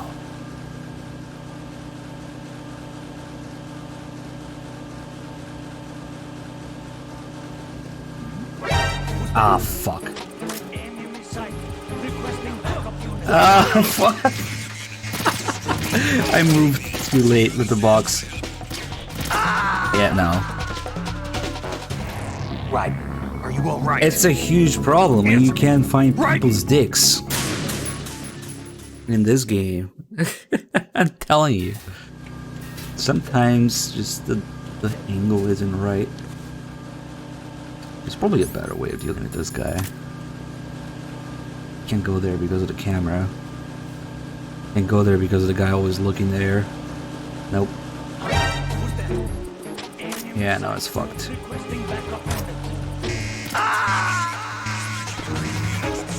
I just have to be patient, get that guy with the box again.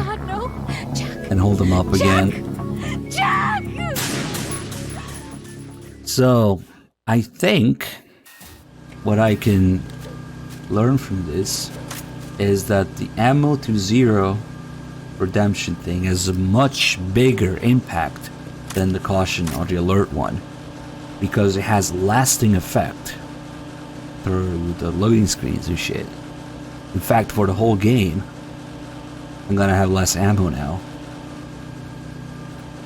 I think we'll make it more expensive than the other two. Or maybe make the other two cheaper, whichever. It has a lot heavier impact.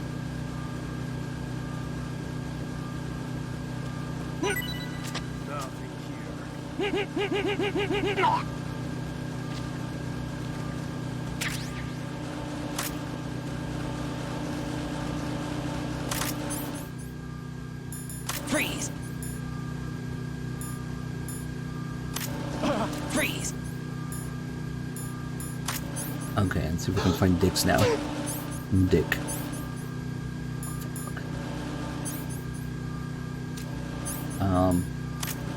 Dick. No dick. Freeze! Where are the dicks? There's one. Okay. And there's another. Now I need to hurry.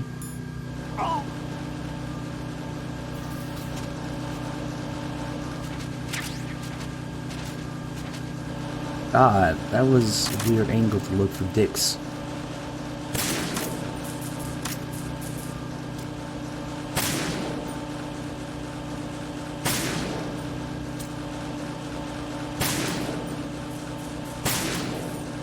Ah, that's much better.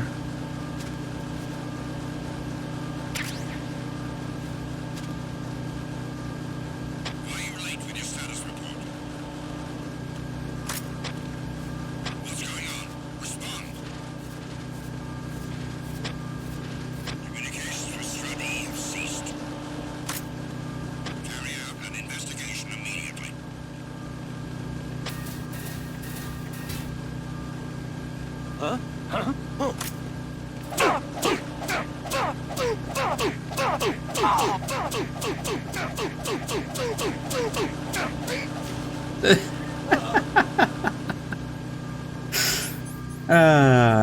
Would be kind of a waste of ammo to shoot him in the head now. But, fuck, they're gonna wake up quickly. Quickly.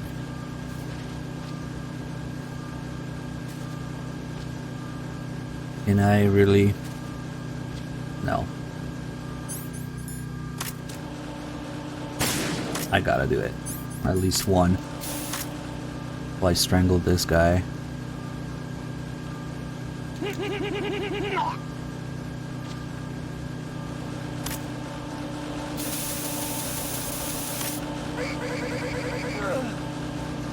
Okay, now we can look for the bomb and peas. That was fun. What a clusterfuck. But that's the fun part. I have no idea where the bomb is, but it will show up here eventually.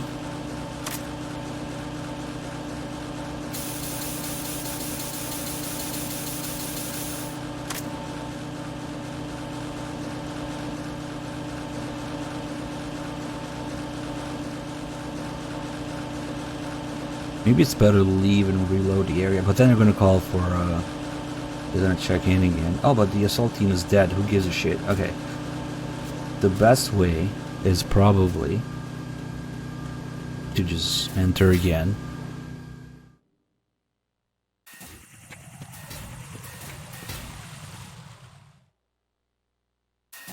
And then about the timing that it would take me to shoot that guy, shoot the camera, shoot the other guy on the left, shoot the other guy on the right, then walk up to them, shoot the other guy here, and grab the box, shoot the camera, and then come down here, and then the bomb shows up. Nice.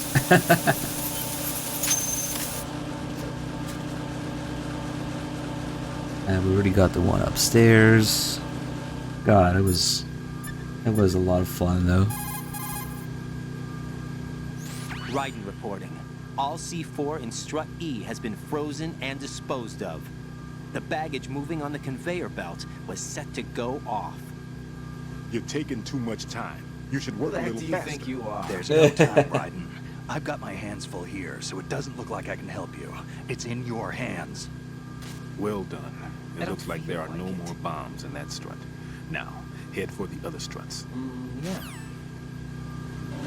Yeah, because when you do it that way, the bomb shows up almost as soon as you're done. Oh wait, before we leave, we're gonna need the camera. It's okay. Even if the assault team is called, they're dead.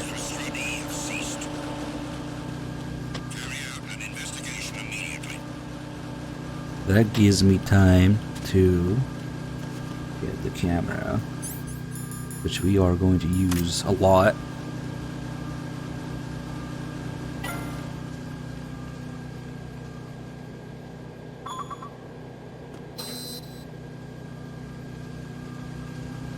They only respawn if a guard finds a dead guard. or you get an alert, all the guards you killed respawn. But if they're all dead, then you're fine.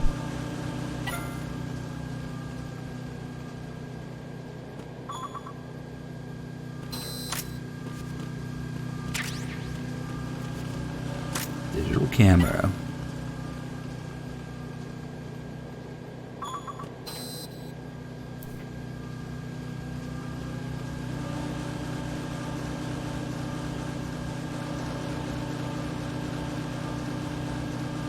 They do send people if they get no response, but the people who they would also send are also dead. That's it. If nobody finds them, they don't disappear and respawn. And if nobody alerts, they don't respawn. You could do it on MGS3. You can call a frequency to call off the caution or alert and fake being an enemy. But it's not MGS2. What are we doing? Oh shit.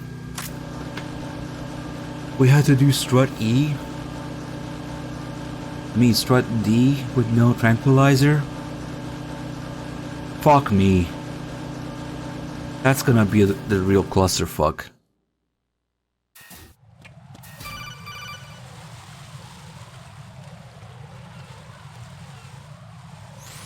Jack, do you remember the day we met?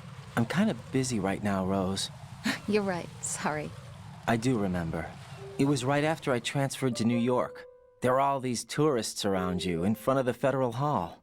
A group of middle-aged Japanese ladies came up and asked me which building it was that King Kong was climbing in the movie. I said it was probably the Chrysler Building, and then you showed up and started mouthing off. You were like, no, it's the Empire State. I said the Chrysler Building was in Godzilla. We started arguing, and I forgot all about the tourists. I was insisting that I was right, and you were doing the same. The next thing we knew, the Japanese women had gone away, and we ended up going to the Skyscraper Museum to see who had the better recall. We argued all the way to Battery Park. And for nothing. Since the museum was closed, we went our separate ways from the museum. And then I found you again by coincidence out in the base corridor. An amazing coincidence that we were actually working at the same place. That night we went up to the top of the Empire State. It was so beautiful. I could look down on the Chrysler Building from 120 stories above ground. I felt overwhelmed. I didn't care anymore who was right. And that was our first date. We watched King Kong in your apartment a bunch of times that night. Didn't sleep till morning. If it weren't for that coincidence, we wouldn't be together. I know. I'm sorry, Jack. I'm taking up your time again. You in my arms. What? Take care. Get real. I want to hold you in my arms. Yeah, dude. Yeah, there's tranquilizer ammo in strut D, but it is in the middle of the strut beneath the stairs. So we're gonna have to get there somehow and bullshit my way through it.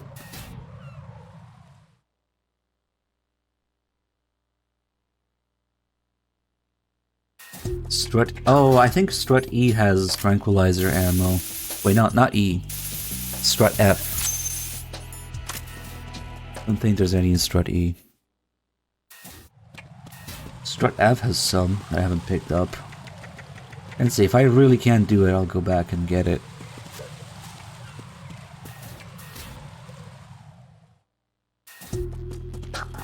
That guy notices me.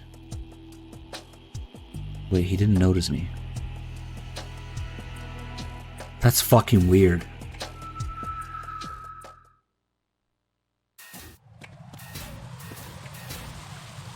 Actually, he should notice me. Wait, what? What the fuck is going on?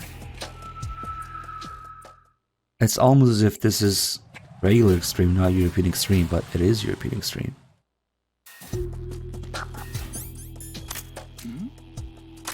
Wait a second. Are you saying that he only notices if I have a gun out?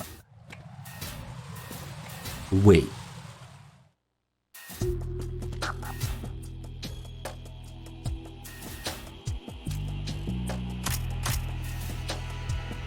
Wait a second.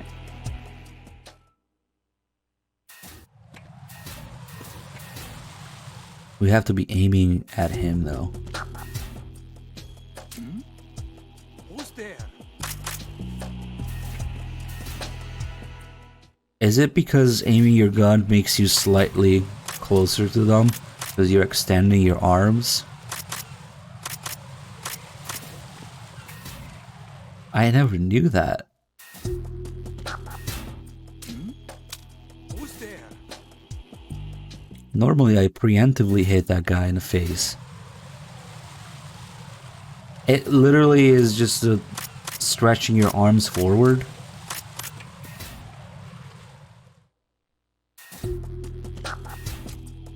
But if I do it in third person, it doesn't work. So I guess the first person hitbox changes. That's mind-blowing. I didn't know that was a thing in MGS2. Holy shit. Okay. That's fucking crazy.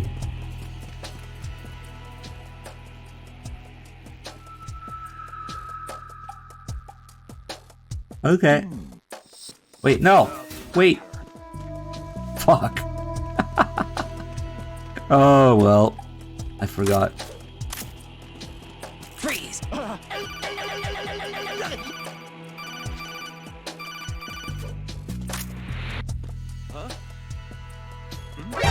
Oh shit. Here it comes. Ah, abort. I should not have left there. I should have just fucking died. Now we have to deal with an evasion caution.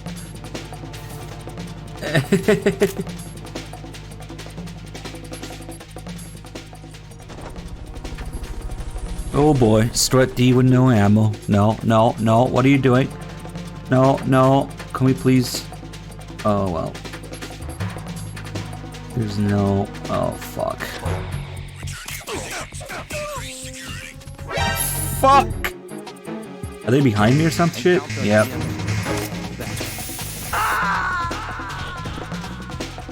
I got sandwiched.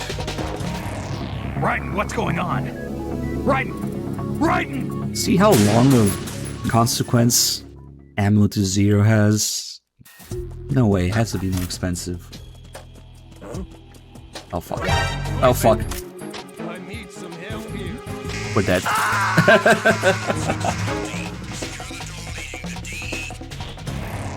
Raiden, is something wrong? Raiden! Raiden!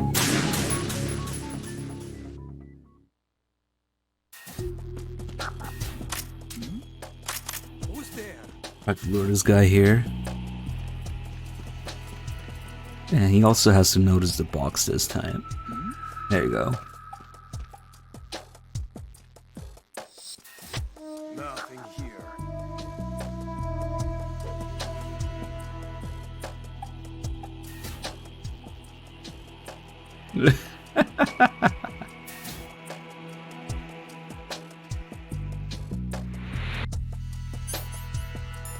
Freeze! Shit, my box fell off the thing. Shit, shit, shit. We had to go get it back now.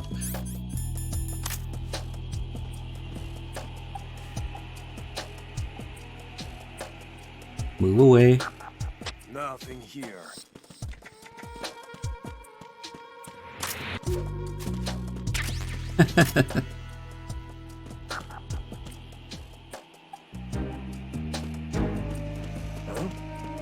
What was that just? God, I haven't been in the middle of Strut D in a long time. No reason to, usually. Nothing here.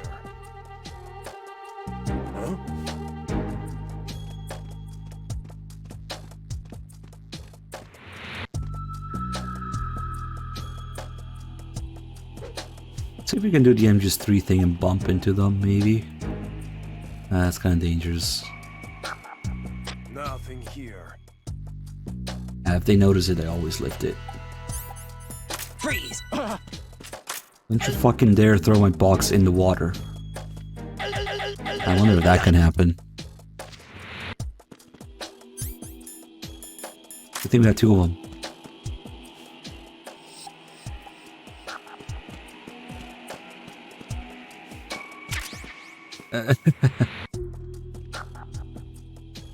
You can do it on Peace Walker. Aim at them from inside the box.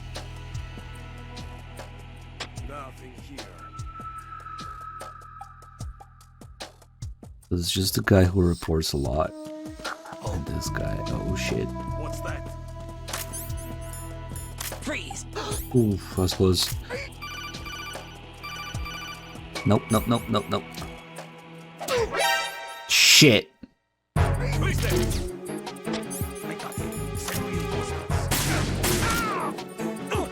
No, you asshole.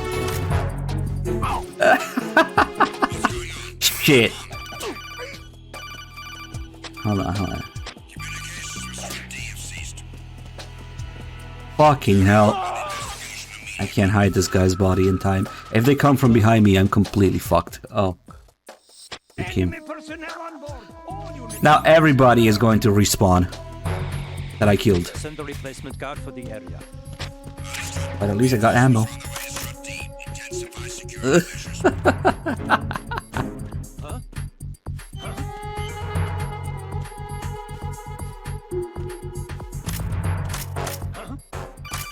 I should probably wait it out.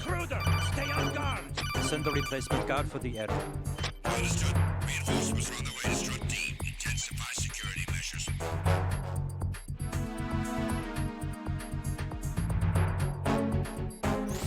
Right, at your feet. Get real. That fucking loading time. Thanks, Blue Point.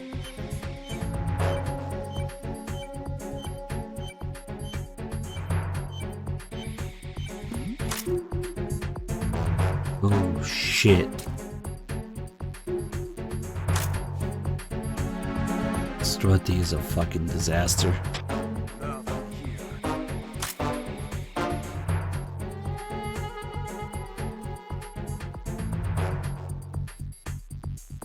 We had to put this guy down.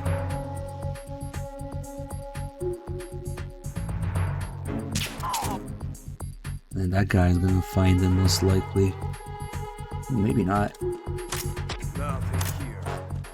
Oh shit. The hatch is right there. But if I can... The guy... Oh no! Oh no, you asshole! Okay, okay, he's not coming down here. Perfect.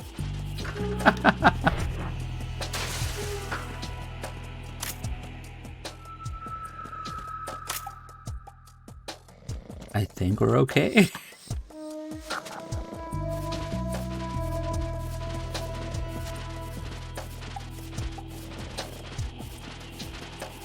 I'm really happy that this is giving me the intended effect though. Having to do completely random strategies at completely random times as people decide to fuck with the channel points. Much more entertaining. And we are burning through the channel points inflation. Ah, those fuckers gonna come here again. Communications with Strut D have ceased. Carry out an investigation immediately.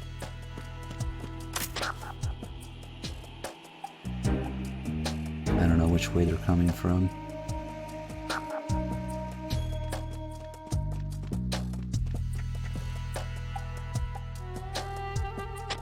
No sign of the missing man.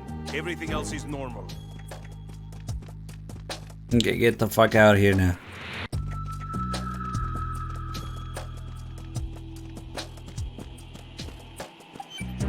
And we forgot. Well, I couldn't get to the last bomb in here.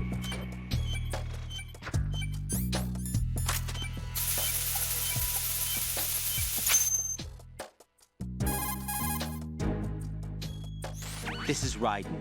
Disposal of the C4 in Strut D is complete. Good work. Only one more left to go. This is Pliskin. Do you read me, Pete? I'm here. What's up? Raiden, you need to hear this too. I'm listening. I checked out the bottom of Strut H for you, Pete. Wait, what's this about? I asked Pliskin to look around. Knowing Fat Man, I can't shake the feeling that all the bombs so far were just wrong. So did you find anything? Yeah, a hell of a lot of C4s packed into the bottom of the strut. Pete called it right. I knew he had the real thing up his sleeve. So all the other ones were dummies? No, They're a threat, all right. But the detonation wouldn't be enough to destroy the entire shell. But the C4s Pliskin found would inflict serious structural damage. That's not the bad news either. These are sensor-proof. What? New model, I guess. The ionization sensor can't detect them. The whole thing is sealed tight to prevent vapor leak, and there's no trace of that cologne signature. Pete, looks like he fooled you. Yes. But you managed to find the thing anyway. It was sheer luck. Bombs that are invisible to the sensor? Any ideas, Pete? Are there more out there? I'll go see for myself. You can't move fast enough. He's right. I can try the spray from a distance. Hold on. There's something not right about this one. I can feel it. Well, Pete, should I come back and I'll get go you? see for myself. There's no need. Raiden, you have one left to go, correct? Right, except for those scentless ones. How about you, Pliskin? I have 2 left, not counting this one. Okay. It'll have to be me. I have the level 4 card that'll get me into Shell 2 in any case. You'll never make it. With that bad leg of yours, they'll spot you for sure. That won't happen. I can walk just fine. I can even run. What do you mean? That bomb 5 years ago, I messed up. Even with all my experience, I lost it. No doubt. And a church was lost in the explosion. All those kids playing nearby, too. These past 5 years, I've lived a lie. Lied? Yes, lied. I didn't lose my leg in the explosion. So many dead. All because of my mistake. All I could think about was hiding from the crime, shielding myself from the public outcry. I wanted people to be sorry for me, for my weakness. I faked being a victim myself because I couldn't bear to face the families of the real victims. This is no prosthetic. I can keep my footing on catwalks and hike over deserts. I lived my life so well, I haven't even answered to myself for my sins. It was supposed to be a shield. Right. And it's become a shroud Definitely. instead. I've killed my soul by playing the victim. Definitely. Instead of protecting me, Yeah. it's made my life even more hellish. What good can that do the victims? I know. I'm a coward. That's right. Hey, Pete. God forgive me. I can walk with my own 2 feet, and I need them to stop Fat Man. His crimes are also mine. One of omission and arrogance. No one should teach the skills I taught him without a clear conscience. This is the only way I can diffuse my own sins. I get you, Pete. That one's all yours. You got it, Raiden? I understand. Pete, I've taken care of guards in struts G and H of Shell 2. I wouldn't recommend you go into any of the other struts. I owe you one. I'll get back to freezing the baby bombs then. You do that too, Raiden. I'm on it. I'll have the radio with me if you need to get in touch. Just don't ask for Peg Leg Peter. He's gone for good. I know, I'm a coward. That's right. Or sometimes Raiden says, exactly. I'll go see for myself. And so he does exactly that. He C4s himself. You know, I actually kind of want that ammo now. 4 rounds, that's enough.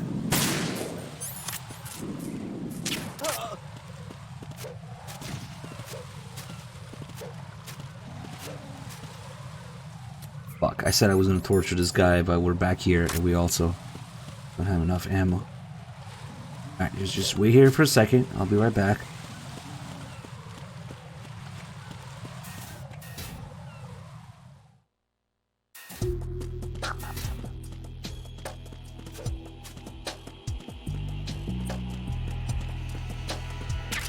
Okay, now we can go torture him.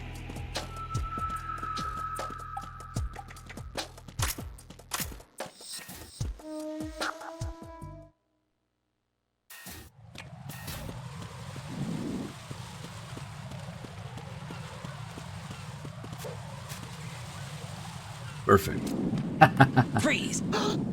Get his arm, get his radio, get his leg, and then...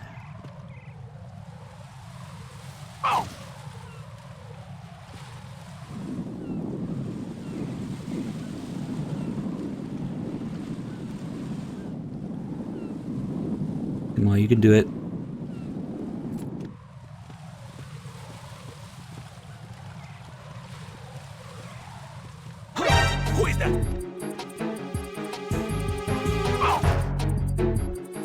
Look at him go.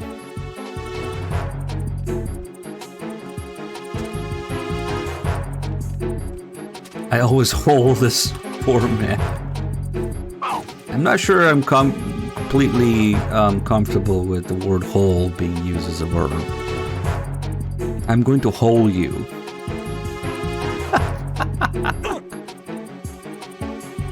You can do it.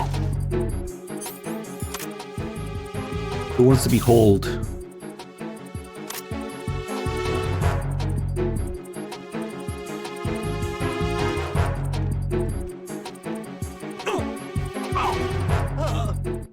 Don't worry, his suffering will end soon. Oh shit.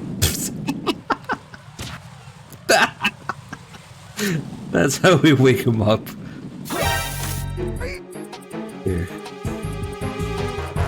You can go over there. Bye.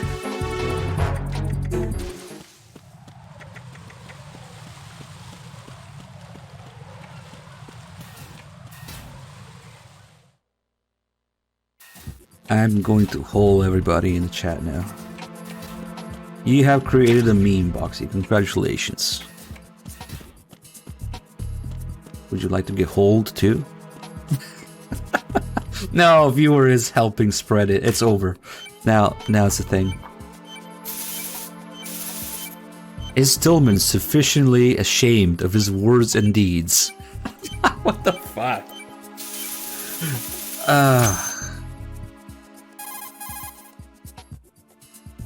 I have the last C4 frozen. There's nothing showing up on the sensor now. Good work, Raiden. You're way ahead of me, kid. I still have one to go. How's your bomb, Peter? It's a bomb, all right. Sealed C4 and in Identifying bombs. Yep, it's a bomb. One in Shell 1? For sure. Somewhere at the bottom of Strut A. Why are you so certain? If this bottom section of the strut is demolished, Shell 2 will be well on its way to destruction. You mean that Shell 2 will actually sink? Not immediately. There'll still be 5 struts left. But if Shell 1 loses a strut at the same time, it'll be a very different story. The big shell's structural integrity depends on a very exact balance. If both shells lose a strut each, the whole structure will tear itself apart under its own weight. What do we do? I have a sensor that can locate even those scentless C4s. It makes combined use of a neutron scintillator and a hydrogen bomb detector. It's the thing you acquired from the safe in Strut C a little while back. Does it work? I just tested it, and it definitely responds. But the best I can do is a sound beacon, not the radar. Sound? The shorter the interval between beacons, the closer the target. I get you. It's all yours, Raiden. I'm going to study it some more and see if the freezing process will work. Don't touch the other one until I say so. Okay. I'll stand by until you radio in. Leaving this bomb for last is actually better because when you can come back here, there's no guards around. And it starts us slightly closer to where we need to go with the timer. Now that matters because there's plenty of time for that. Stillman is not sufficiently ashamed of his wars and deeds, as it turns out. How's your invisible bomb? I'm looking at it, but I'm keeping my distance. How's Pliskin doing? A few more minutes. I just got to the last strut. Ah, shit, I kind of missed the call here. Oh I well. have to take care of. Does it look bad, Peter? Maybe. It's an odd one. The detonator hasn't been activated. What? But the sensors are live, which means... This is Pliskin. I've located the last C4. Is that it? I'm about to freeze it. Then... Wait! Pliskin! Keeps freezing in for another, like, 5 seconds. Damn! That was it! What's going on? The detonator just woke up. It's counting down! What happened? The big ones were rigged to be activated when all the baby C4s went offline. Right. The one in Shell 1 should be counting down too. Hurry! What's the remaining time? Loading. 200 seconds. 200 seconds? Right. Move! Get to the bottom of Strut A now! Why don't you do it? What's the remaining time? Loading, checking difficulty. 200 seconds. I'm actually curious, if you die here, where the fuck is the checkpoint? Is it before the door or right at the door? It should be right after, but... Raiden, is everything all right? Raiden! Raiden!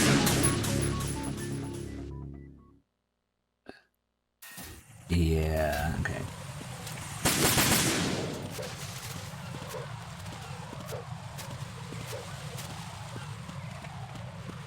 The voices are Raiden's thoughts. When the other characters are talking, you can press R1 and R2. Here, a positive or negative thought.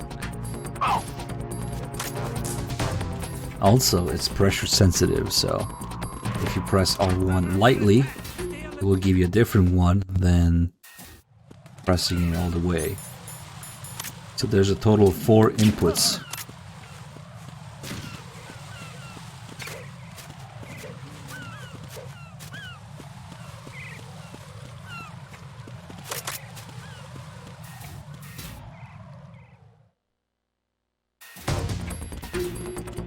I guess now that the timer is going, they won't talk about anything else. I should have called Stillman before grabbing sensor. Oh well. Listen up. Time is absolutely critical.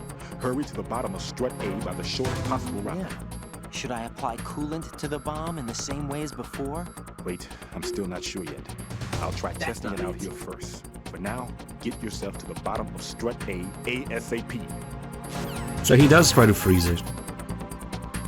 The countdown has been initiated. Get real. That's literally all he talks about. Damn. The countdown has been Get real. There is a kind of interesting call after he admits he still has his leg, where Raiden kind of accuses him. Oh well, can't get that now. And then Rose has a call about it too. Raiden, get a move on. Use the elevator on the roof to get down to the bottom of strut A. Get real. But now that the timer is counting down, there's probably nothing else I'll talk about. Jack, you okay? Yeah, Rose thinks it's a boss fight, so she's not gonna say anything unique if I save. That's okay. We have plenty of time to fuck with this guy. Hello. Freeze.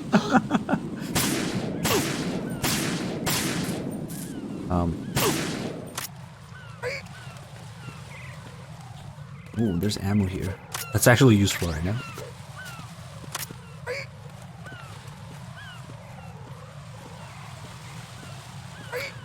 Interesting that there's a call about this.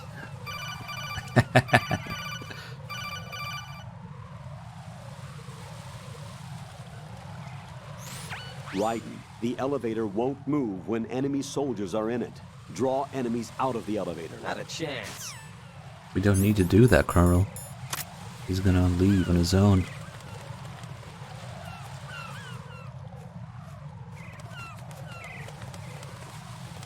Okay, bye.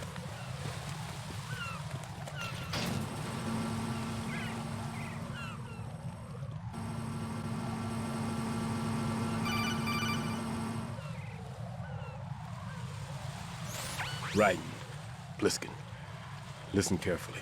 What is it? I fell for it. Fell for what? Fat man has my number. Exactly. A proximity trigger. Microwave. Microwave? With a 7-foot range. It's not a technique I taught him. Neither was that multi-bomb booby trap. Looks like he's far surpassed me as far as explosives technique goes. As for the rest... Pete, get the hell out of there. There's less than 30 seconds left. It's too late. Yeah. No! Pliskin, get away from strut H as fast as you can. Pete! Raiden! Keep your distance. Use the spray from as far away as possible. Me? You can do it. I know that. What? I'm not so sure. But I am. Do it. I know you can. Why don't you do it? Get real. Well played. Just wait a bit there and... Why don't you do it?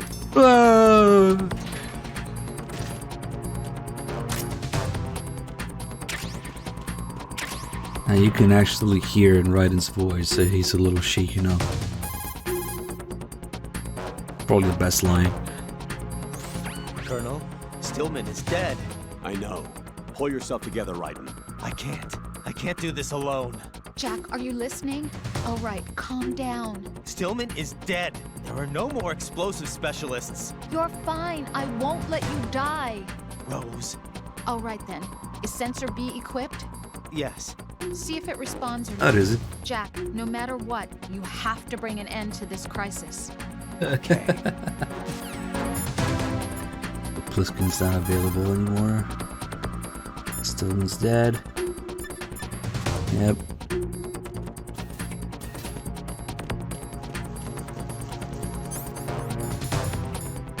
Sensor B.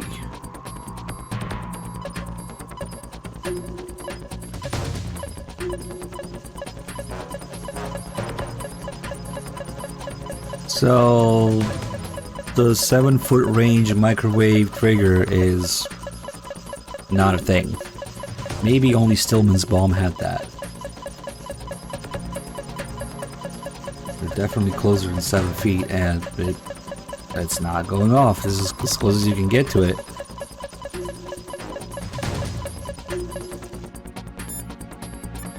Which is weird, because in VR, they actually do have bombs that explode if you get too close to them, so they could have implemented that as a gameplay feature.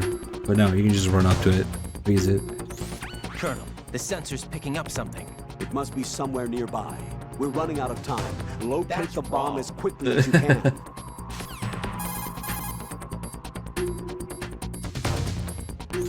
Colonel, how far-reaching was the explosion? No We're way, currently Dr. Gray. surveying minute details. How about Pliskin? I don't know. I hope he's okay. Right, and if you have enough time to worry about that guy, then get back to bomb disposal. Do you understand? No way, not the difficulties, it's even farther. There's no way, I've never seen a bomb actually go off just by being close to it on any difficulty.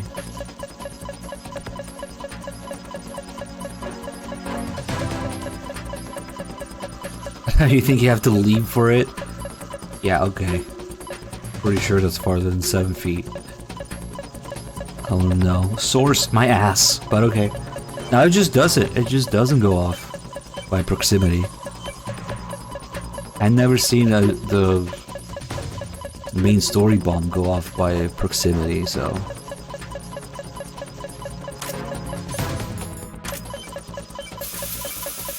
And this is probably the closest we can get to it, because the other difficulties have them in different spots. You probably just run out of time. Colonel, the sensor's picking up something. What happens if you shoot it? I'll let you take a wild guess.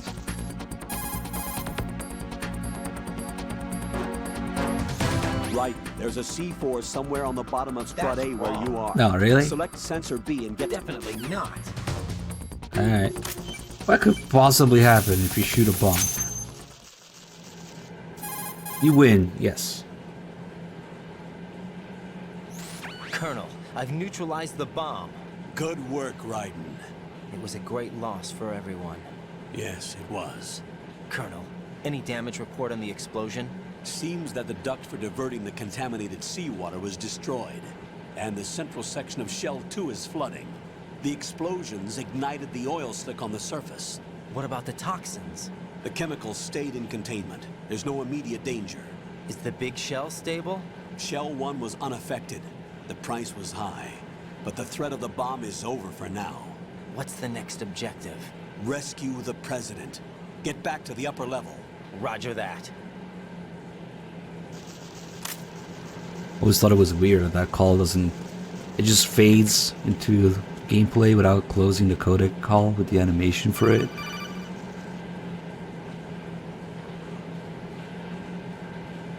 Raiden, the terrorists have retaliated for our bomb neutralization. What? A hostage has been killed.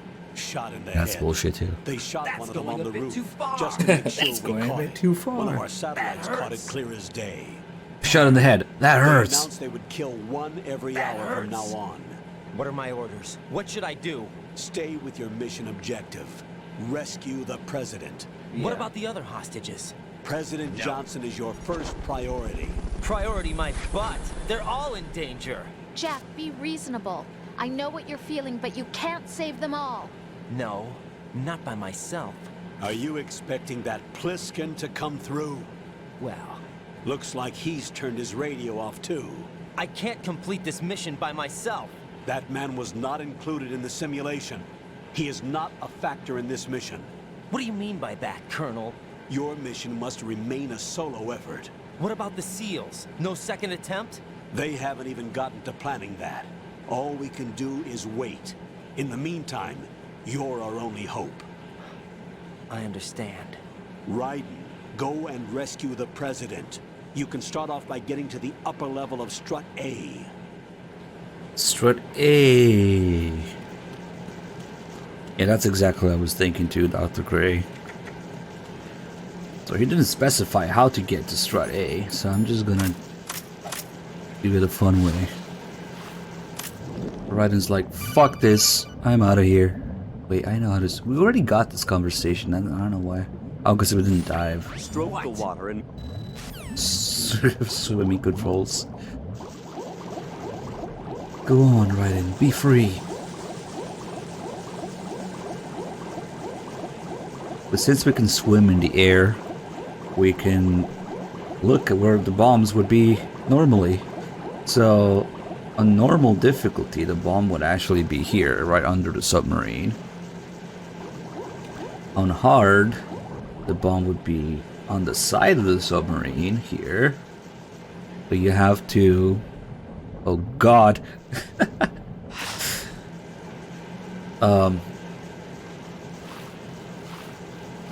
Oh shit. We're on the wrong side of the big shell. But yeah, you'd have to go into hanging.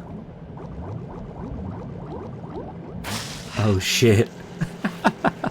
And then on Extreme, European Extreme, you've seen where the bomb is. I accidentally the whole thing though. So I guess we're off to Manhattan. Bye. Shit, now I need to save and reload. I wonder, do you get a checkpoint after the bomb is defused? Probably. God, if you don't get a checkpoint, that kinda sucks. Alright, let's just drown to death, I guess.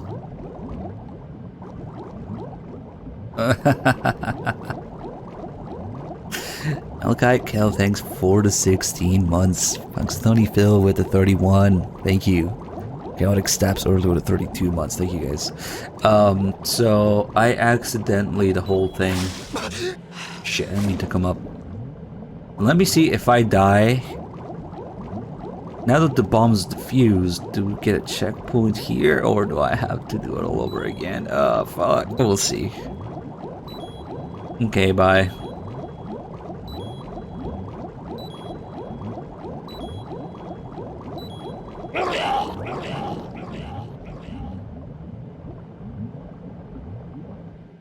Jack, what's going on? Answer me! Jack? Jack! Go back through the hole in the fence. That would have been amazing if you could do it. Oh yeah, there is a checkpoint. That makes sense. Perfect. Alright. Nothing happened. Let's go fight Fortune.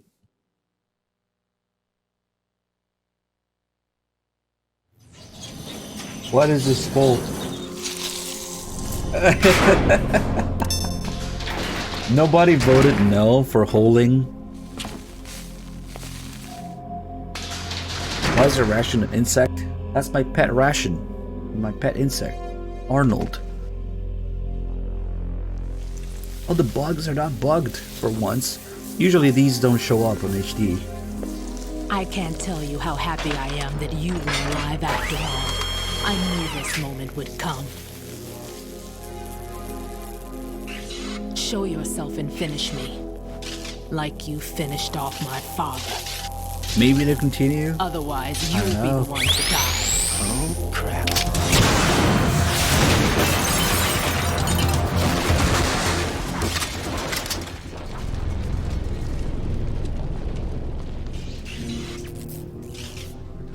That's not him. This could be interesting. Interesting. You've seen the fires of hell, haven't you? You guys. Maybe you can give me death. Okay, now that this poll is over, My name is Fortune. the Lucky next in poll war is: and nothing else. do you want to see Raiden get completely shreked And without by the death ceiling? to call my own. Hurry, kill me, please. Let's do the calls here. Make it a short one, because we're already in the fight. Should Raiden get shreked by the ceiling? Fortune's railgun packs some power. A direct hit will kill you. Do not present her with a target under any condition. Stay behind cover. Shreked by the ceiling.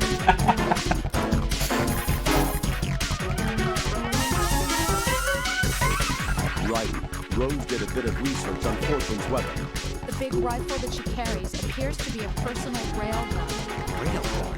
Yes, an electromagnetic gun that fires bullets with magnetic force. As a movable conductor, it uses plasma What? Speak up, I can't hear you. electrons with acceleration capabilities. The kinetic energy of the ammunition is approximately 10 megajoules. Incidentally, that of a 140mm smooth bore gun ammunition is 20 megajoules. I can't believe something like that even exists. It's not available though. What she has is only a prototype. That thing sure doesn't sound like a prototype. Problems with the rail plasma and inter-rail electromagnetic release have yet to be solved. Evaluations exist that criticize it as unacceptable as a field weapon because of the high risk of accidental discharge. But hers doesn't? Most likely, probably because she's lucky. Unbelievable. Either way, it's a weapon that she alone can wield, that's for sure. Yeah, and a weapon that's uncontrollable, too. Very careful, Jack. So they kind of fucked up the audio mixing, sound levels, whatever. So at certain parts, you can't really hear shit. And the codec. It's an HD Bluepoint, specifically PS3 thing. Sadly. Let's see. This guy is still not available. This guy's dead. Mr. X is not available. Yeah, we only really have a problem.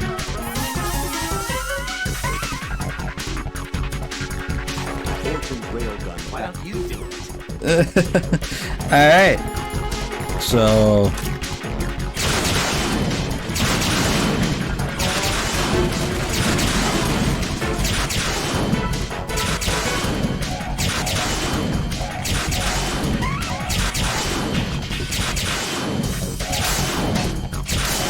So we are going to see Raiden get completely shreked by the ceiling, it seems. It's pretty satisfying. If you don't know where it's gonna happen, and it could technically happen somewhere, when they think the fight is over. Ah, fuck, that's not the ceiling, but we still got completely shreked. No, this isn't happening. Jack, you Oops. have to answer me. I didn't notice Jack! that the barrel was about to blow up. That's one of the classic ways to fucking die at the Fortune. If you don't notice that the barrel is about to explode, when you go back and forth, it will get you. That's why I try to keep it between the barrels. But then every time she reloads, it throws off the timing, so I hide behind the thing while she reloads.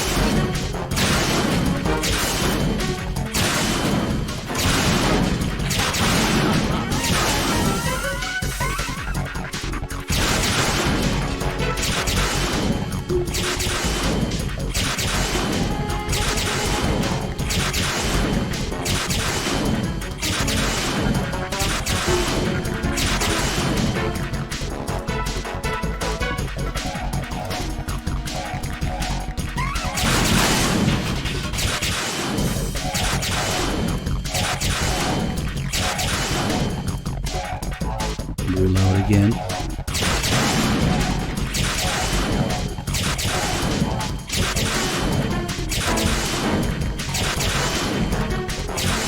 See, when she fires the first shot off to the side, that means the fight is over, and you might think, oh, I'm safe now.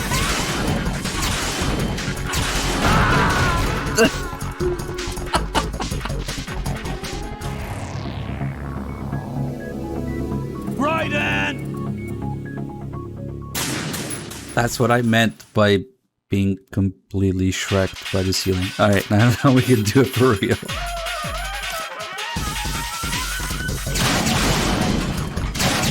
Just don't stand there when the fight is over. Okay, those already went off.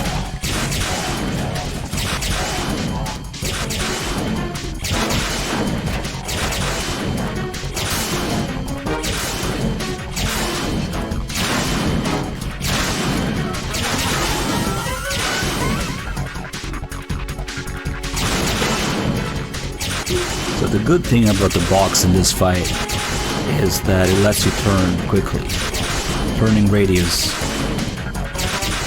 much smaller with the box, so you can go back and forth very easily. It's not that the box somehow protects you against a railgun fire, but it does let you avoid it a little easier. Because the sparks of electricity that you see there, that's not the fire that she's shooting.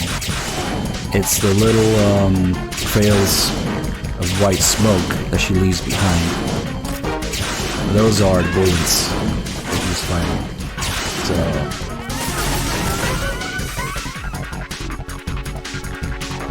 So her life bar is small to tease you with it, to taunt the player. Just contacted us directly.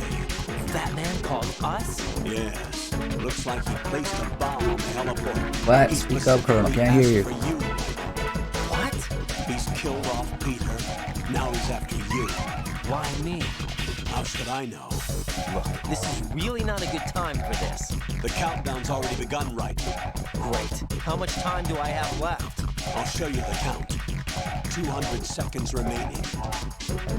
So he's planning on taking this place out. It looks like he has a different agenda from that of Dead Cell. What about backup? None. There's no time. Which type of explosives is it? He didn't say. Manadol, thank you for gifting the sub, Beach Walker. 728 gift subs. Now you stop this, Matman.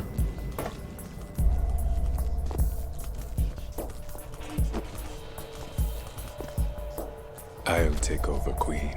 What is it? It seems our friend Fat Man is out of control. He'll actually try to destroy this place? Yes, this could unravel everything we've planned. But why would he do such a thing? Who knows? But he's nothing more than a stereotypical mad bomber now. He's completely lost sight of our ideals. And with it, his loyalty to Commander Jackson. All right. I'll take care of the wayward soul. It wasn't him. Unfortunate. I expected more of this one, really. But he couldn't kill you, I see. Completely useless. Then he's all mine. Later, then. Now!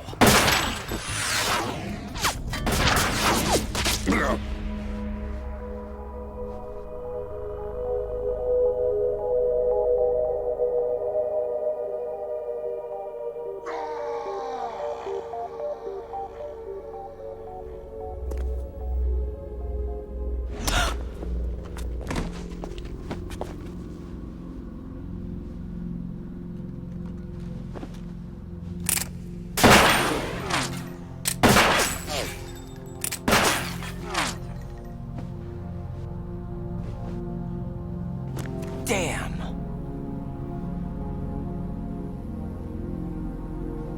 Vamp. Are you gone?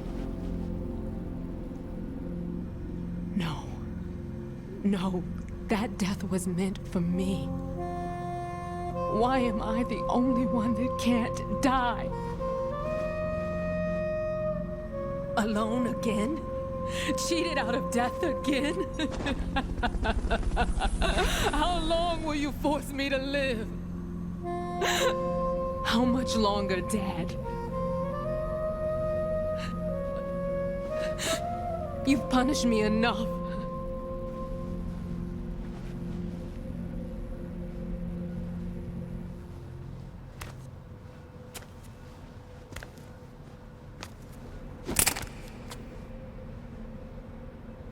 I thought you could give me peace.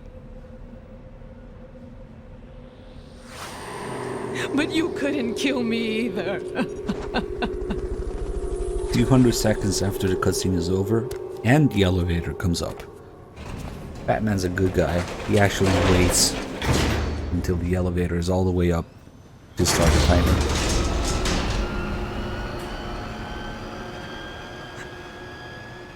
She has no idea that she has a device on her that's doing that.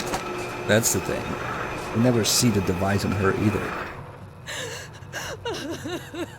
Maybe it's on her gun, maybe it's in her butt, who knows. Well, you never really see the device, unfortunately. There's no need for sorrow, Queen. I died once already. Damn. I can't die twice. Jaft with the 40 months. Nux Plus with the 55. Thank you guys. Maybe it's somehow built into her gun. I don't know. Anyway, don't think about the technicalities of it. The point is, she wants to be killed. Not really kill herself. She kind of wants to meet her match in combat. She seems to be proud of her soldierly background and stuff. Or I will almost argue that she doesn't even really want to die. She just enjoys the drama of being unable to die. She's not exactly trying super hard.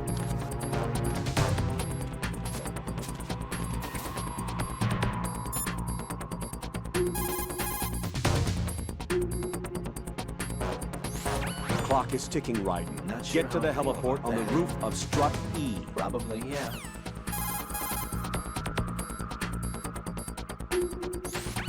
Colonel, do you really think they'll blow up the big shell? It's highly possible. We'll have to listen to their demands in full. They are pros. They won't hesitate to take the upper hand if they see an opening. Do you plan on meeting their demands? Absolutely not. You're the only person I can depend on.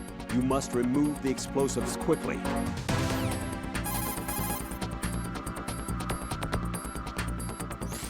If the big shell explodes, massive quantities of chlorinated chemicals used in killing marine bacteria will go up in flames along with the crude oil.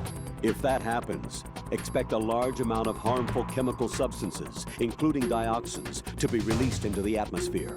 Dioxins are common nomenclature for Yes, now is the time for this. dibenzodioxin and polychlorinated dibenzofuran.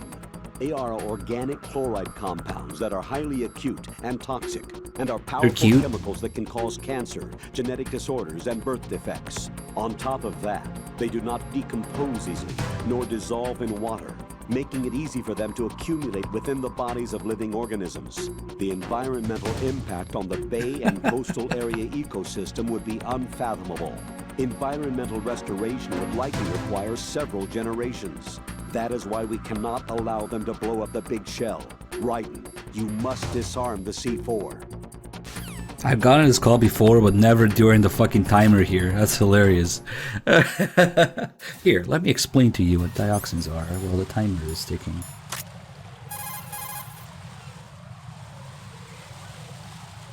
Raiden, I expect your encounter with Fatman will involve combat. There isn't a lot of time, but if you're not happy with your equipment, now is the time to get everything ready. Ah, nice.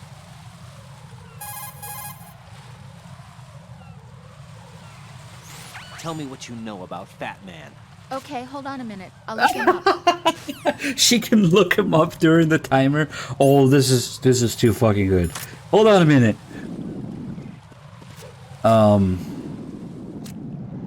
Okay then. There's somebody there.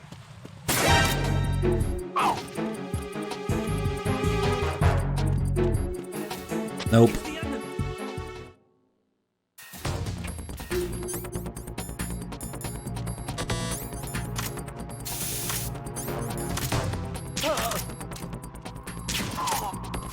Shit.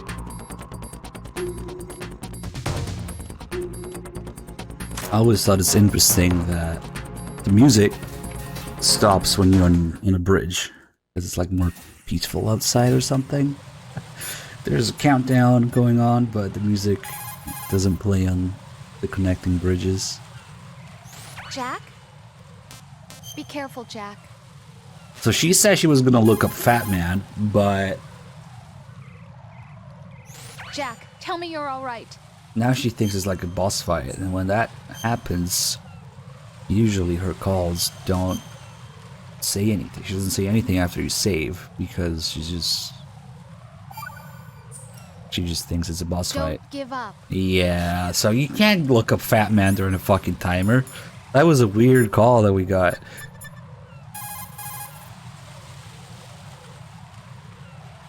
The clock is ticking right. Get real.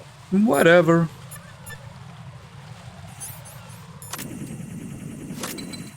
Shit, I'll have to pick up the extra chaff grenades in the core.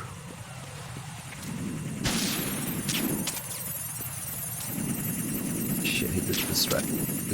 Didn't get distracted. Potato aim at work. The ammo actually doesn't really matter because during boss fights there's always ammo that respawns. The game never leaves you with no ammo for a boss fight.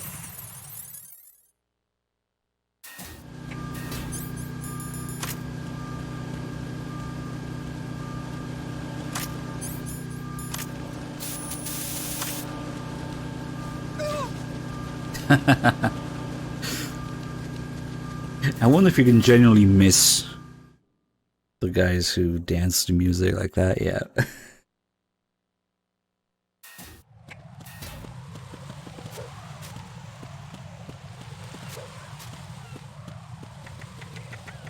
Face plant.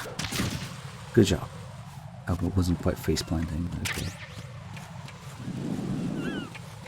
It's too bad that we can't really see all of Fat Man's animations because there's certain things he only does in lower difficulties. Like getting pecked in the head by a bird.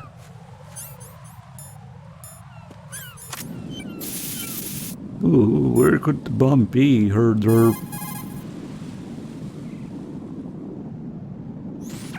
If you shoot out the radio behind the enemy's right hip, you can not. What the fuck is just talking about random tutorial shit right now? There's kind of a bomb in front of me. Push the crawl button while what? Okay, he doesn't care. Nice to know. Maybe it's because I'm looking at it.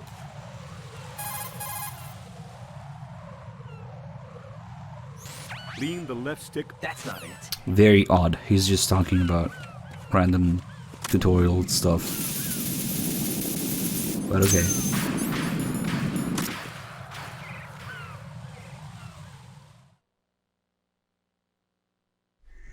So you're the one. You're right on time, I see. I like a punctual man. Is he Dead Cell? I am Fat Man. I am the greatest that humanity has to offer, and the worst. Can you hear it? Hear this rhythm? It's the rhythm of time. And life. Don't you follow this sound? I used to hang around department store clock counters.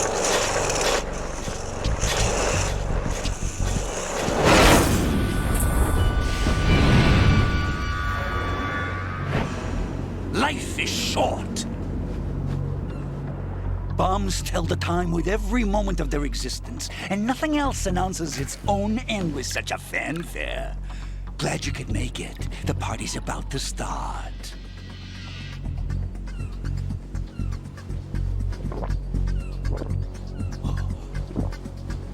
Yum. Good year. Let's drink to Stillman, shall we? If you destroy the big shell, you'll never collect your ransom. Ransom? What are you talking about? $30 billion in cash.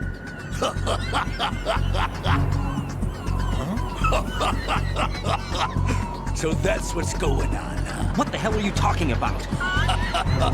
Oh, you'll know soon enough. And I could care less what they plan to do.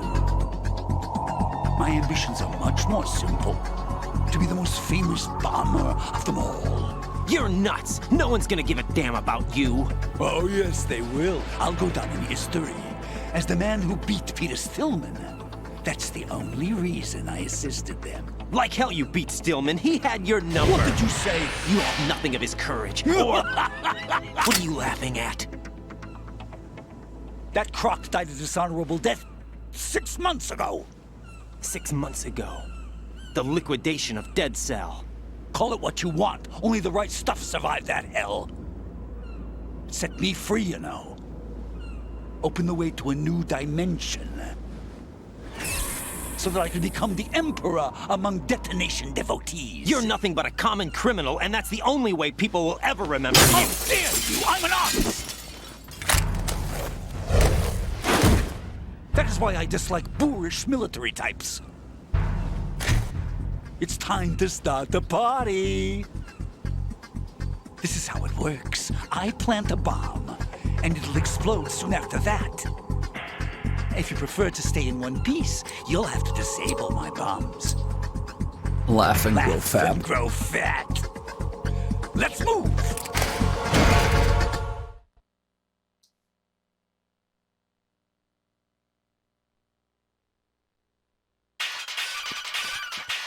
Oh, why am I getting a call?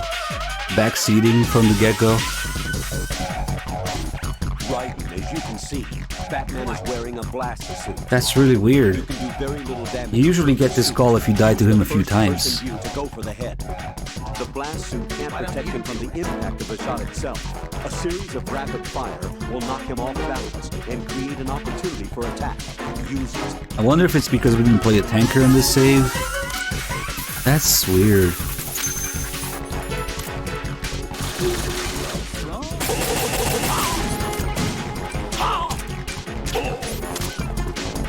It's important to get those double hits. Maybe because we already have a bunch of continues. Nice, I got it for the fucking M9M.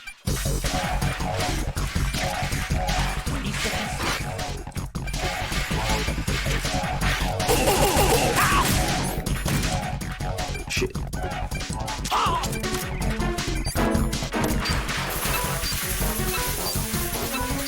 Did it say once piece? Really?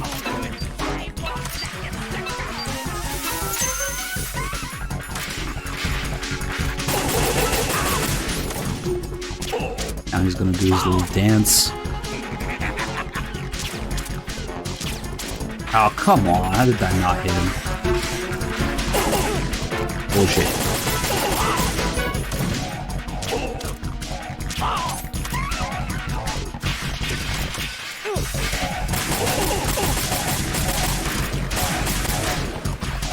He's kind of kicking my ass now.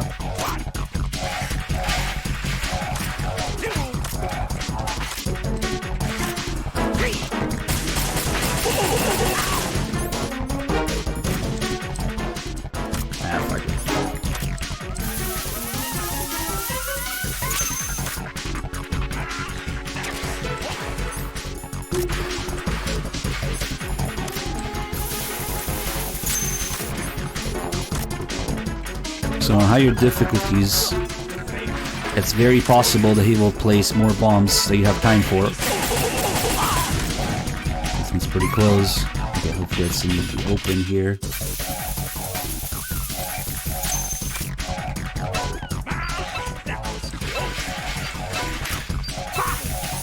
Fuck. We're fucked. Bye-bye. A fucking bomb was hidden in there. What the hell happened? Raiden!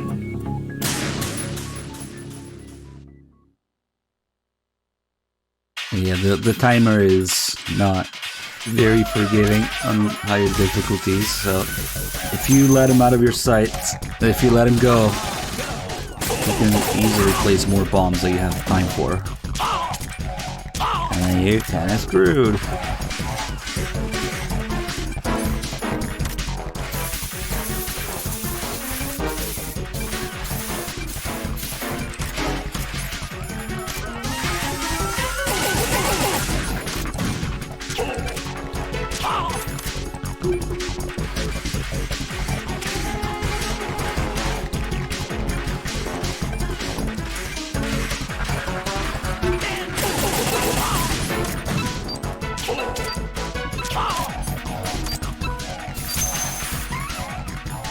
Now he's gonna go do his little dance elsewhere.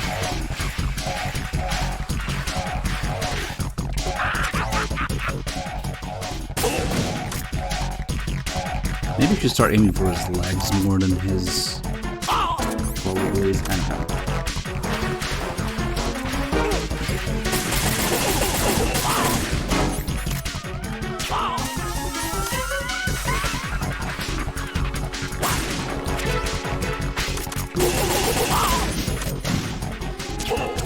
Oh, nice. I didn't think I was gonna hit that one. It's a good thing when he does that, because it means he's gonna turn on timer with whatever bombs he has left. So it's only one, it's not that big a deal. And then we can always lure him. Holy shit, he shot his bomb almost. I wonder if he can shoot his own bomb. He can definitely shoot it. And whoa, whoa, whoa. But maybe he can't. Cause that'd be fucked. Oh, he didn't hit it. See, that's where he hit. Shit.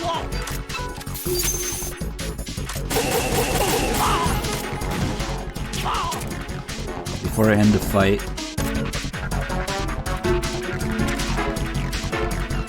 I want to mess with him a little bit more. Might be dangerous. So now that he's down, if you're too close to him, listen to the sound effects. Boing, boing, boing.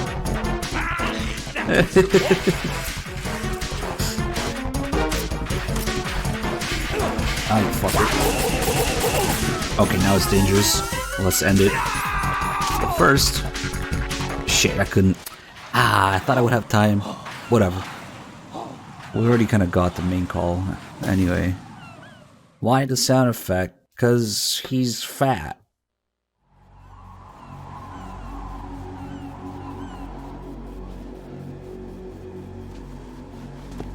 My suit. Oh no. I've nothing to wear to the party. The party's over for you. That's what you think. What do you mean?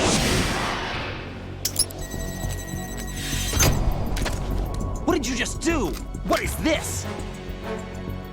I have beautiful hands. These delicate hands can craft works of art. Answer me, what the hell is this? It's the switch for the biggest bomb in the entire place. Huh? No use. Once it's activated, there's no stopping the count. Where did you plant it? Where is it? Somewhere in this area. Don't worry, it's very close by. Where is it? Go ahead, shoot me. I'm already dead. Damn!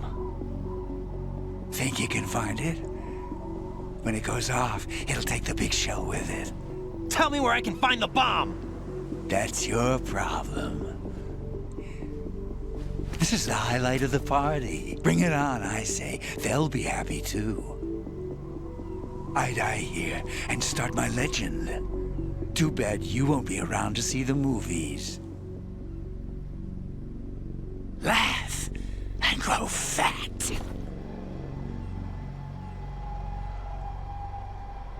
Now there's actually a pretty well hidden Easter egg.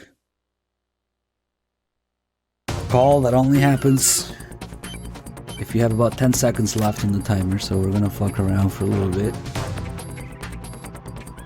Also, it's a little lame. If you try to leave, there's an invisible wall. I guess they didn't think people would really try to do this too much, but yeah, that's kind of lame.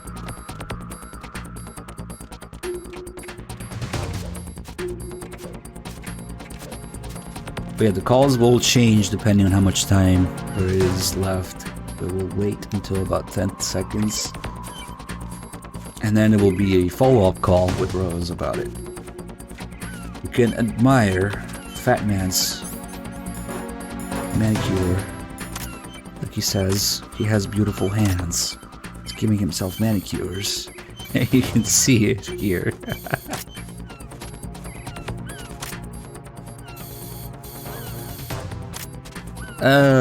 Forget that. I want this Glock 18. Where is it?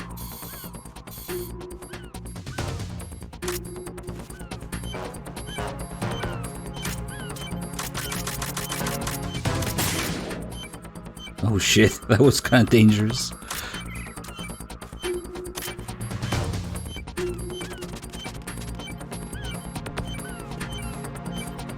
Oh no, where could the bomb be? Quick, backseat. Alright, 10 seconds. Colonel, where's that bomb? We have no information on that. Sweep the area. Hurry, Jack. The bomb has to be somewhere on the heliport. Use whatever means necessary to locate it.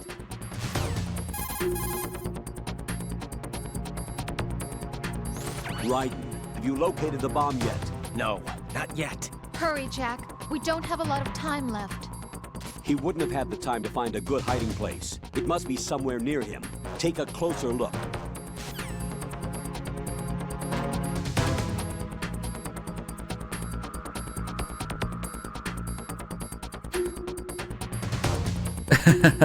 Listen, viewer. You have no idea what you're talking about. I've been doing this a lot longer than you, and I don't need you second-guessing me. Of course not. I can't be there. Right. The bomb? Nothing yet. Where is that damn thing? We're running out of time. Have you checked under Fat Man's body? What? Of course not. It can't be there. You don't know that. Okay, what evidence do you have that it's there? Just a hunch, all right? Look, Rose, I know what I'm doing, and this is my life on the line.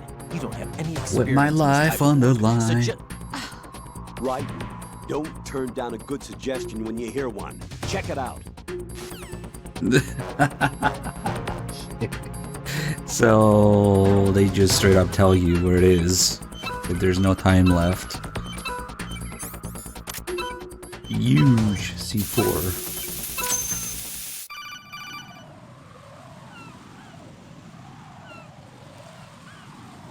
Good work, Raiden. Looks like all the bombs are neutralized. One of their main leverages is now gone. That leaves... Colonel, Fat Man didn't seem to know about the ransom demands. Intentionally kept in the dark, I'd say. He seemed to be coming from a very different place from the other terrorists. Raiden, a lot of hostages, our president included, are still in danger. Keep your mind focused on protecting them. What are my orders? Rescue the president. We have no idea where he is. You haven't been in the Central Core yet. I suggest you start there. Wait, I have another call. Want me to take it? No, I'll go offline. Best to keep our presence unknown.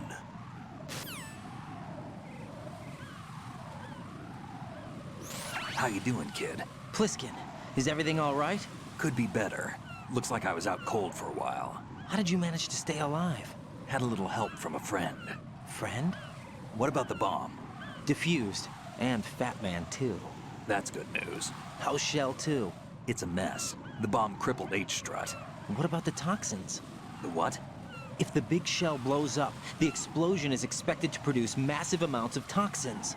Never heard anything about that. Huh? Well, looks like there's not much danger of that in any case. But the Central Core is starting to flood. It won't last much longer. Well, what about the President and the other hostages? They weren't in Shell 2. They must be in Shell 1. We need to get the hostages out of here now. It's too far from Manhattan for a swim. What about the lifeboats? There doesn't seem to be any. Doesn't make sense. So a chopper is our only extraction? Right. And it comes with a passenger limit. Intel has it that there are about 30 hostages. It'd take more than a single trip. We'll have to come back. Can you pilot a chopper? No, but I brought a gearhead with me. He's a good guy. I'll introduce you later. Pliskin, I'm on the heliport right now, but I don't see their Harrier. It's out somewhere. We better move now, then. Our chances with a Harrier after us are close to nothing. Do you know where the President is? No, that one's all yours. The President is at the top of our rescue list. These are our orders, Lieutenant JG. Your orders, not mine. What? See you later. Whatever.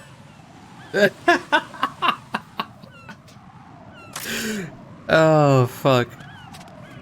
I thought he was gonna be like, don't ignore me. Whatever. So, now that we had to use Rose's help to find the bomb, if we do a save call, naturally there's gonna be the I told you so call. What's up, Jack? That is such a sexist thing to say, you know? That would not fly these days.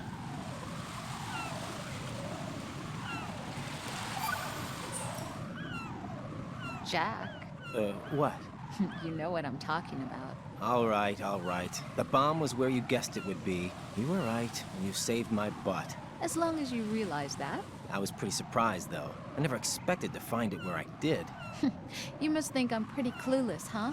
Of course not. And I have a pretty healthy respect for the woman's intuition thing now. That is such a sexist thing to say, you know that? Come on, don't be mad. I apologized already.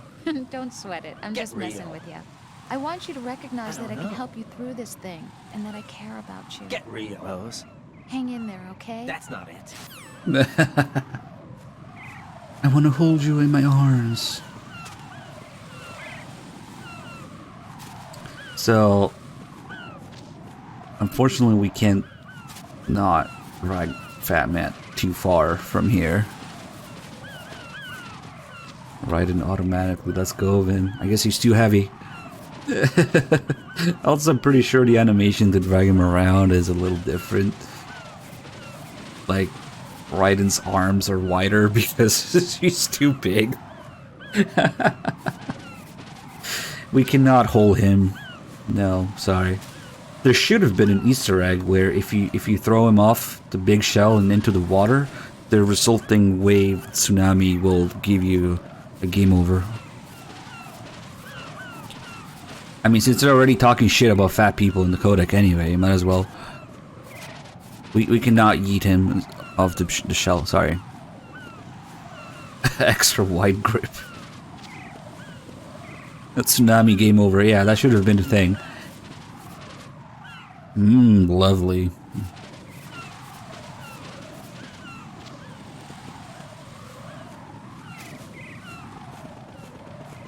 I wonder, maybe on PC, maybe if you emulate, you can somehow remove this restriction. If we could drag him away some more. The game just doesn't let you.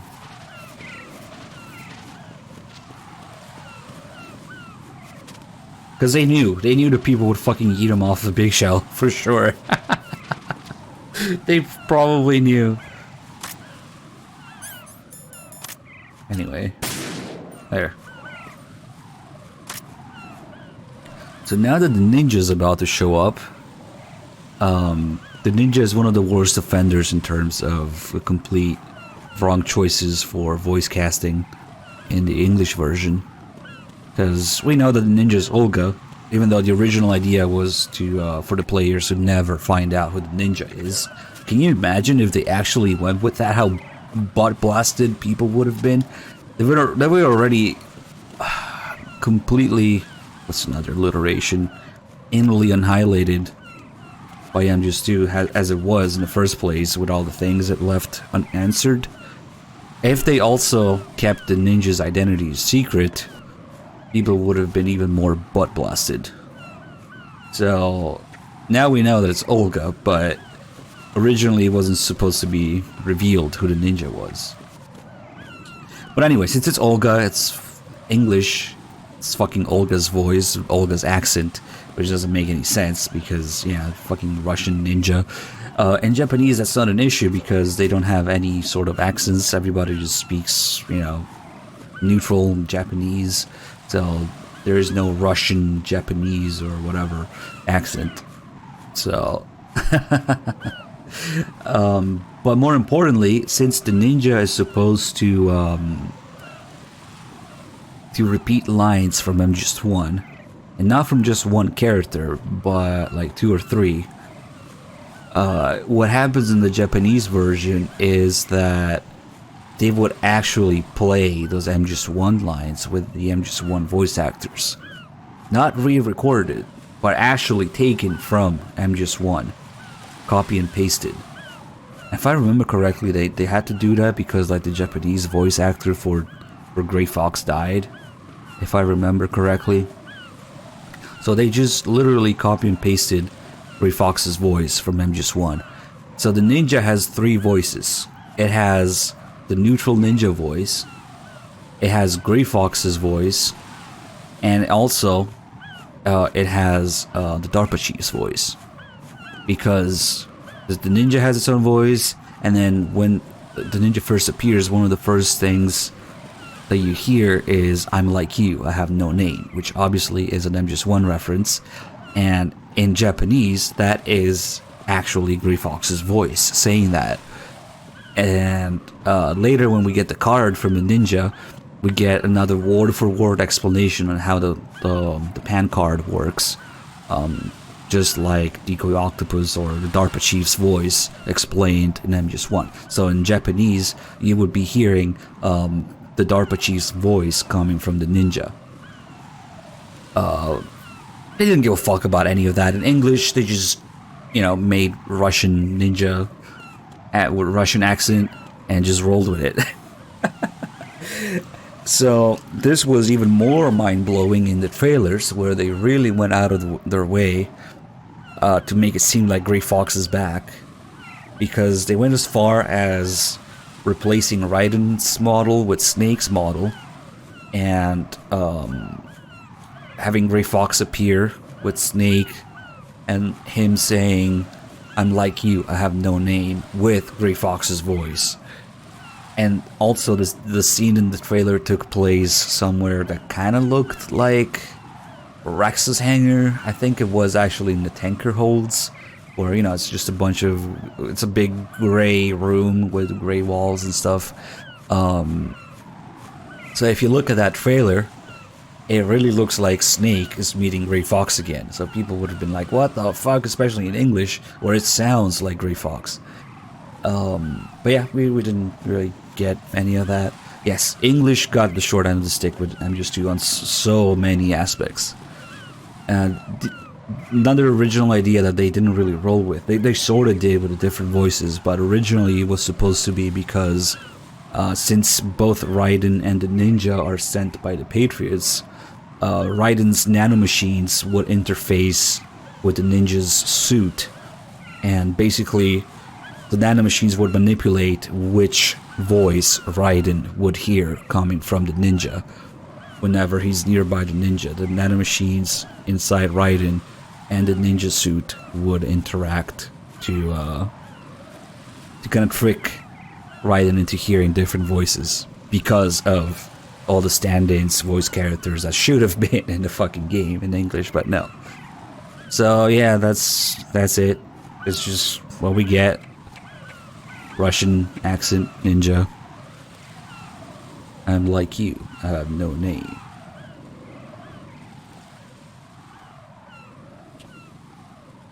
Mr. XXX Deep Throat. Google that. You passed with flying colors. Identify yourself. I'm like you, I have no name. Are you Mr. X? If you like.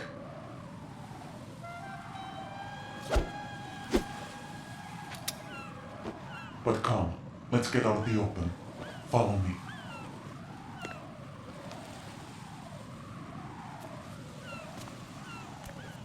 Are you with Foxhound too?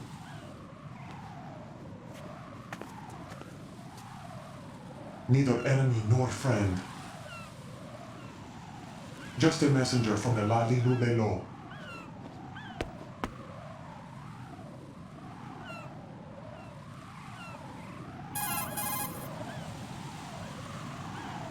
This is safer, I think. Safe from what? Eavesdropping, of course. All right. Why did you contact me? I've been ordered to give you backup, including a relaying of necessary intel. Ordered by whom? Why won't you identify yourself? There is no need for you to know. I'll decide whether I need to know. You are not yet trusted to make such decisions. I'll tell you something you do need to know instead. The current location of the president. What? Or rather, the person who knows the current location of the president. Who is it? A Secret Service agent named Ames, currently being held with other hostages. Secret Service, huh? The head of the president's security detail, Ames, has been fitted with the same type of VIP nanomachine system as the president. If you're within range, you should be able to communicate. Why are you telling me this? Do I need to repeat myself? There's no reason for me to believe any of this. You understand that? Of course, but you also have no choice but to believe. Do you have any other leads? Where are those hostages?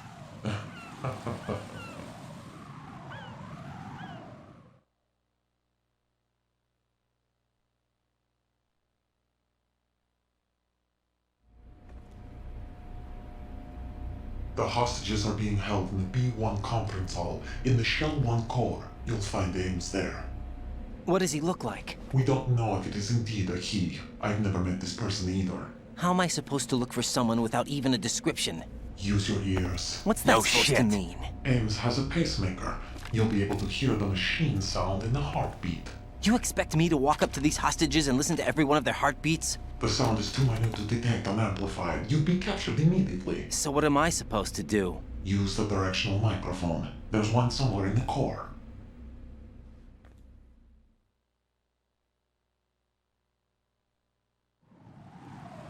Take this. This security card will unlock all level 2 security doors, including the one into the core. It's called a PAN card. It works together with your body's own electronic field. And watch yourself. The core is more heavily guarded than any other section of the big shell. You'll get nowhere just like that. Try this instead. One of the terrorists?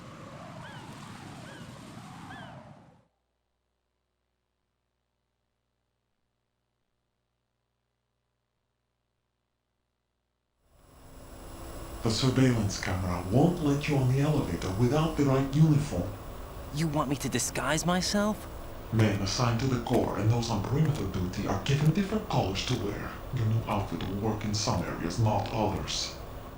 The uniform alone won't fool them either. You're talking about weapons. Right, you need an AK. But I saw them carrying an AN-94. All men assigned to the core section carry AKs. So without an AK-74U, someone will see through me really quick. You could take care of the weapon issue yourself. One other thing. There's more? You'll also have to pass a retinal scan to get into the conference hall.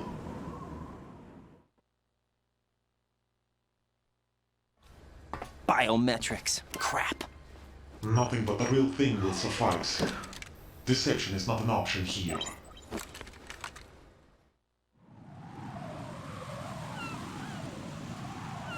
I suggest you hurry. They have a nuke on their side. The nuke? They have a nuclear weapon with them? You didn't find their continuing presence here unusual? Even with the president as hostage, this is an island, and they have no visible means of escape. Even if they do have a nuke, the warhead is no good without an access code. The security lockout can't be bypassed. They don't need to. They have the code. You saw it too, I believe. The Navy man with half a handcuff. The other half of it is on the football, or the black case if you like. The nuclear button. And now they have it.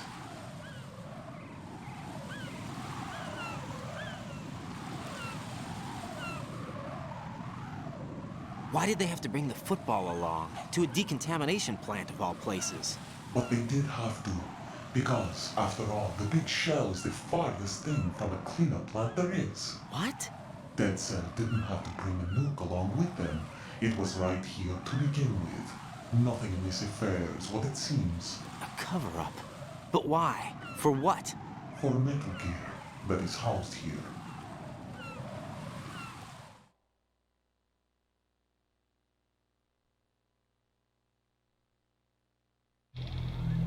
Metal Gear? The very same. Bipedal nuke-capable vehicle of Shadow Moses infamy. This place is the R&D center for its newest incarnation. What the hell is going on? Better ask Ames the rest.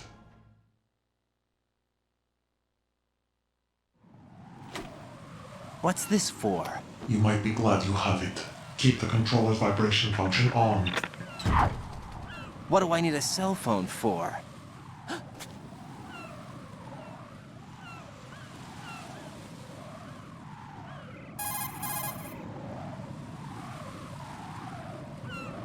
Colonel, who was that man just now?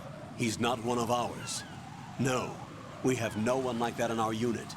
He said that the big shell was housing a new model of Metal Gear. First I've heard of it. Colonel, what are you not telling me? I've been completely open with you, Raiden. I've told you everything. Is that everything you know? Or everything I need to know? Snap out of it, Raiden. I'll have the Metal Gear rumor looked into. You need to make contact with this Ames. So you believe that ninja? Since we have no leads on the President's current location, we have no other alternatives. Right now, collect as much data as you can, including anything on Metal Gear. Who the heck do you think you are? Are those my orders? Yes, they are. Disguise yourself as an enemy soldier and infiltrate the Shell 1 core. Understood. Clearly that's, Naomi's line there. No, we had no one like that in our unit. That's what you'd expect to hear about the ninja from playing MGS1. Let's see if there's any recalls here. Raiden, make contact with Ames and find out where the President is. I see. Our information indicates that Ames... Okay.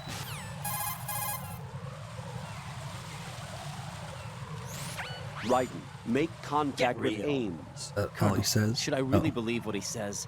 The fact is that there is no other option, unfortunately for us. I'll understand once I go to see him then, right?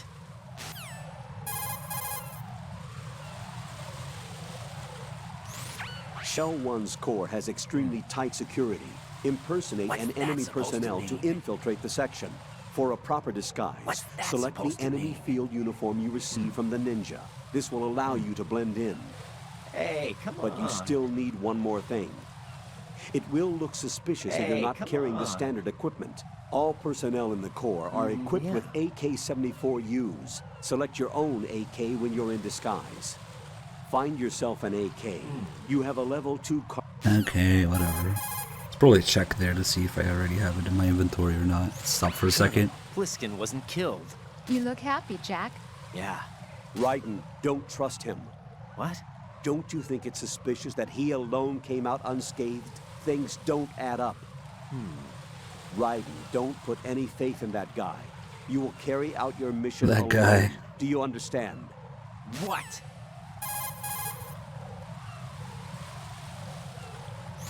Colonel, who's that person, Ames? I checked the roster of Secret Service members serving the President. There was definitely a person on the list named Ames. So what that ninja said then was not a lie after all. As far as the roster goes, no. Rose, do you have any other information? All right, I'll look into it for you. I'm counting on you. Ah, shit, now we gotta call her again.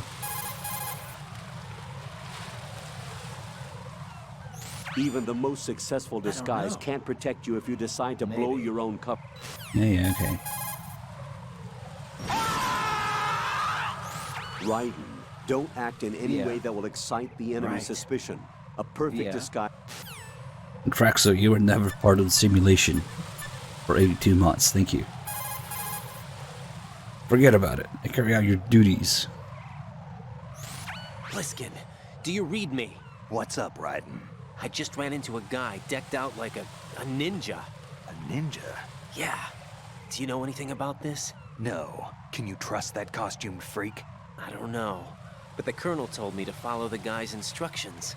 And like a good soldier, you'll do it, right? I'll let you in on a little secret, kid. The ninja that was publicized in the Shadow Moses incident no longer exists. The guy you met has no connection whatsoever with the incident. And how do you know that? Because I do. What? Just be careful who you trust, okay? How do you know that? Pliskin, do you know anything about a Secret Service agent named Ames? Ames? You've heard of him? No. Listen, if you know anything... No. I got the name mixed up with someone else. Forget it. I don't know. What do you mean, forget it? Just what I said. Forget it. Talk to you later, kid. Damn, he's kind of an asshole. So if we do this call before he reveals his identity as Snake, that's all you get. If you do it after, he will tell you that he's Nastasia's ex-husband and stuff. Hey, Pliskin, were you really a SEAL? That's what I told you. But what? Nothing. Listen, kid, you're on a mission. Thinking about anything else can get you killed. All these calls where Raiden asks something and he just tells him to fuck off. Shoot a fire extinguisher. Definitely not. Just tutorial stuff now, okay. Let's see if Rose has looked up anything.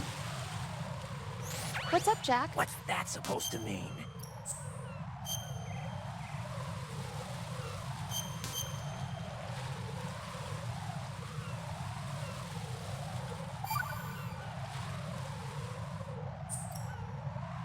Got a minute, Jack? Rose? I found some information on where Solid Snake is interred. Great. Shoot. I've located the grave site. And the body? Exhumed for DNA testing. Well, do you have the results? The right arm was missing, but there was no doubt that it was him. That body belongs to Solid Snake. So the head of the terrorist group must be... An imposter. Right. You sound disappointed. I guess I was kind of hoping to meet the legend in the flesh. I get you. But it looks like he's not behind this incident. Raiden, the President needs you, I think. Disguise yourself as enemy personnel and infiltrate the core section. I think... Your priority is to contact Agent Ames. That's really just to fuck with the player some more. Because somebody who's played MGS1 would know what it means if the right arm is missing. Raiden doesn't quite know everything that he's supposed to know. Even though he says that he went through MGS1 and he read in the darkness of Shadow Moses, but then he would know who Ames is and Nastasia and the Patriots and all that stuff. No, not the camera.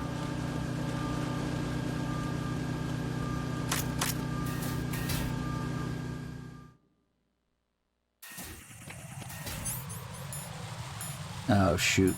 This is where I would use a chaff grenade if I had one. Dang it.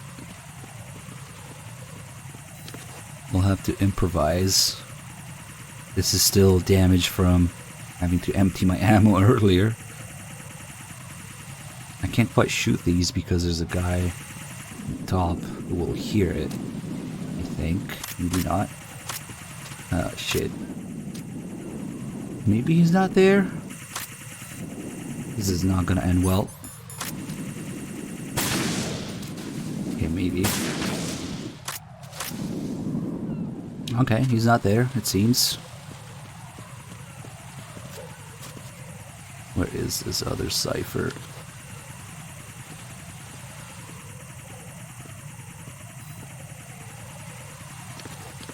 Oh shit, it's right here. Go, shoot.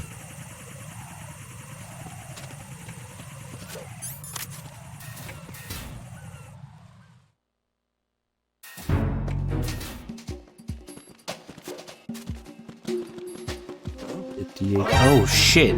How did you... Oh, I don't have the BDU on. My fault. I need some help here. I'm gonna have to deal with that.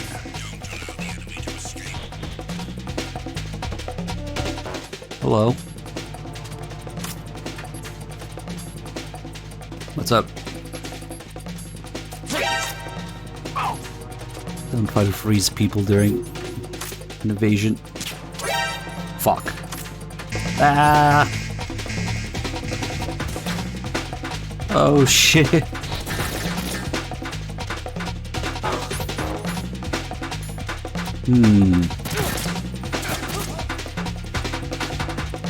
I'll be back.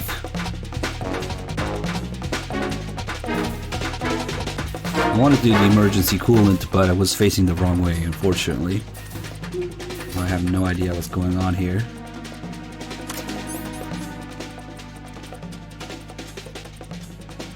Probably nothing good. Oh shit! Now we have to do it from the bottom. Ah, they were right behind me. Raiden! Interesting checkpoint.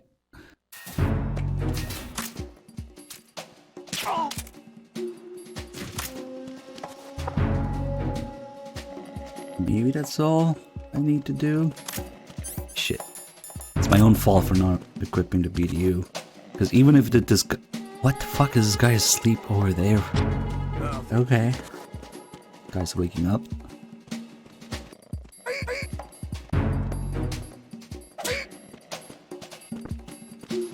Even without the disguise, the BDU gives you sort of like camo index. So they would not have seen me there if I equipped it.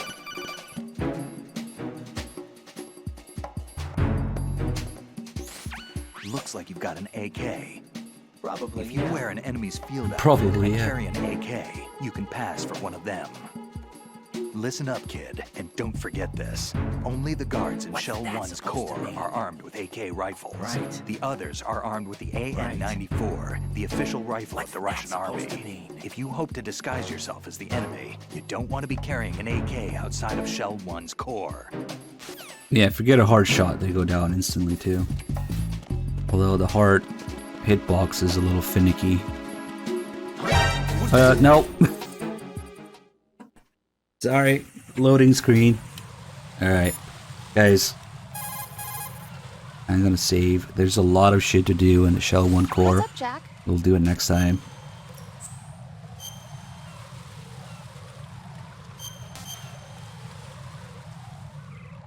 And I will try to get back to this tomorrow. Jack, I know you're probably doing fine, but Oh, don't this get is the jelly call. discouraged. Remember, Lieutenant J.G. Pliskin is with you too. You'll be all right. What's wrong? Nothing. Don't give me that. Every time you say nothing, it's always something. What's wrong? It's just that, you know, you seem to think pretty highly of him. Well, Yeah, Pliskin's the kind of guy you can really depend on, isn't he? what? What? Yeah, Pliskin is one heck of a man, isn't he? He's so cool, so confident. Yeah. Yeah. But he's nowhere near as cool as you. You'll always be my #1. Always. But that's not what I meant. You know, you're kind of cute sometimes. Bye, Jack. What a weirdo. What a weirdo. Alright guys, I guess we'll raid Enigma again, why not? But thanks for watching. Like I said, MGS2 has a lot of stuff to go through, so it's gonna take a couple streams to get through everything. And I'll be back at this tomorrow. Thank you so much for watching. Hope somebody out there learned something new about MGS2. And I will see you guys tomorrow, most likely. Thank you.